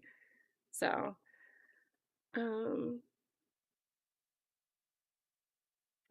we're almost at 10:02. Am I caught up? Let me do like the 2 times thing.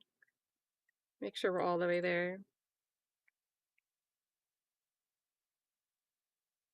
Oh, you're a little bit behind, Jenny. Oops, answered it twice. That's okay.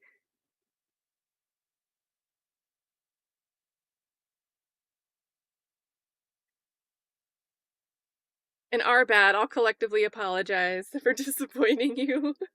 My bad. Yep, there you go. Wally said he'd develop artist website, so.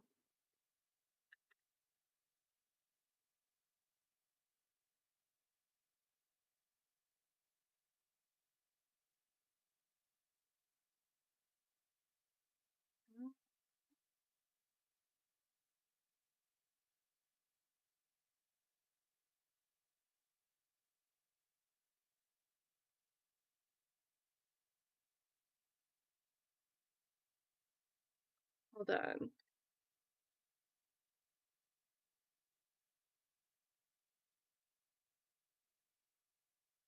I thought I saw a new tweet from Thugger Daily, but I didn't. I don't see it.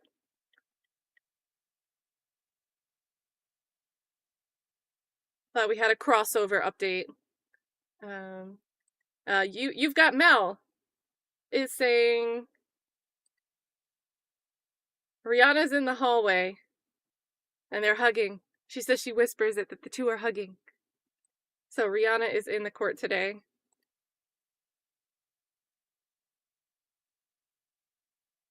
Let's see.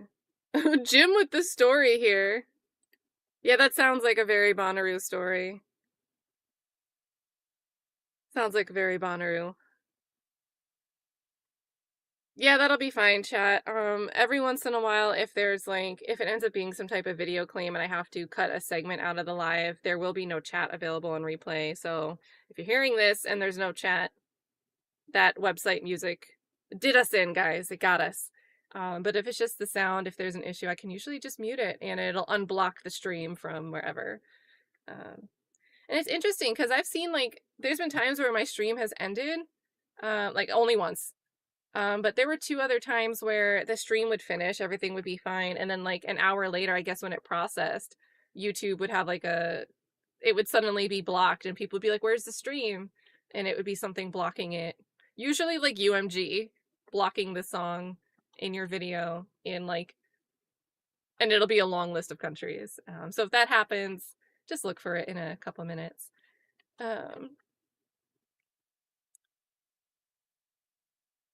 Yeah, guys, Rocky's not in custody. Rocky is not in custody. When Michelle is trying to buy something and the site's not letting it go.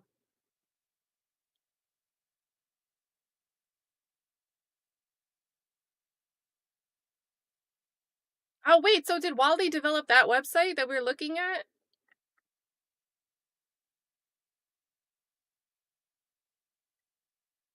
That's cool. That was such a cool website. I gotta blink. Can you see me? I wonder if they're arguing. This has been a hot mess. Yeah, I love, love, love the website. Also loving here, Nancy New One Two says 12E reminds me a lot of Tick, like kind of honest, forthcoming. If I don't get the question, I'm gonna tell you I don't get the question. Tick, I like Tick as a witness. I thought he was. Some witnesses I can't wait till they get off the stand. Others are just kind of like, whatever. Others are way too much. But Tick is just kind of like, yeah.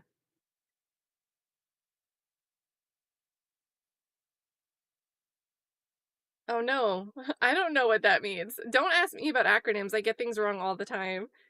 Mike the Mob, thank you for the 5, says 403 or whatever, talk in circles. Yeah, it's 352, it's 352 is California's version of 403. So, but we only have the 403 emoji. So, it's synonymous, chat. It's synonymous. You can use both.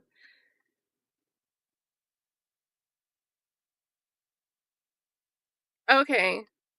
There we go. So Young Forever says, Mel said that Lewin addressing Rocky's outburst. So it was Rocky yelling, don't answer that. This is so funny. I would have a totally different opinion. My red alarm bells would be going off if we didn't know about these rules. So what I think is kind of problematic is the jury doesn't know about these rules. So I don't know, maybe Takapina will be able to redirect on that. Because it's not great. It is not great to have your client, the defendant, have an outburst, yelling at a witness not to answer something, especially if the jury doesn't know that it's because the brand, you're not supposed to talk about the brand. So, but on the outside, knowing the context, it makes it better. It makes it better. Play it back. If I play it back, they're gonna come right back in. You can rewind it in the stream, guys, if you want to go hear it, but if I rewind it, they're gonna come back and the chat's gonna be like, they're live. So yeah, Black Butterfly says Tick was my favorite YSL witness. And Shauna, thank you so much for the super sticker here. Big thank you. Gotta scroll over here. We gotta see what it is, guys. We got the seat. We're on set. She sent the chair, guys. We are seated. So big thank you here to Shauna. Shauna also sending the 5. Thanks so much. Chloe says a prop gun is like a guard chihuahua. The noise acts as the deterrent. Why can't he grasp that? I don't know.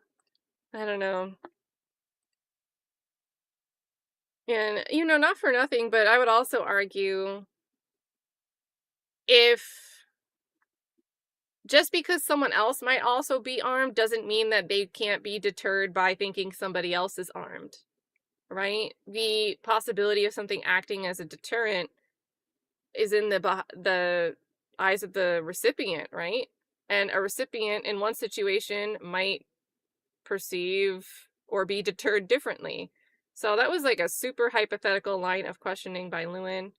Court TV with the update here saying media is back in the courtroom. So I hear noise. Hear some noise. We've got the lovely pixelated seal. You can barely see the bear.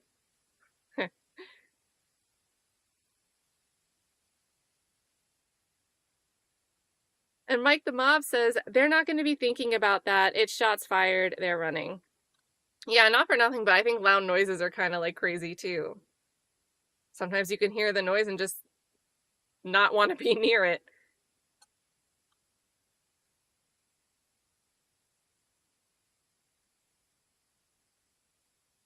Yeah, I'm waiting to see. Ashley says Lewin did this on purpose for this exact point. You know, I really want to see if we get anything further in front of the jury about this.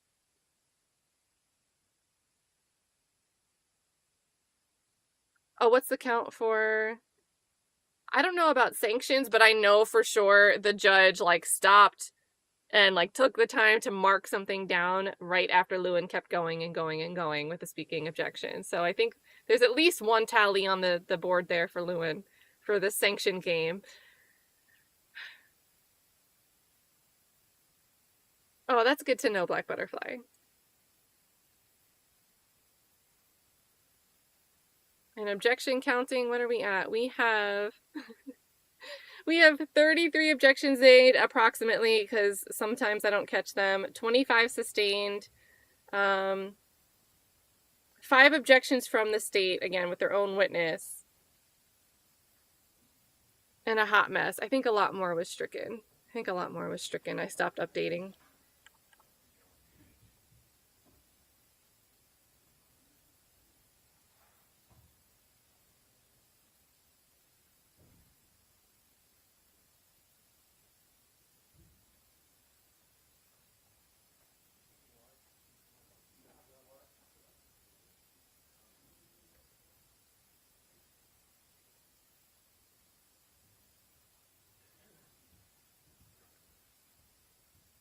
They are talking, it's just really quiet.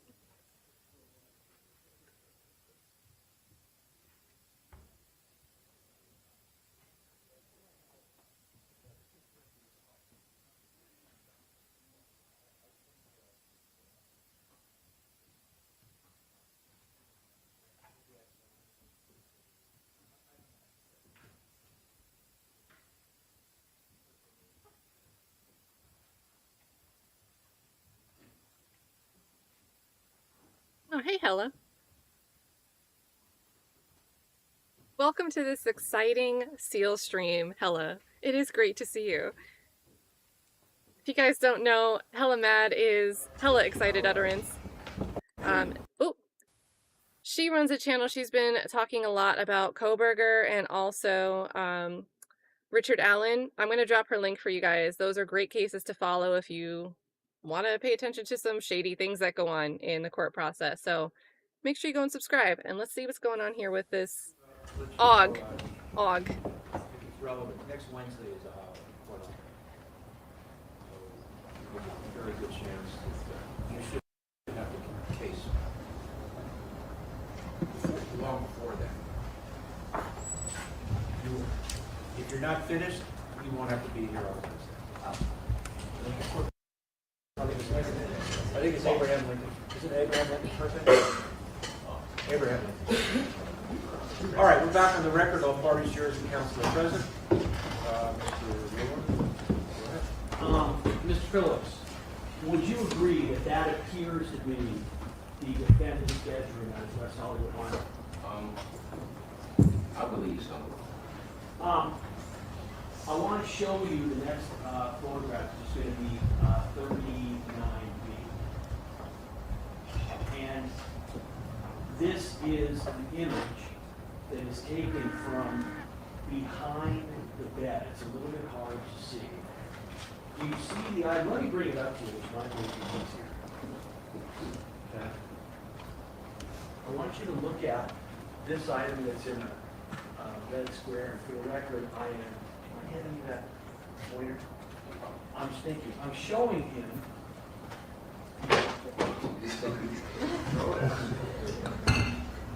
I'm showing him this item here. Is that correct, Mr. Phillips? That's what I just showed you on the photo. So you agree it's a little easier to see on this one, on the photo itself rather than the overhead? Yeah. You see that? Can you tell me what does that look like to you?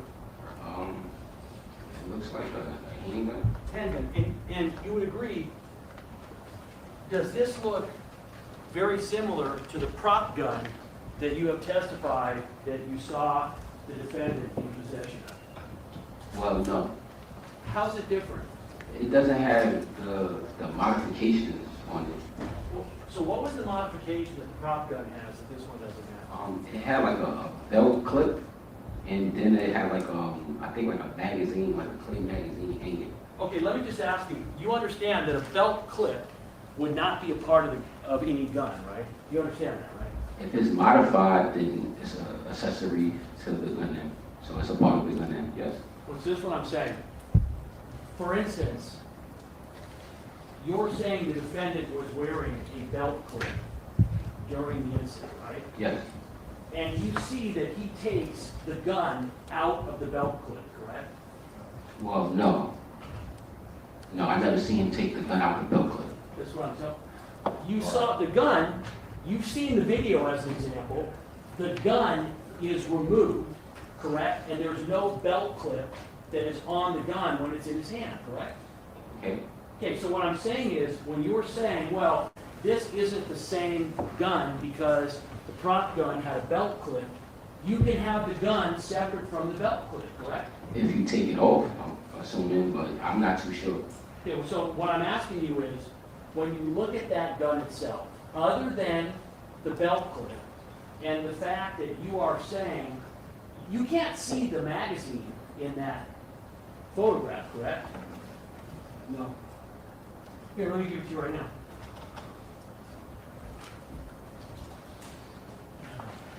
Can you see it? Well, no. So you would agree that because of this photograph, you cannot see the bottom of the firearm where the magazine would be, correct? Because of the photograph. Right, but you can't see it, right? No. And then you also can't see if the belt clip is on the side, so I'm not. So, but here's what I'm asking you. Because you can't see the entire belt, you can't see the magazine, and you don't know if there's a belt clip, other than that, this gun looks similar to the prop gun that you've seen the defendant with, right? Well, I'm not sure. I can't say that. So what I'm asking you though is this gun appears to be a semi-automatic, right? It's not a revolver? It's not a revolver. Okay. And the prop gun that you saw was a semi-automatic, correct? Yes. What color was the prop gun that you saw the defendant have? It was black. And was it black all 3 times you've seen it? Yes. All right, I want to go to the next image. By the way, the firearm was behind the defendant's bed in his house, approximately 5 months after this incident occurred. You follow me? I hear you. I want to ask you, you were told that the defendant was told that he needed to carry a prop gun for protection against violence or home invasion, correct? I was never told, I never told anybody. So where did you get the information that Rocky carried a starter pistol for security measures after being the victim of violence and home invasion? Where did you get that information from? Because when I seen him, and the days that he had to secure on him, he had no security.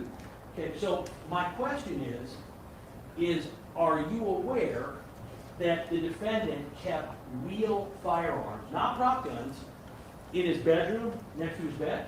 No, I did not hang out in his bedroom. So would you agree that if the defendant was keeping real firearms next to his bed, that that would be a different step than keeping a prop gun for protection? Can you rephrase that? Sure. So let me just show you the 2 other photos, 3 other photos. So going to the next photo, this is that same handgun. The evidence is indicated it's a 44 Magnum semi-automatic. Do you see at the bottom? This is Can you see what looks like a Levin's. magazine on the bottom or no? Do you recognize that? No, I've never seen it. Okay. You go to the next image.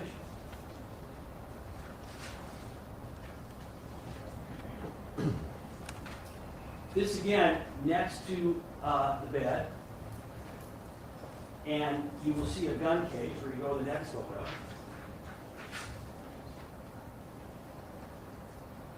Inside the gun case, by the defendant's bed, is a rifle. Have you seen this before? No. Have you seen that before? No. Did you ever know the defendant to have a rifle in the bedroom? No. Pause. Let's go to the next image, please.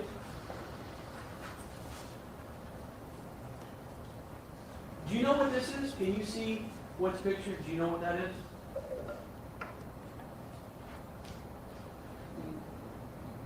Is that the same rifle?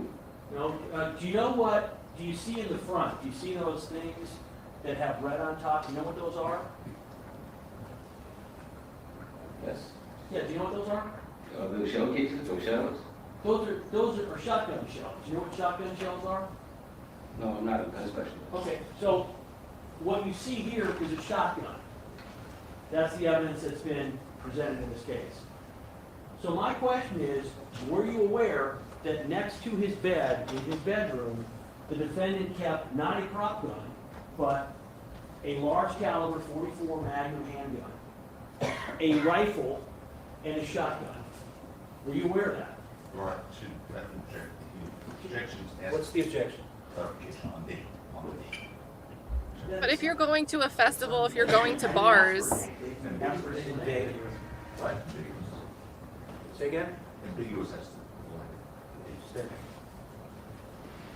Are you aware that when the search warrant was served, approximately 5 months after this incident, that the defendant had these firearms, a .44 Magnum, a rifle, and a shotgun next to his bed?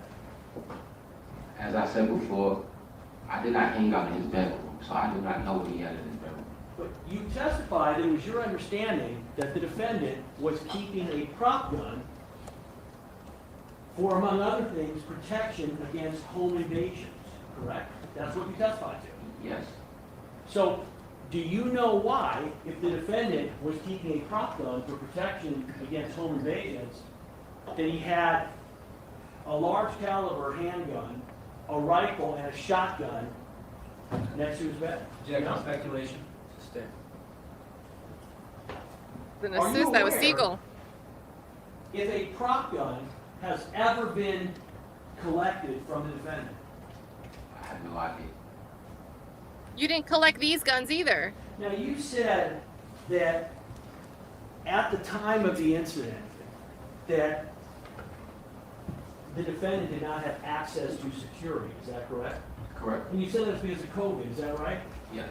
But weren't you at a giant concert the next day in Long Beach that had all kinds of security? They provided security. Well, so are you telling me that the defendant, your testimony, This is a stupid question because you can't bring a real firearm into certain establishments. So there's a reason. You're giving a reason why someone might have something that's not a real firearm. was not in a position to have security if he wanted it on November 6th? Can you rephrase that? Isn't it true, Mr. Phillips, that the defendant didn't have any security on November 6th because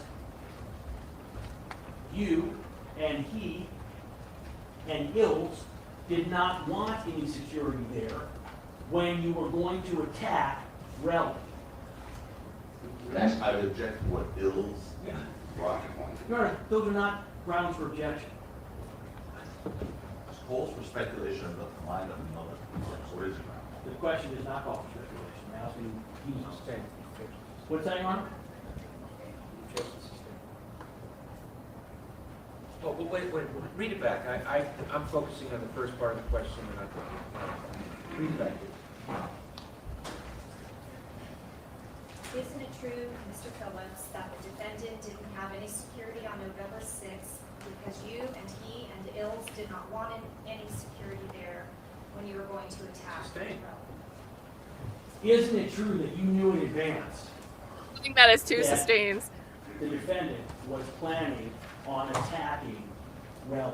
Yes or no? That's not true. Do you know when the defendant ended up first having the prop gun that day? Well, as I stated before, I was staying at the Park Hotel. I did not wake up at his house. I'm not too sure what was going on before that.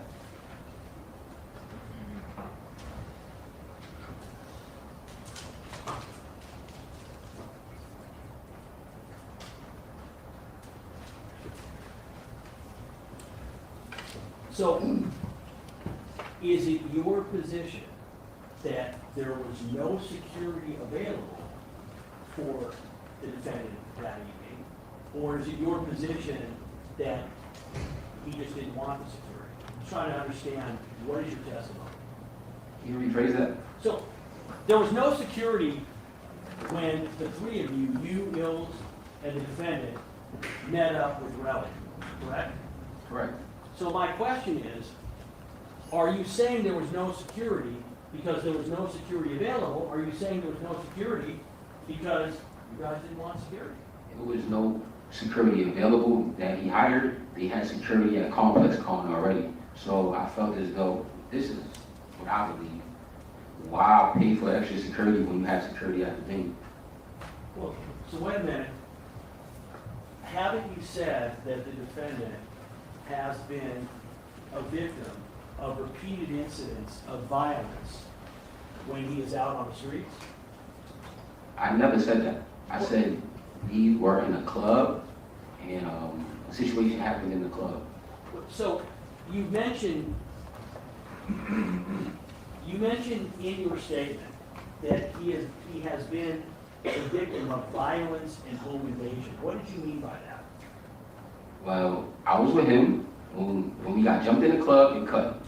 And it's been a situation where I've been in the house and it's been like stalkers outside with signs and stuff like that. When you say Well, cut, looking you got for stabbed. money. Yes. Who got stabbed? I got stabbed and Rocky got stabbed. And when was this? 2018. And this was in your home, his home, is that right? No, this was, we was out at a club. We was at a club. So my question is, you're saying there was security at the event in Long Beach? Yes. Right?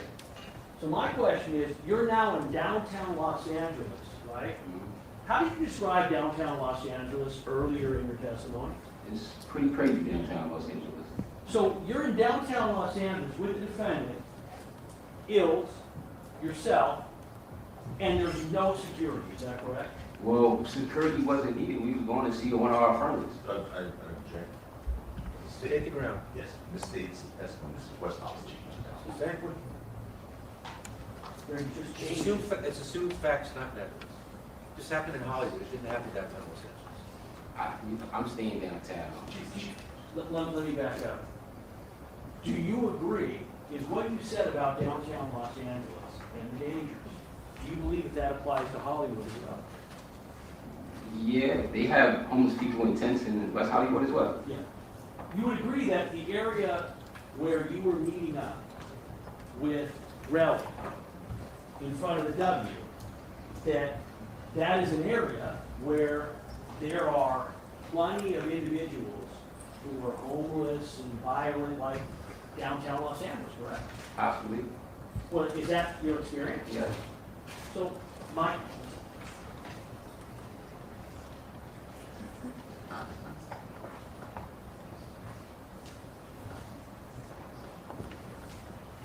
so my question is, did you choose, or the defendant choose, did you guys choose not to have security that night, or are you saying there was just no security available?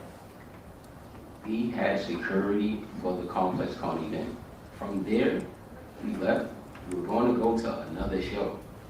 But before that, we were going to communicate with Relli because we had another show the next day, which is ComplexCon. So there was no need to have security. It wasn't going to be any issue. You know, these are friends. We've been friends for the past 20 years. But you've indicated he's going to be out on a public street in Hollywood where he's a well-known individual. Yes.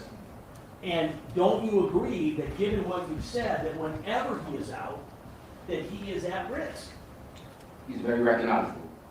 So my question is, isn't it true that the reason that you did not have any security with you that night was because there was a plan that Relli was going to be attacked? That is not true. Time to move on to another topic.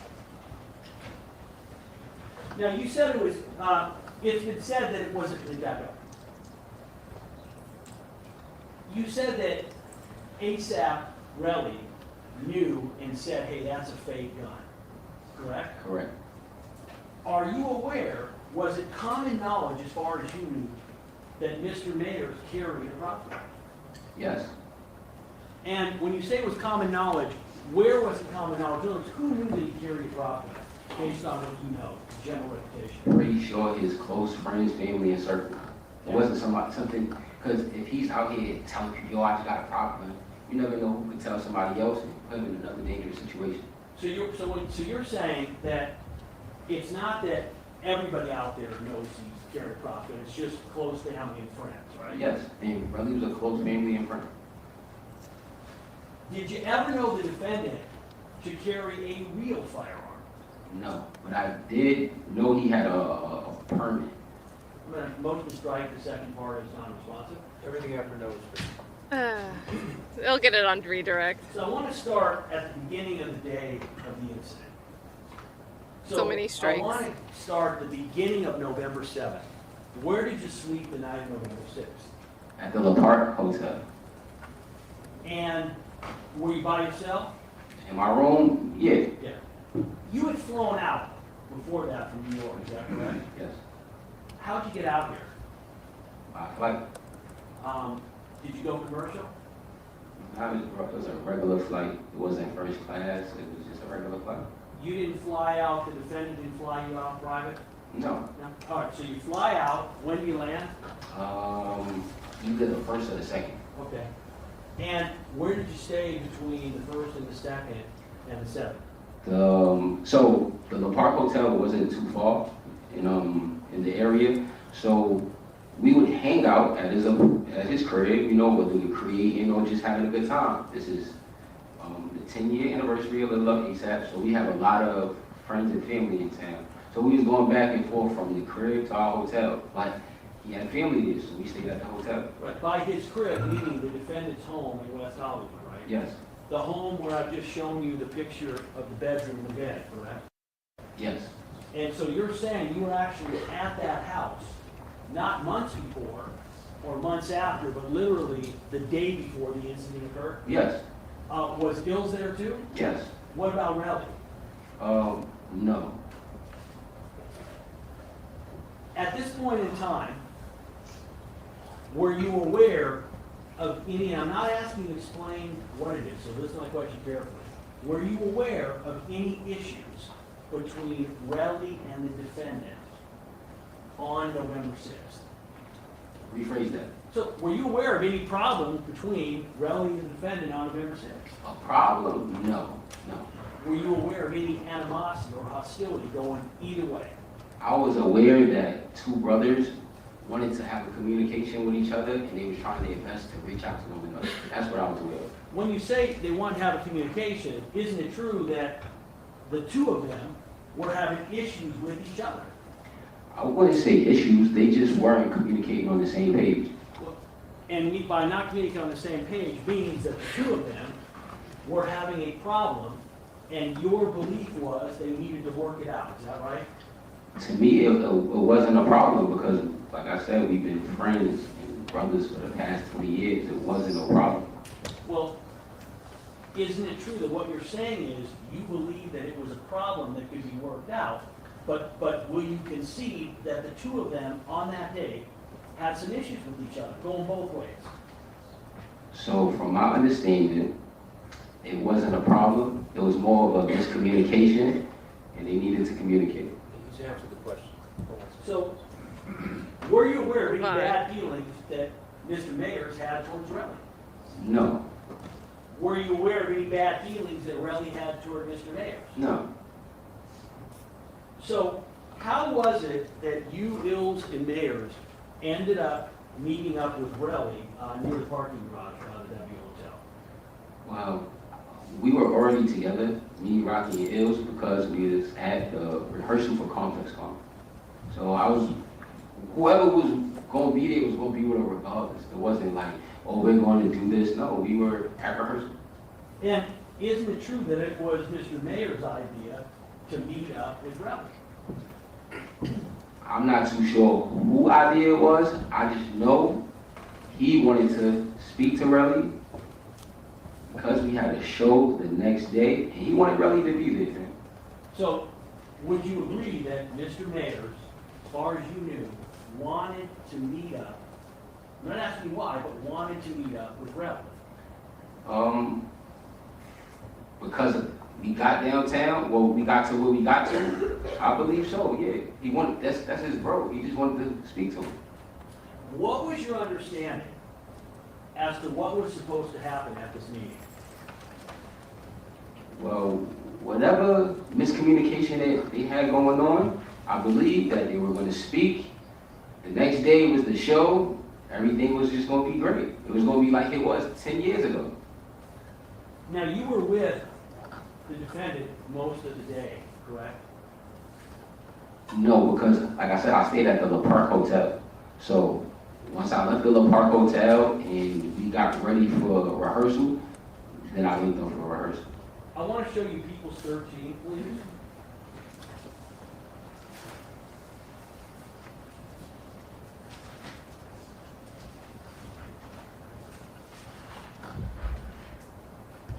This is a text that was sent approximately within an hour of the incident on November 6th.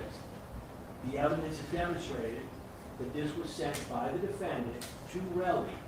The defendant's part of it is what is in gray, and the victim is in blue. Are you aware, well, first of all, you were with the defendant at 9:34 p.m. that day? Yes, I was. And it says, Wyatt, let's get to it, stop ducking my calls. Would you agree? Yes. Would you agree, knowing the defendant, that that sounds like he is upset with the person he's sending it to? You know, because actually, I keep typing up all caps. So it's like, nah, this is regular. Let's get to it. Stop looking at my calls. He's calling. It doesn't seem like he's exclamation marks and anything. Stop ducking my calls. You would agree that means that Relli's not answering his phone. He's editorializing with tone. He's not picking up. Okay. Lewin's yelling the Would you text. agree that even at this time in his life, the defendant was not used to people, in your experience, not answering his calls? I'm not too sure what he's used to. Okay.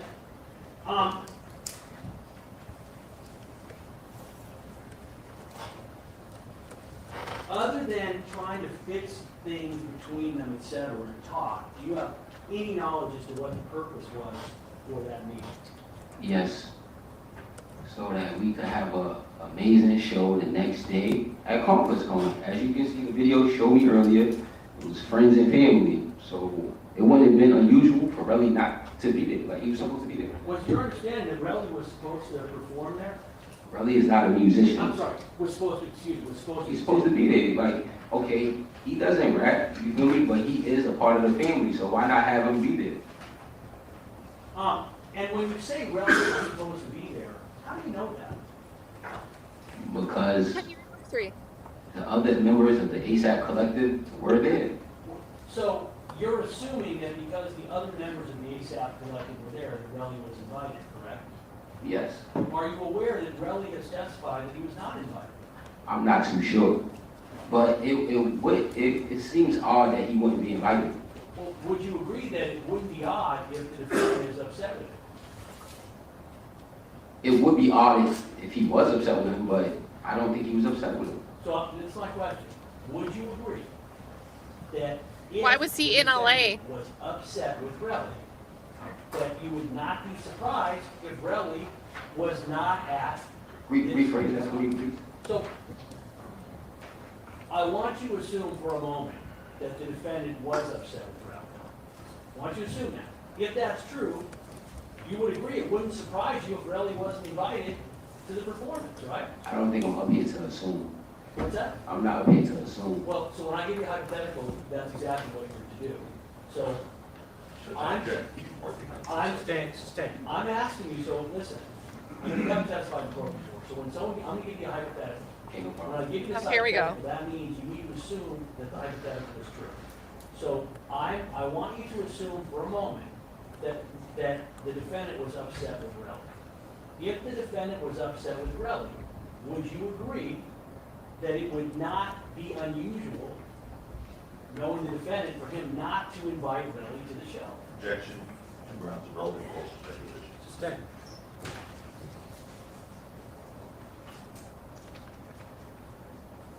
I want to start with the incident by the parking garage. You would agree Pause. that there were three of you there, yourself, ASAP Illz, and Mr. Mayor, and that Relli was by himself, correct? Yes. But I wouldn't say he's by himself, we all part of the same collective.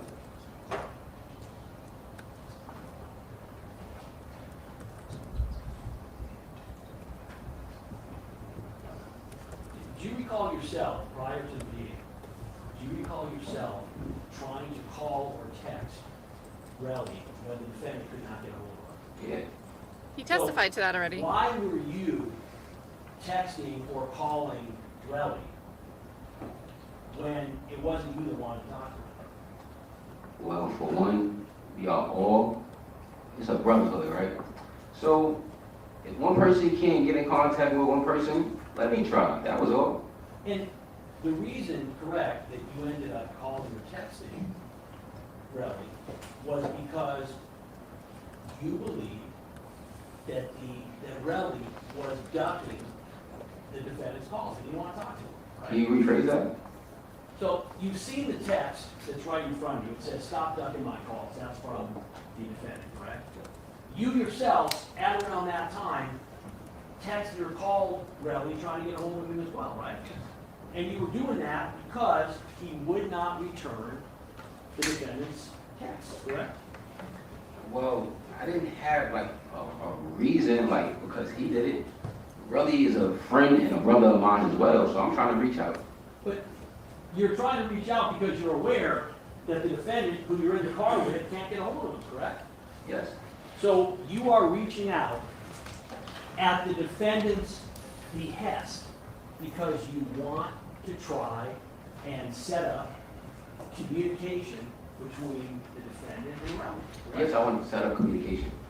And he wouldn't take your call and respond to you either, correct? On my recollection, no. Meaning that's correct, what I said, he did not respond? Yes. So, you said that you guys get there.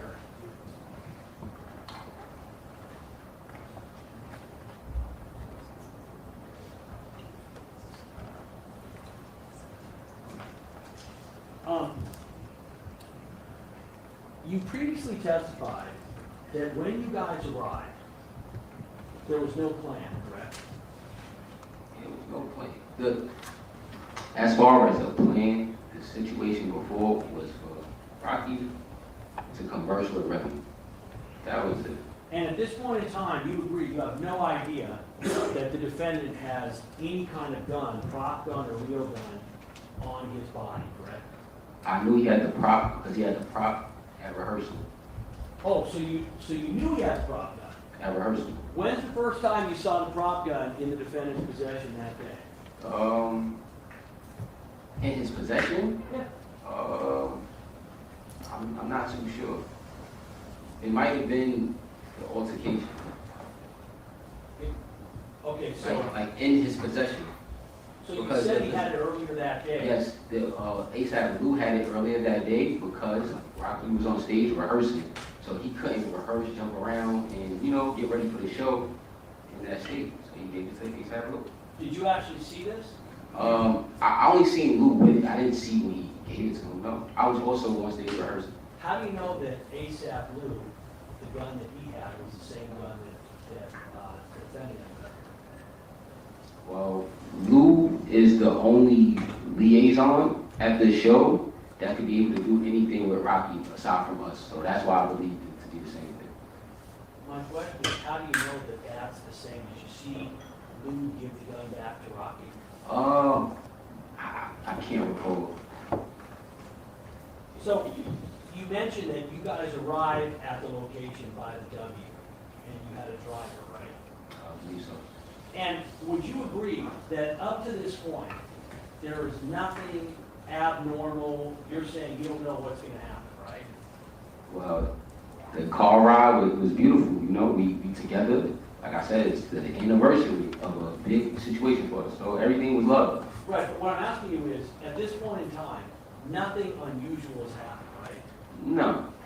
And you have no reason to believe, would you agree, you have no reason to believe at this time that there's going to be anything unusual that's going to happen? No, because I even heard them quickly on the phone. Relli picked up for Rocky. You feel me? And it was a regular conversation. Nobody's going back and forth, yelling. They were able to tell each other where they were going to be so you could meet up. It wasn't no, yo, no, it wasn't nothing like that. So could you hear both sides of the conversation? I couldn't. I think I couldn't really hear Rel, but I heard Rocky jokingly ask like, "Yo, where you at, bro?" I believe he told him where he was at, which was I think the W Hotel or something like that. And you know, Rocky and Relli had a relationship for years. Relli was viewed as Relli the boss. He told him that he was at the W. Rocky joking with him, "Yo, you're not at the bum ass W, bro. Where you at? Like, let me see where you at. Like, show me your room."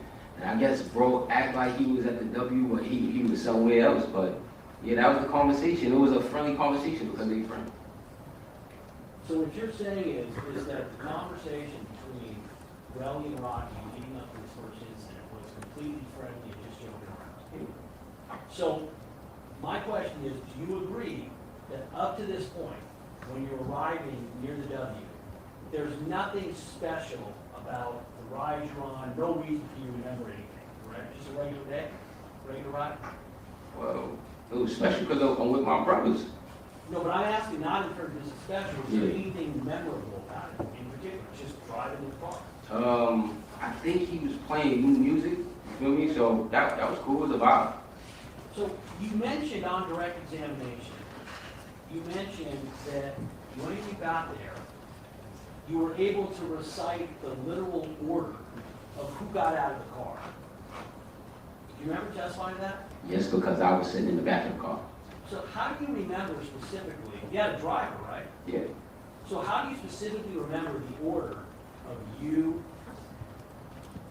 the defendant, and Illz, who got out of the car? What made you remember that? Do you know? Because if I'm in the back and they're the only two that's in front of me, they gotta get out first. What kind of vehicle were you in? It was like a black truck. Was it a two-door truck? Nah, it's like a four-door, like big body black truck. Right. So you're basically like a luxury chauffeured SUV, right? Yeah. So you don't have to get out first. Everybody's got a door. They can exit how they want, right? No, that's not true. Because you can't always sit with the driver. So the driver has his door, and then the two doors in the back is for the two passengers in the back. Then it's a seat that's behind there. And I was sitting right behind my two bros in the back, and they were sitting in the two seats in front of me. I'm just asking you, do you know why it is that you specifically remember the exact order of who exited the car? Because that was the only people that I was with. So you get out, and how long after you get out is it that you see Relli coming up? Can you rephrase that? After you get out of the car? Yes. Or the truck, Mhm. how long after that is it before you see Relli coming up? Well, I seen him. I was already kind of like out the truck already, but I wasn't as far up as, you know, it was a Rocky because I got out last, you feel me? So I'm kind of in the back. I see them in front of me. I see Rel coming down the hill. Okay, when you first saw Relli, how far away was he from the closest of the three of you? When I first seen him, he wasn't that close. No. He was by himself though, right? Yeah. So he's coming up, and would you agree that if you can see him, he can see the three of you, is that right? I'm pretty sure, but I feel like he probably seen Rocky only. He probably didn't see me till last. I don't think he seen me until I came up in between. The question sounded like the toddler game. Based on where you positioned, that you don't think Relli knew you were there until after the incident started. Yeah. But he did know, at least in terms of position, you believe you would have been able to see Illz, correct? Yes.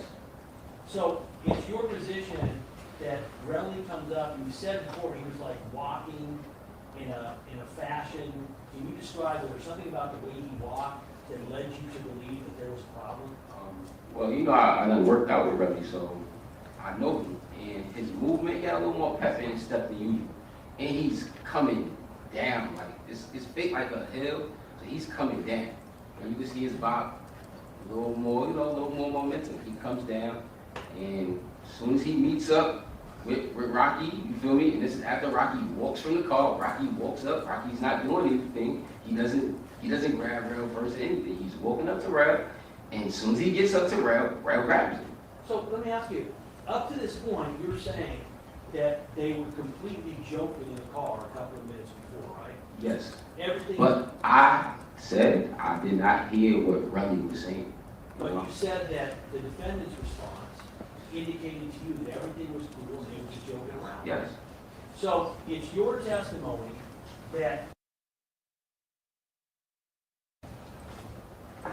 Relli comes up, and what's the next thing that happens when he approaches? As soon as he sees Rocky, grabs him. And when you say grabs him, what hand he grabbed him? I believe his left hand. Okay. And when he grabbed him, did you see him attempt to punch him? When he grabbed him, he automatically started like, because he got him by his like, I think his like hoodie and stuff. So I'm not too sure if he's trying to pull his hoodie over or he's just trying to like, you know, kind of have Rocky in the air dangle. I see that's what he was doing. Well, let me stop. You said he grabbed with one hand, Yeah. now you're gesturing like he's grabbing with two hands. How many hands he grabbing? He ended up grabbing him with two hands, yes. Did he start with one He hand? started with one hand. Which hand did he grab with first? He grabbed him with his left hand, I believe. And do you know whether Relli's right or left-handed? I believe Relli's right-handed.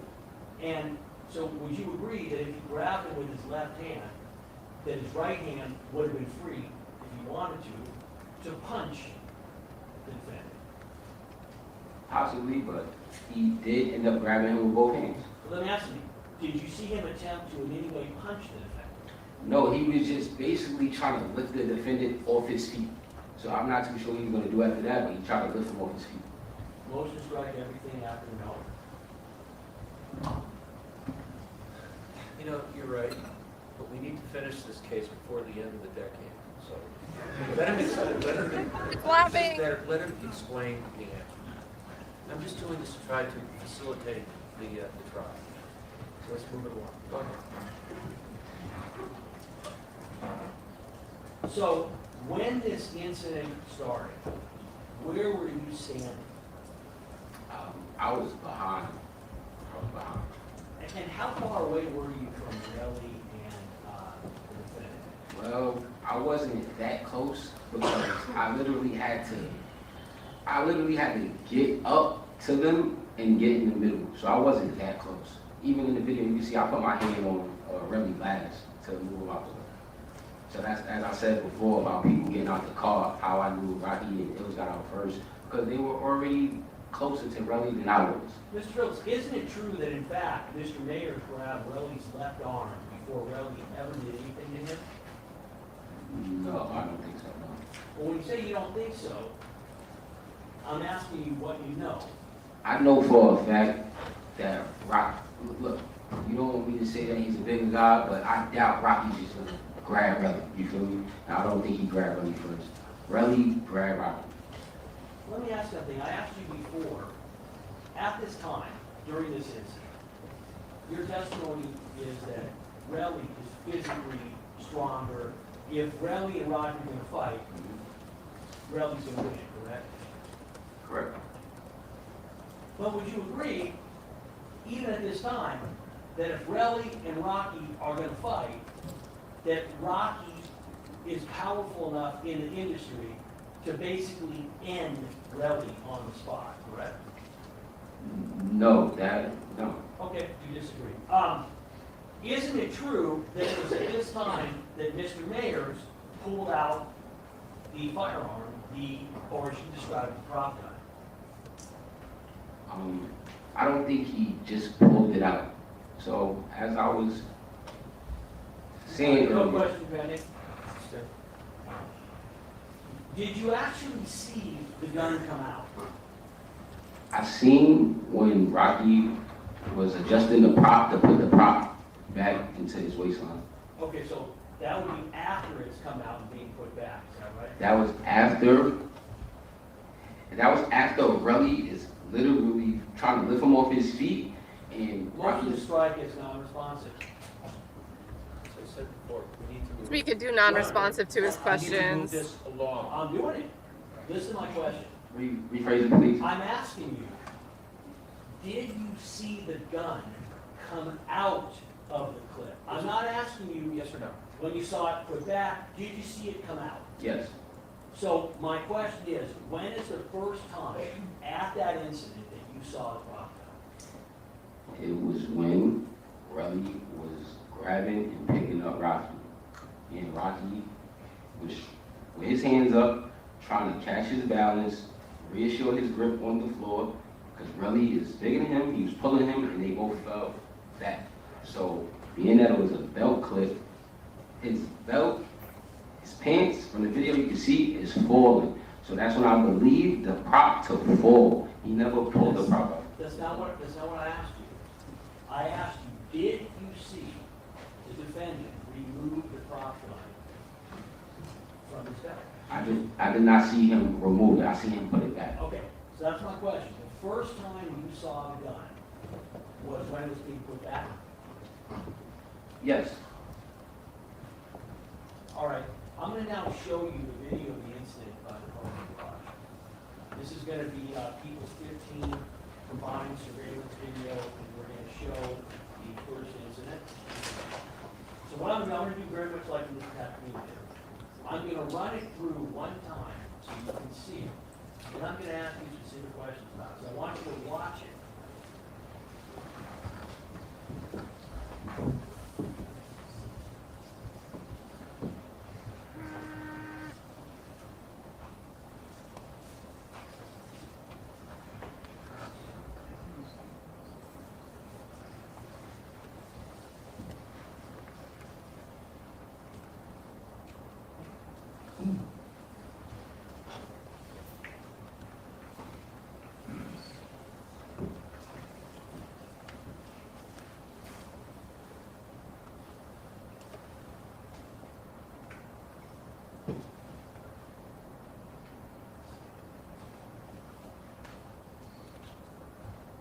You can see Relli go like this before they come into frame fully.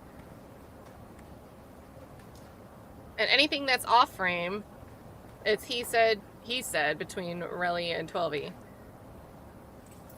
You can see the pants slag in there. Stop it. How many times do you think you've seen that portion of the video? Okay, A couple times. that's a good question. Well, you've only seen it a couple of times. Yeah, I've seen it a couple times. Like, Maybe not more than 10. Just a few times. Is it a couple or is it 10? I said I have not seen the video 10 times. So that's why I said a couple times. I only seen the video a couple times. When's the first time you saw the video? To be honest, the first time I seen the video was on TMZ. Does the video that you just saw, does that accurately depict, as much as you can remember, what happened? Yes, but no.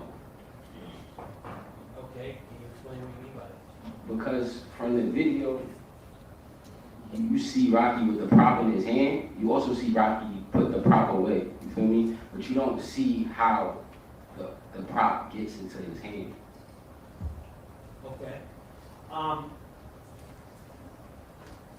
Do you agree, having watched the video, that it shows Relli walking up and immediately being accosted by Mr. Ayers? Can you rephrase that? Let's show the very beginning. Pause it. So I'm going to ask you, in a moment, I'm going to ask you, who was it, Relli or the defendant, who ended up starting this exchange? So I want you to watch. Go ahead. If you're not watching, 12E's already nodding. He's ready. Go back one more time. Stop.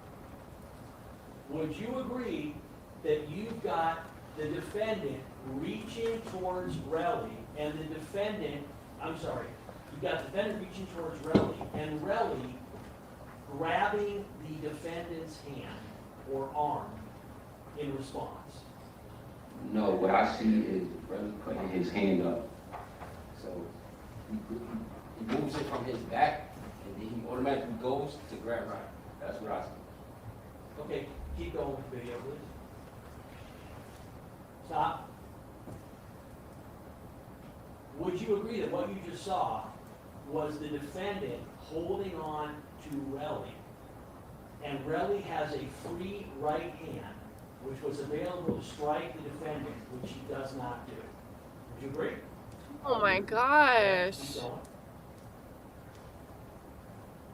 Stop. Would you agree that that shows Relli being pushed by the defendant? I'm not gonna say push because they're both grabbing on each other, trying to assert like balance and stance. Let me ask you something. You indicated how strong the defendant is, how strong Relli is, Yes. how strong the defendant. If the defendant, if Relli, based on your experience with him, had wanted to attack the defendant, had wanted to push him back, and wanted to hit him, you would agree Relli is big enough and strong enough to have done it, right? I agree. Okay, keep going. Stop. That's you, correct? No, that's I'm not. sorry, that's Illz, excuse me. I apologize. That is ASAP Illz, right? Yes. And go back. What did you just see Illz do in the video? I see Illz trying to defuse the situation, get in between them, and like basically get Relli and Rocky off each other. Because right before you hit this clip, you can see Relli with both his hands around Rocky's neck, or his hoodie, or whatever, right there. And you're saying you have this independent memory of exactly what's on the video? That's Stop. From the only 2 or 3 times you watched it? no, I just seen that. Oh, okay. Let's back this up a little bit, please. Like, Watch, so I want you to watch Illz. Stop. Isn't it true, Mr. Phillips, that Illz is trying to get Rocky off of Relli, is trying to get between them, is trying to push him back, and that the defendant continues to go towards Relli? Objection, Your Honor, is a compound motion. Wait a second. These compounds sustain. All right, I was trying to speed it up, Your Honor. I'll do one at a time then. Okay, back it up. It's like the only sticking point, but it doesn't matter because Relli continues to pursue and aggress. Right now, would you agree, Illz is grabbing the defendant who is between he and Relli. Both. Illz is not between the two of them. The defendant is between. Is that correct? Now look at his arm. no, What are we? because this is Rocky on one end, Relli is on the other end. Illz has both his hands basically getting in the middle to break it up. Wait a minute.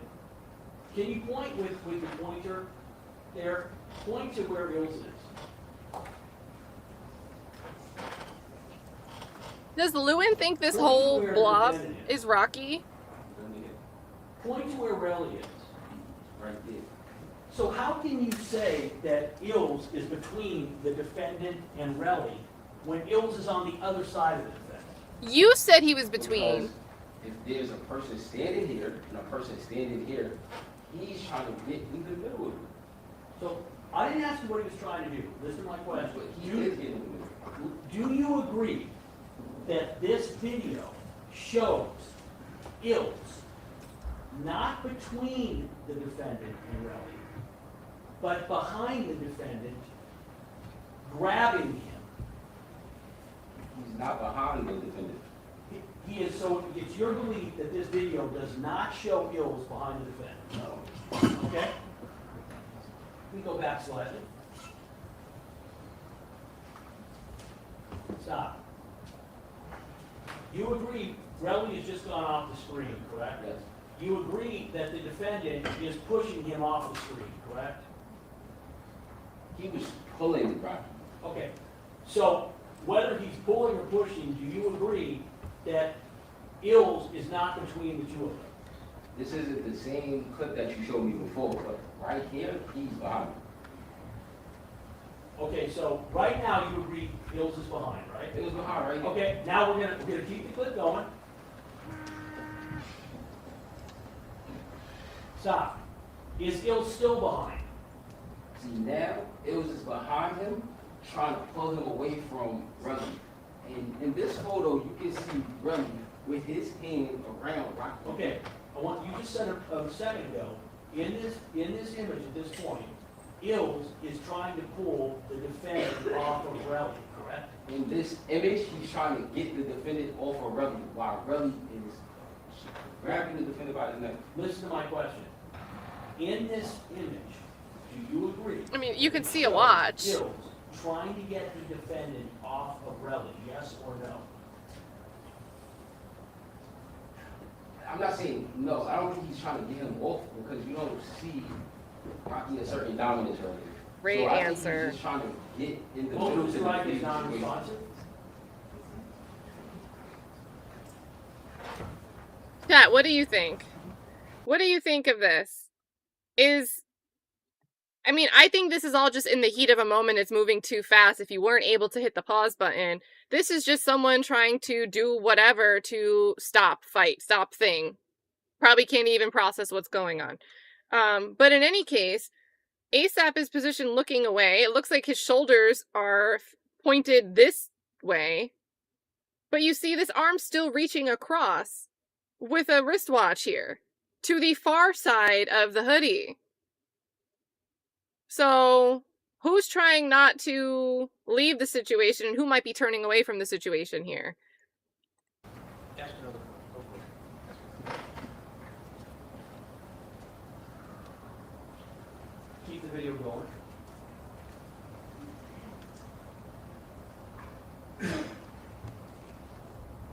Stop. Would you agree that at this point in time, there is no attempt where you have seen Relli trying to punch, kick, slap, do anything to the defendant? So if you play it from the clip before, you can obviously see him choking. So a few seconds later, no, he's not choking, but he was choking. Wait, so your testimony is now, we missed, he was choking, Relli was choking the defendant, is your testimony. Yes, if you want to play the video back, you can see it. Have you ever mentioned before this moment in court that you saw Relli choking the defendant? What I said was... Wait, answer my question, please. Have you ever said before this moment in court, ever, that you saw Relli choking the defendant? No, because I never seen... Motion to strike everything after no?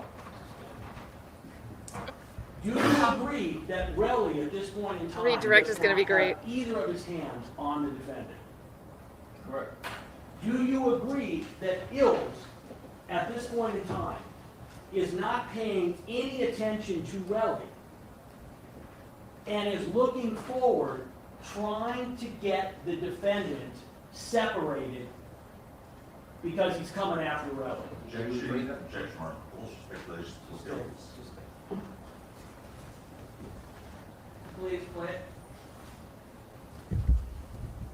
I think Lewin wants to last, like, over the Do weekend you agree with that what you his show cross. shows Illz backing Relli up?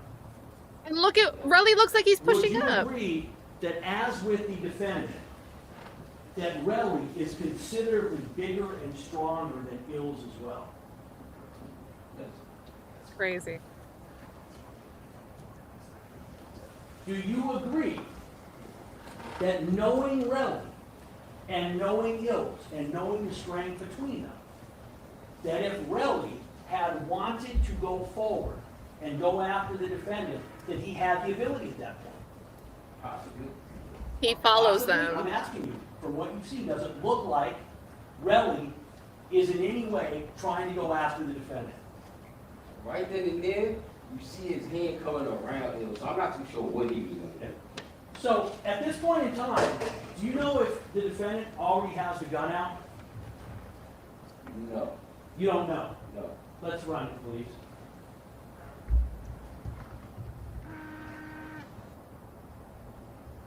Did you see the gun? Play it.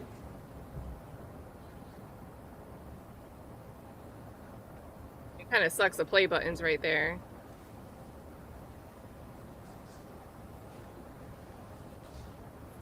You can see right, you see the gun in his hand?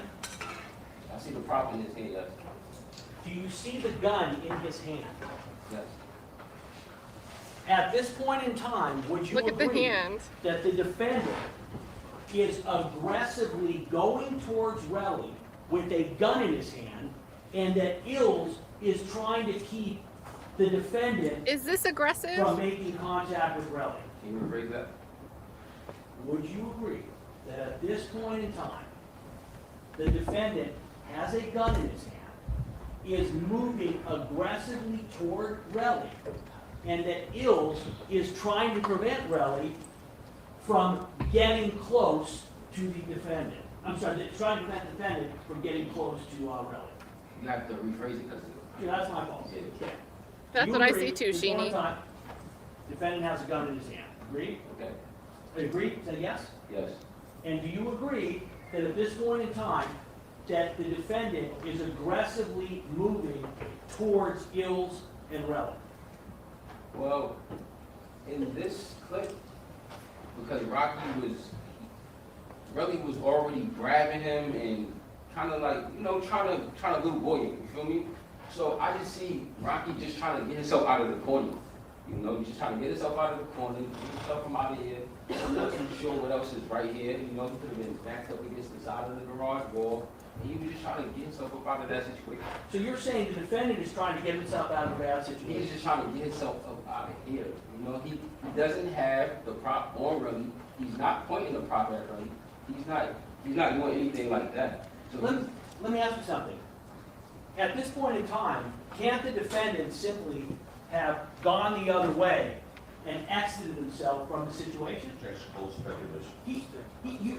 You were at the scene. yes, I was. When the defendant is moving towards Relli with a gun, was there anything preventing the defendant, as is shown in the video, from turning around and going the other way? As you can see in the video, I'm not too sure how long this lasts. He does that exactly as soon as he's able to get up out of this space. So it's your position that the defendant did not have the opportunity to go the other way, is that? No, because Relli pushed him under the garage. The garage it's like it was built under something, so you can't walk through the wall. He had to wait till he got from under the garage so he can be able to get up out of there. You agree that in this image that you've seen, and you were at the actual incident, the defendant has his finger on the trigger, correct? No.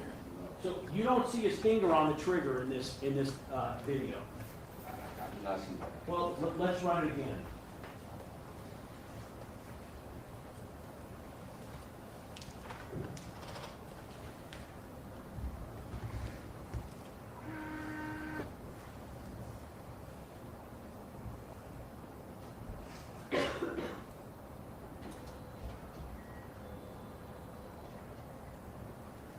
Do you agree that it appears that the defendant's finger is on the trigger? I see his hand is on the prop. I cannot tell you if his finger is on the trigger. No. So, at this point in time, is this when Relli yells, "Put that fake gun away"? So as Rocky starts turning, yes. Oh my God. He says, Is this so? the prop, I cannot tell you if his finger is on the trigger. No. My bad. So, at this point in time, is this when Relli yells, "Put that fake gun away"? So as Rocky starts turning, yes, he says, put that big ass gun away. And your position is, I just want to be clear, that at this point in time, when that gun comes out, Yes, Relli knows it's a fake gun. yes, I believe that, Okay, yes. continue.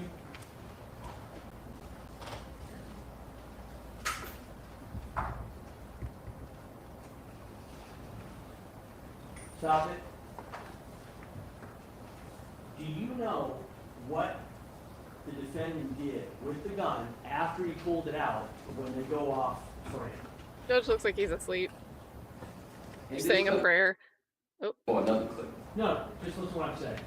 You just saw the defendant take out the gun. Yes, You saw the defendant then go forward, which would be to the left of this video, so we don't see him. He goes off screen. You know what I mean by that, right? yes. Do you know what the defendant did with the gun that he just pulled out when he went off screen? Well, as you can see, he put it back into his waistline, and he was leaving. When did you see him put it back? Well, when I was there, during this altercation, he put it back. It wasn't even out there long. Well, so what I'm asking you is, play the image where he pulls it out. I'm almost, Your Honor, I can break in a few minutes if the court needs. It's almost time to leave. So the gun is out. Oh my My god. question is not what did he do when he put it back? He pulled the gun out and he goes off screen towards Relli. What did he do with the gun when he went off screen? Can you show me that again and rephrase that? Because Yes. I didn't see him going up the string, going towards me. Watch. There he is, off the screen. He had the gun. And his leg is So my question outwardly is, back do you in know frame. what he's doing with the gun at this point when we can't see him off screen? Well, the gun is still down. He's still trying to put it back into his waistline. Wait, so you're saying this video we've just seen shows him putting the gun back? Look, can we rewatch the video? Sure. I mean, his hand looks like it's here.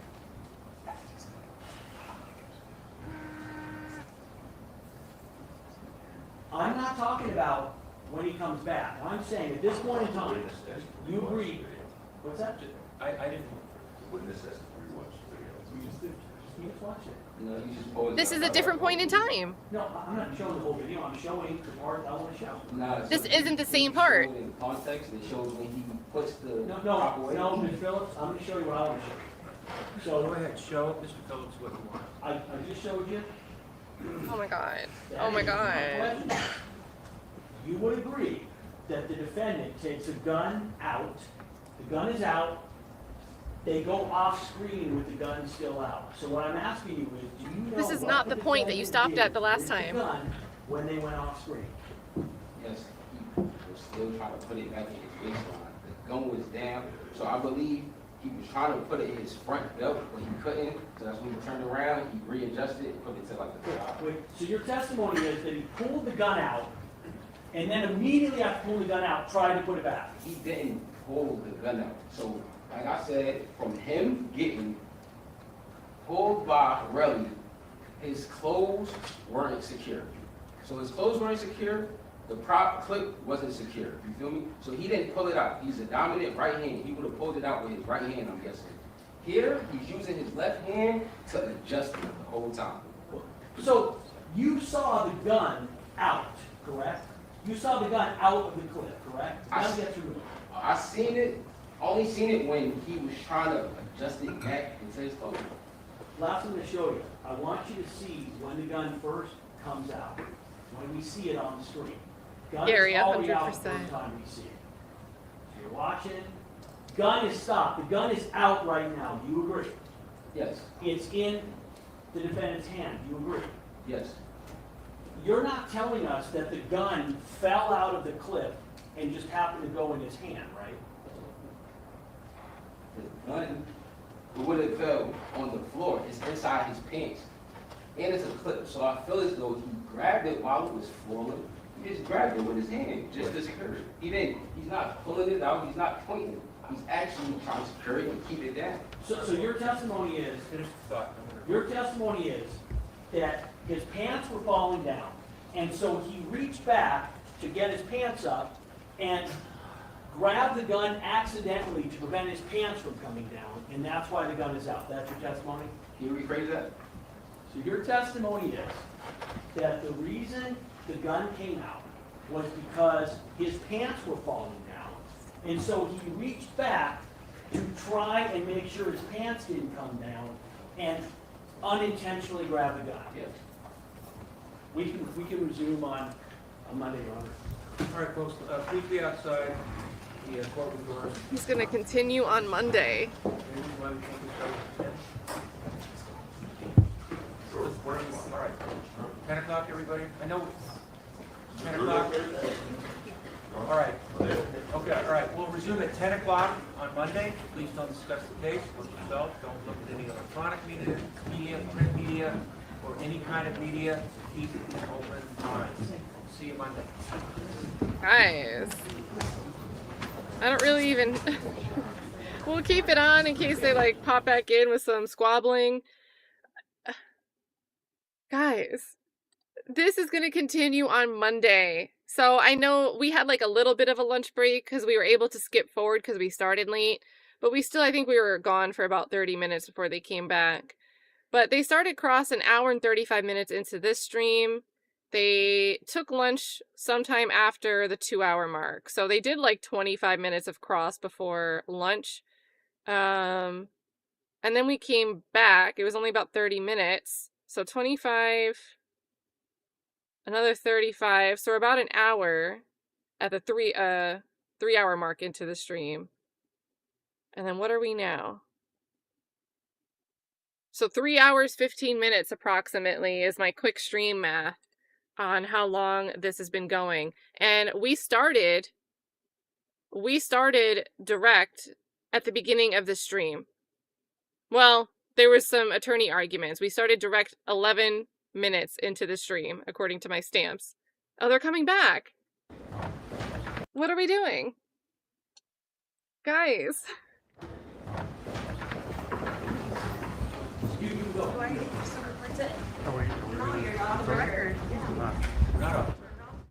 Okay. It's gonna be whatever it is off the record, I guess. Okay, well. Oh, are they coming back? They're faking me out. They keep faking me out.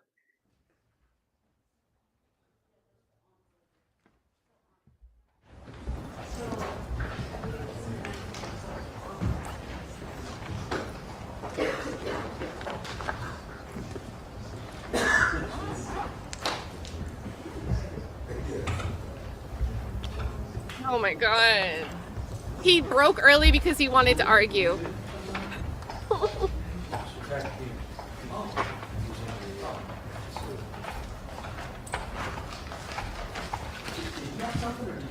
I do. And then I'm going to ask all of you. Okay. I always do when we before break.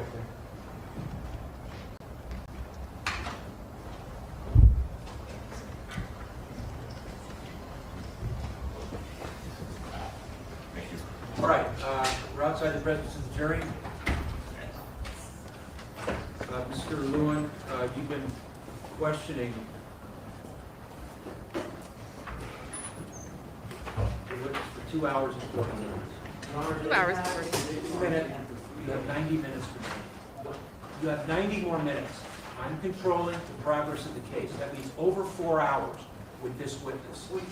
You have 90 minutes remaining. Your Honor, I've got an ethical duty to actually effectively prosecute this case. You're going to have to do it in 90 minutes. Your Honor, the court's going to do what it's going to do, but at least allow me to be heard. Look at Joe Mask, holy-ish. I've got an ethical duty to actually effectively prosecute this case. You're going to have to do it in 90 minutes. Your Honor, the court's going to do what it's going to do, but at least allow me to be heard. Go ahead. Say what you want to say. They had the witness, the victim, on the stand for 3 days. They asked him question after question about his income, about more irrelevancies than I can add up. I'm going through video where the witness is impeaching himself left and right on the central issues in this case. And the court is saying, you got to hurry up. Your Honor, we have to be able to do our job. I'm not wasting time. I am asking questions that are getting important information. And when the court didn't limit them at all. This witness is as important as the victim indication. The reason Relli took so long is because he was so uncooperative and he would not answer a question. This witness is answering questions. Over 4 hours is enough. You have 90 minutes remaining. Just use your time wisely. That's it, 90 minutes. That's an hour and a half more. I'm sure you can get it done in that. Oh, anything? No, sir. No, Your Honor. Mr. Self, anything? No. Mr. Lewin, anything more? No. All right, see you at 10 o'clock on Monday. Holy moly. Yeah, you won't use that what, ear clock, right? I can't, what? You won't use that what, ear clock? Yeah, can we get to time? Holy moly, you guys. Like, that what the heck? Like, you just got the timer, and the judge is telling you you'll still get 90 more minutes. Another hour and a half. The judge is just volunteering. You're going to still have an hour and a half. You are still going to have as much time left as the defense took, period, for direct examination. And yet he still decided it's a great idea to argue here. And I'm glad that Joe just said, like, no, I don't have anything to say back. Like, just let that one fly and be John on his own. Let it be a one-way squabble. A one-way squabble. I mean, you heard the judge has told you to move on multiple times. The judge has made 2 comments about this case needing to end, specifically end this decade. Like, I don't get why you would poke the fire. That just seems so dumb. Like, oh my god, you guys. Lewin crashing out. Let me timestamp where this ends. Oh my god.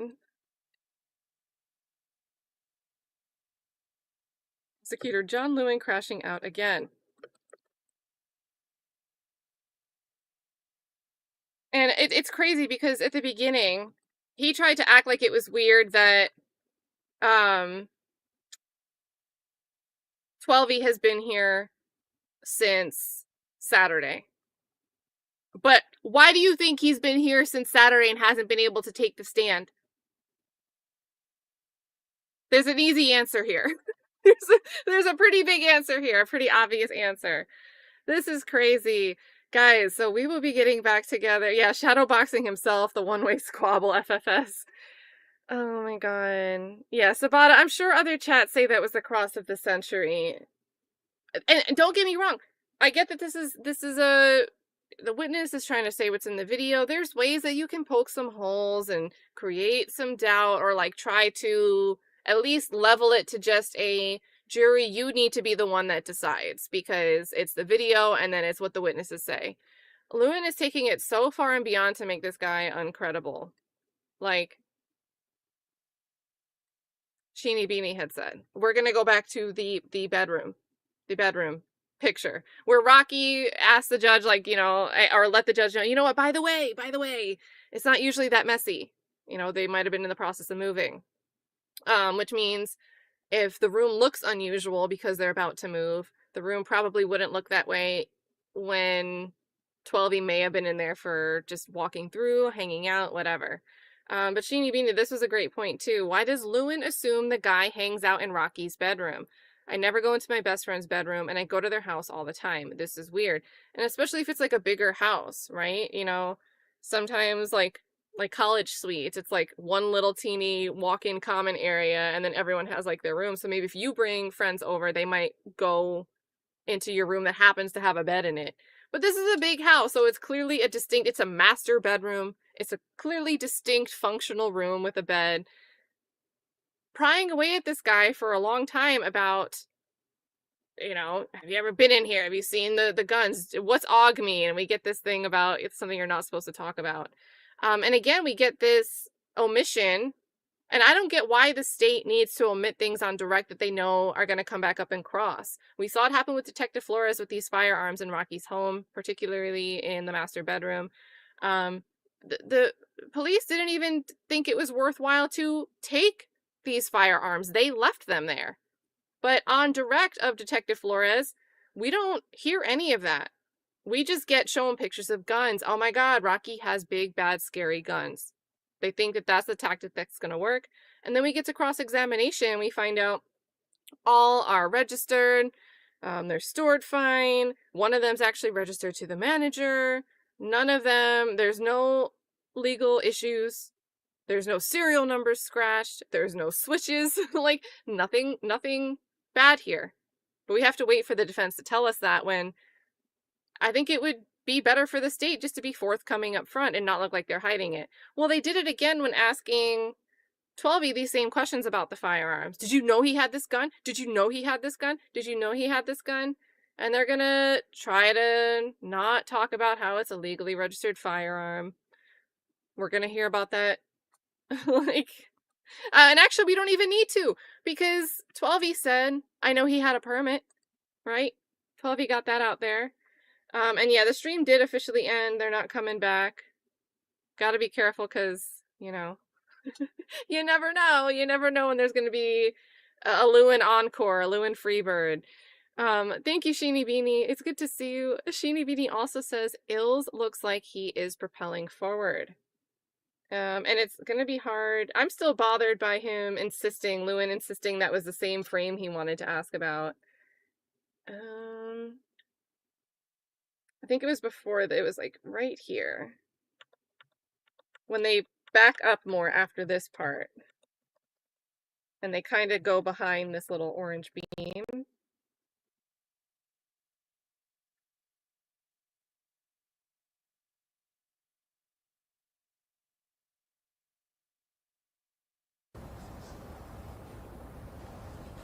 Oh, let me make it bigger.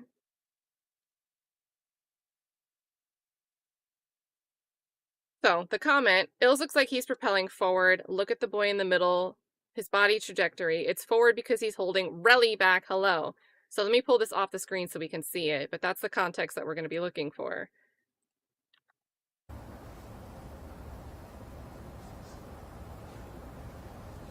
And it looks like he's doing double duty. Right? Look at the You hand. see the gun in his hand? I see the prop in his hand, yes. Do you see the gun in his hand? Yes. At this point in time, So, I mean, that's where I'm at with that, Sheeny Beanie. I agree. Thank you for the super, by the way. But it's one of those things like, okay, yes, the gun is in his hand, and the witness is saying, yes, I see the gun in his hand. So he's being truthful. He's not trying to over-explain away answers that are just yes or no like this, despite being a chatty patty on other questions. But we've got a lean and we've got a hand here. And we also have, Illz at first had his hands back here. And yes, he is also motioning as if he's got to stop Rocky, but he still has his other hand here, like he's just equally trying to just cool it down. Cool it down. So, okay, and it's in his left hand now. Rocky is a righty. Are they really back on? You guys are kidding, right?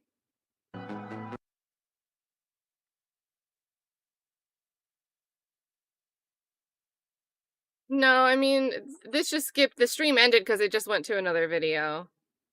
but you guys can get me with that for real as a joke indefinitely, because Lewin, I'll believe it. I'll believe it. Let's see. I don't know if you guys want to like run that back or anything. But there are points in these videos that, you know, it could be bad for Rocky that he has this object in his hand, whether it's behind his back or pointing forward. You know, the jury's gonna be the one to assess whether they think that makes him the aggressor in that moment. But at the same time, this particular witness is not being deceptive or unwilling to concede that he has the gun in his hand behind his back at that point. So to keep fighting that battle just makes it seem like you're fighting against reality. It doesn't make sense. So, I don't know, too much of it. I also think there are some moments where Lewin could have had effective questioning if he just asked once or twice instead of asking a dozen times, Baker dozen times. So, yeah, a little bit of Miss Love vibes. Which is crazy. Yeah, Positive Q, we just mentioned Miss Love in the chat. Positive Q says he's a professional Woody. I do think there's a bit, and I don't think most people are like exactly the same at all, but just some of the ways he was able to just answer quickly, right? almost, it seemed like some of his answers were just instinct when he was asked specifically to explain hypotheticals. Woody did the same thing, explaining some hypothetical situations. You know, in this type of scenario, would it be reasonable for someone to do X, Y, Z? And they'd spit out an answer that would not be what the prosecutor wanted in either situation. And a lot of that, I think, goes to a difference in experience, or maybe just straight tunnel vision, that you're only seeing the evidence through the lens that would fit your case, and you can't predict that a witness might have a different perception, genuinely have a different perception of something.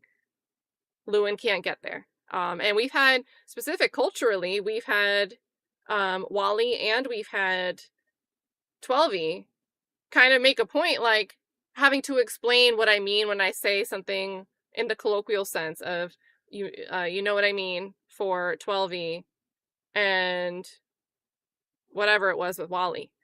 But like, Lewin was just like insisting it must mean what he wants it to mean. So not a good look, not a good look. Gary Gladden, this is a great point to follow up with, says, I pray God gives me the patience of 12E. Like, some of the stuff is just too much. And then he wants more than another 90 minutes. So I was off by an hour on my math, but still 2 hours, 40 minutes, and then another 90 minutes. And I don't know. I hope the judge stops at 90 minutes, but I don't know. The judge did keep saying move on, but then we got several questions right after the judge said move on from this topic. We continued on that same topic. So, you know, a little bit wishy-washy on when we have a firm hand here. And then let's see. Yes, Gary.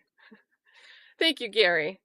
This is, I think we all need this patience. We need to exercise some patience like 12E when dealing with our own ridiculous interpersonal things.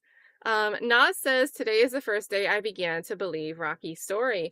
And that's the thing, like, I get that it seems like such a cop-out excuse. Oh, it was fake, it was AI, it was a starter gun. In a way, somebody could completely throw a starter pistol, a prop gun theory out there, the same way someone could just claim, that wasn't me that texted that, that's fake, knowing dang well that it's a real text message or whatever. I get that someone could use this as a dummy excuse. But here I think there's more likelihood, you know, celebrity music videos, there's a reason to be around that thing, have access, know that it exists, consider maybe just having one because then maybe a regular person like me, like I don't shoot music videos. So I'm never even going to think of it until I'm watching this trial and maybe the Rush trial. The idea of one in general was just never in my mind. Like, cool. So, and not for nothing, Russ was real firearms. But yeah, Nas, I don't think you were alone. And I still think there's a few people that are like, you know what, I think there's a lot of people, not a few. I think there's a lot of people that don't believe this starter gun defense, but they also don't see this as, you know, assault with this I mean, it would have to be a semiotic firearm, but essentially they don't think it's assault, and or they don't think it was lacking justification. Right? So there's a bunch of that. Those are the pathways, right? There are different people in this chat that see different pathways to the acquittal based on how they're looking at the evidence. So, also, I see FFS here. Join us tonight at 9 p.m. here. Flush of the Gods. Follow, subscribe, and join. Are you? Is Flush of the Gods doing? There's a few things going on tonight, you guys. I know Club Classy. It's Friday night, so that's one. Is Flush of the Gods doing ASAP Rocky? I'm trying to look.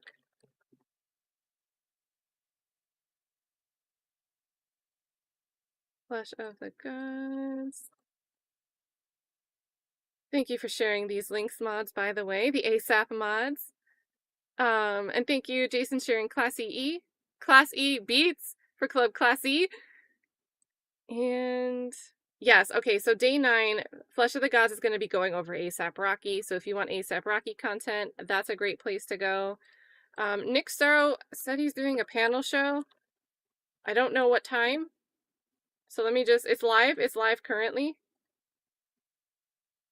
And I'm going to try to pop in, but I've got to get something to eat, so I'm probably not going to be there right away. But he is actually live already. And I see he's got potentially criminal and Andrew Bronca, law of self-defense. So could be very interesting perspectives. Both are attorneys. Could be very interesting perspectives there. So that's live currently. And let's see. Shout out anything else that is live right now that you see. Feel free, chat. Chat, if you're not a mod, you can't post a link. You just got to like say the channel name and what it is they're talking about. Speculation, theories, and receipts. Nice name. Thank you, Kat. I love watching with you. So glad I found you for this trial. Guys, look, chat. Someone's new and you didn't run them away. I'm so grateful for you guys. Thanks for joining us. Speculation, theories, and receipts. Thank you for the super. And then we're going to close out with our sponsor, you guys. We are going to close out with our sponsor. And I think, hold on, does Club Classy start at 8 or 9 today? Because it used to start at 8, but this week he's been starting at 9. Let me get a timestamp on that. Okay, he's going to be starting soon, so he'll be starting at 8. He'll be starting at 8 in 30 minutes. But we're going to end with our stream sponsor. Guys, make sure you support Chloe Albert's Revenge, our own channel within a channel for shopping. Exclusive Lewin's Fisty Fist boxing gloves. Perfect for people who cannot make a real fist. Oh my god, I forgot about that. Put these on and no one can telly. So assorted natural materials, keep away from open fire. $29.99, get yours today. Now, I know this is how the emojis are, but it's funny that they look both like one hand. Like left and left gloves only. Like, are we lefty or righty here? We still don't really have an answer. Do you believe that Relli is a lefty or righty, chat? That's going to be how we close. And let me set up a spill over. Pretty sure I can redirect over to Nick. You guys can check out. Well, Nick's an attorney too. Let me be clear. Nick is an attorney, but Nick is an attorney, but he practices labor law. So when I said the other two were attorneys, I didn't mean to exclude him from as if he wasn't an attorney, but they're criminal defense attorneys, the other two guests. So check that out. It'll be interesting insight. Club Classy starts at 8 in half an hour. Flesh of the Gods is at 9 p.m. doing an ASAP recap. Oh, I like that, ASAP recap. And I don't see you guys shouting anything else. Everyone else says go to dinner. Dinner. So we're promoting food now. You guys all take care. See you in like a million different streams for the rest of the night and this weekend. And see you Monday at 1 p.m. Eastern. Bye, guys.